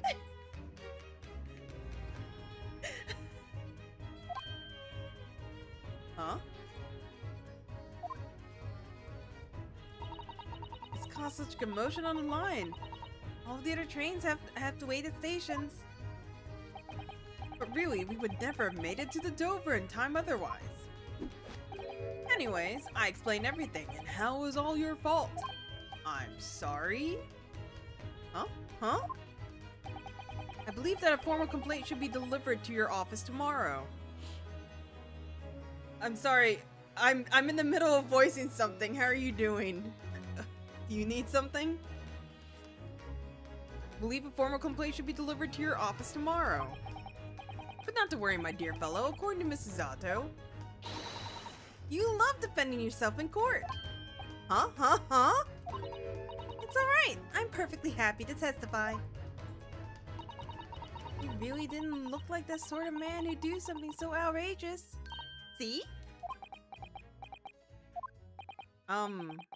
Sholmes? Yes? A word, if you don't mind. Why, certainly. Any word you like. Bellow it out, my dear fellow. Oh yes, I love Bruno's words. And I know just the one he'll use here. Then I really must say... Objection! Fucking go. Look at him. Do you have a ring, sir? Hold on, I just realized this. No, that's not a ring. It's his... I don't even know what you call it. The thing on his hand. I need 5 carrots, 1 golden stick, and 3 frog legs. You have any? I have none of those items. Oh, right. They have a little thing that happens. The following weeks, something was afoot, though it transpired as ordered them all myself. Advertise them for sale used by Mr. Schultz to self-networking. I hate this man so freaking much. I'm gonna punch him in the face later. Yeah. That is the end of the Great Ace Attorney Avengers portion. Which means that I will finally be able to play fucking Resolve at some point in the future. Oh, that's a little bird in our cabinet. Yeah, it's a little fun thing. Little fun thing. There are so many unanswered questions.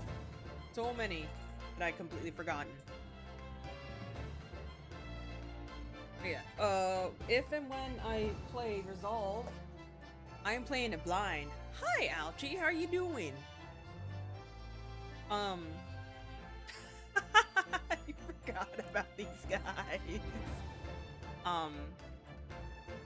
Yeah, it's gonna be my first time playing Resolve whenever that gets to that point. Downside is I have been spoiled on a few things. If I recall, I was hoping I'd forget. I've been spoiled by 4 things? Yeah, I've been spoiled by 4 things on 4 characters. Everything after that is still in the dark.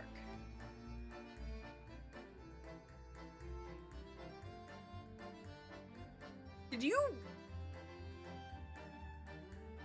bring did you bring your cat's kid onto the boat?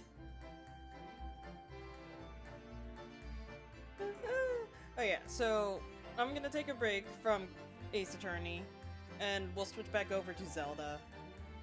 Because I need to go back through and do Oracle of Ages, Oracle Seasons 100%. Or whatever remains of it. I actually don't know what I'm looking forward in there. But yeah, we can play a little bit of that. And then at some point I can come back to Ace Attorney where I'll actually play it blind, which means it's going to be a god-awful time because I won't know what the fuck to do. But right now, here are my unanswered questions.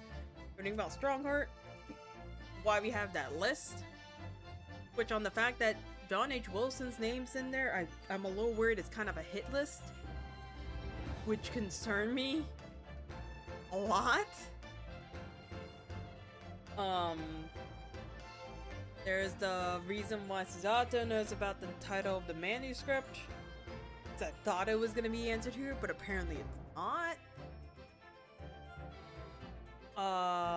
Everything about Von Zeeks and Naruhodo, which I also forgot about. Oh shoot, I think there was at least one more.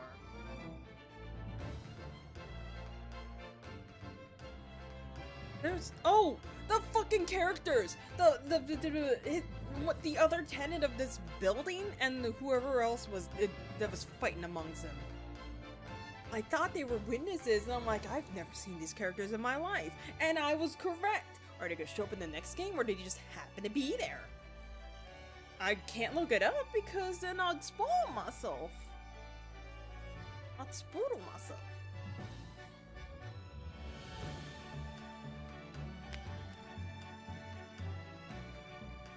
I'm still kind of annoyed that these two had their names switched. I don't know if it's a localization train or a localization thing, or if it was mistakenly switched. Because like I said, Scarlet Study had the male as Patrick and the female as Broly. It could be either or. Does not matter. Actually, I don't even remember half of these other characters' names. The only one that I remember was Magundo, which was Miguelden.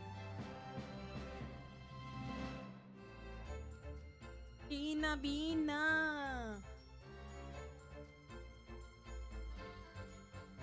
Yeah, I still say this is one of my favorite games. Ironically enough, does not have my favorite trials. The third trial is still one of my favorites, but at the same time, I want to punch it through its goddamn face. So, we'll see what happens in Resolve. When I was talking with Nate about it, he was like, yeah, no, Resolve basically did a lot of that, but it kind of went up with it.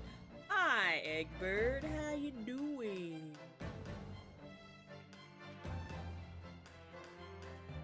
Hey, give over, bro. This ain't the Ash we used to know. We got time in here to plan to come back and Milverton and Skullkin's milk run.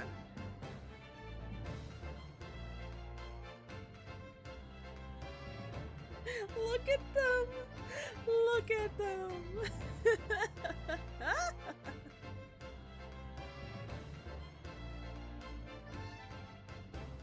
Oh, this is a great game. I love it.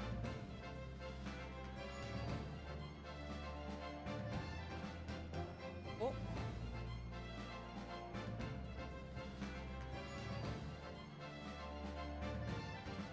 Forevermore.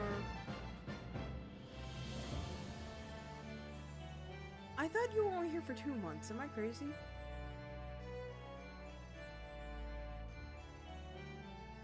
Oh wait, am I reading a telegram?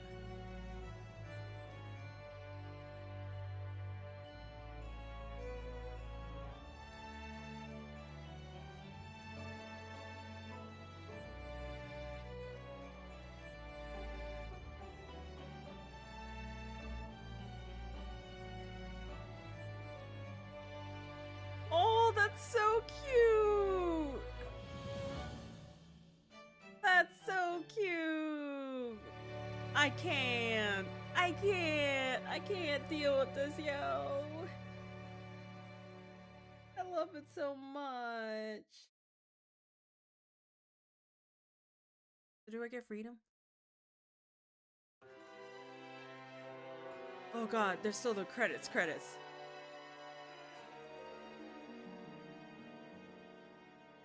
Look at them walking.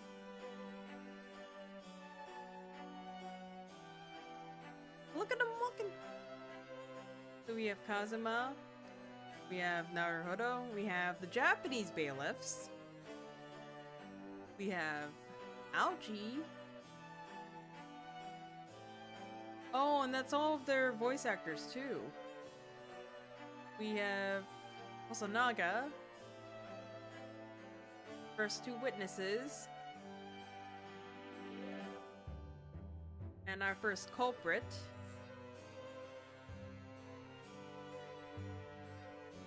Look at them. We have Mikotoba. This is not just gonna walk with us, right?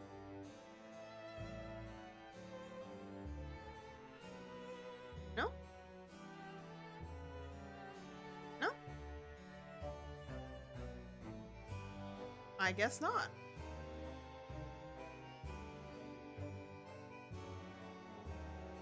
Beef. Beef.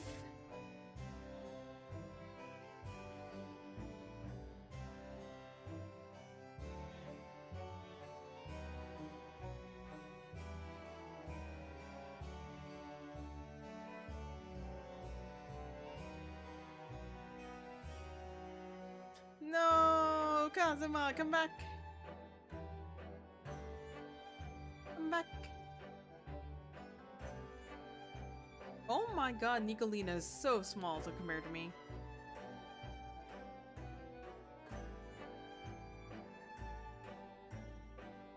Ah, there she is.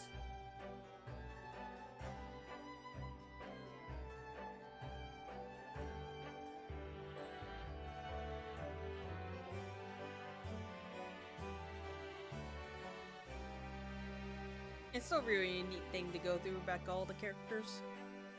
Wait, does that mean I get to see the 2 motherfuckers from earlier? Oh my god, that means I have to see I almost called them McGundled. It's McGilded. But yeah, right now we have not heard about a new Ace Attorney game. We heard of a new Layton game that's supposed to release, what, this year? We even have our first trailer. But we have no idea whether or not there would be a new Ace Attorney game. We have the first of the first trilogy. We have the second trilogy. We have the collaboration game with Layton, and then we have this game, which is 2 games. Get out of here, Magundal.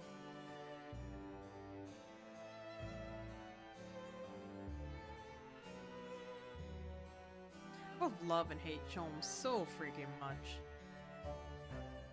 I'm gonna roundhouse kick him the next time I see him. Oh, I guess he's walking with me. Gregson! Oh yeah, do we get to see them? Do we get to see them? Do we get to see them? If I see them in here, that means they're not important characters.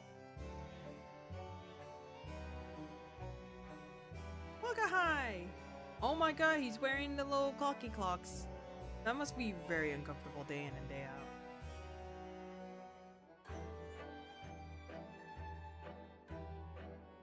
Eris is a lot taller than I figured for a 10-year-old. I don't know why. But she looks so cute. Look at her. Look at her. I also didn't realize how tall Sholmes was with me. Wait, is Von Zieks taller than Sholmes? Just barely. Wow. I still argue that Von Zieks is one of my favorite prosecutors. It's a tie between him and one of the ones from the Apollo trilogy.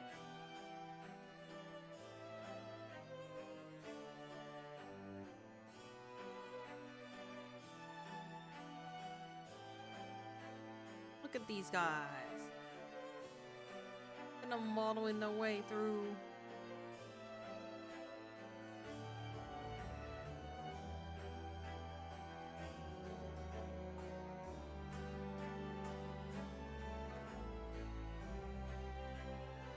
Capcom. Hi.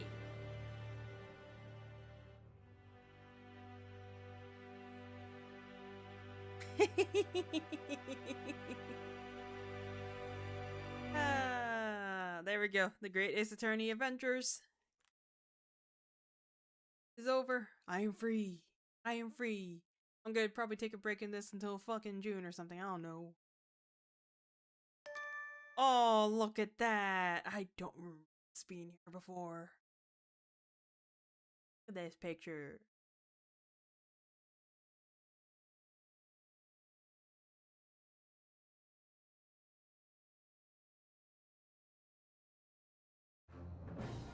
Ooh, and I get this is where we end up on too.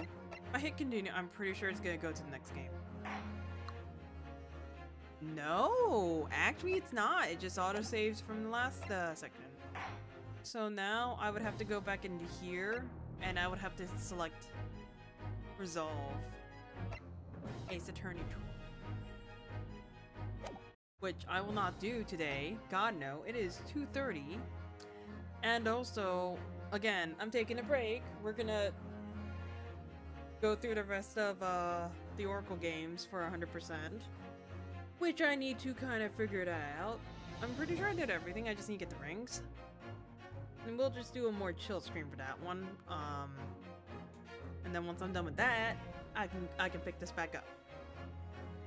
But in case, we also have like a bunch of other games. I still have Let's Go Eevee to go through. I have Legends EA for the freaking legendaries to go through. I have Dino Blade, which I'll probably start picking back up maybe this week. We'll see. I was gonna do it Friday, and then I was so freaking dead on Friday that I didn't want to stream. But yeah, wait, did we get more stuff here?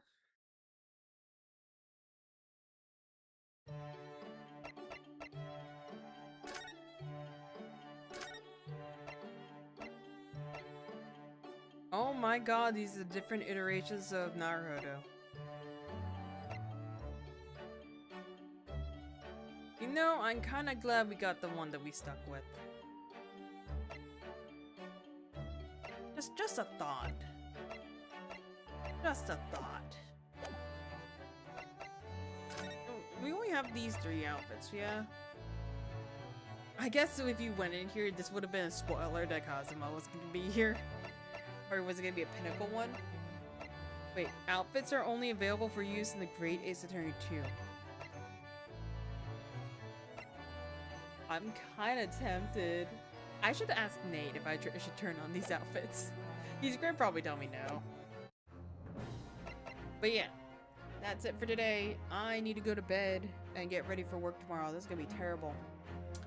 With that said, y'all have a good night. Take care. We're gonna do raid tomorrow. I'm not gonna do a stream beforehand. I don't have time to do a stream beforehand because I have to commute back from work and I need to go grocery shop.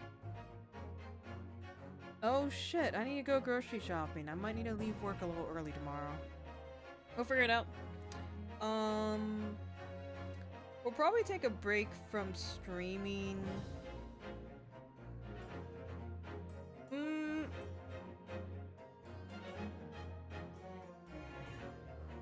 Trying to think.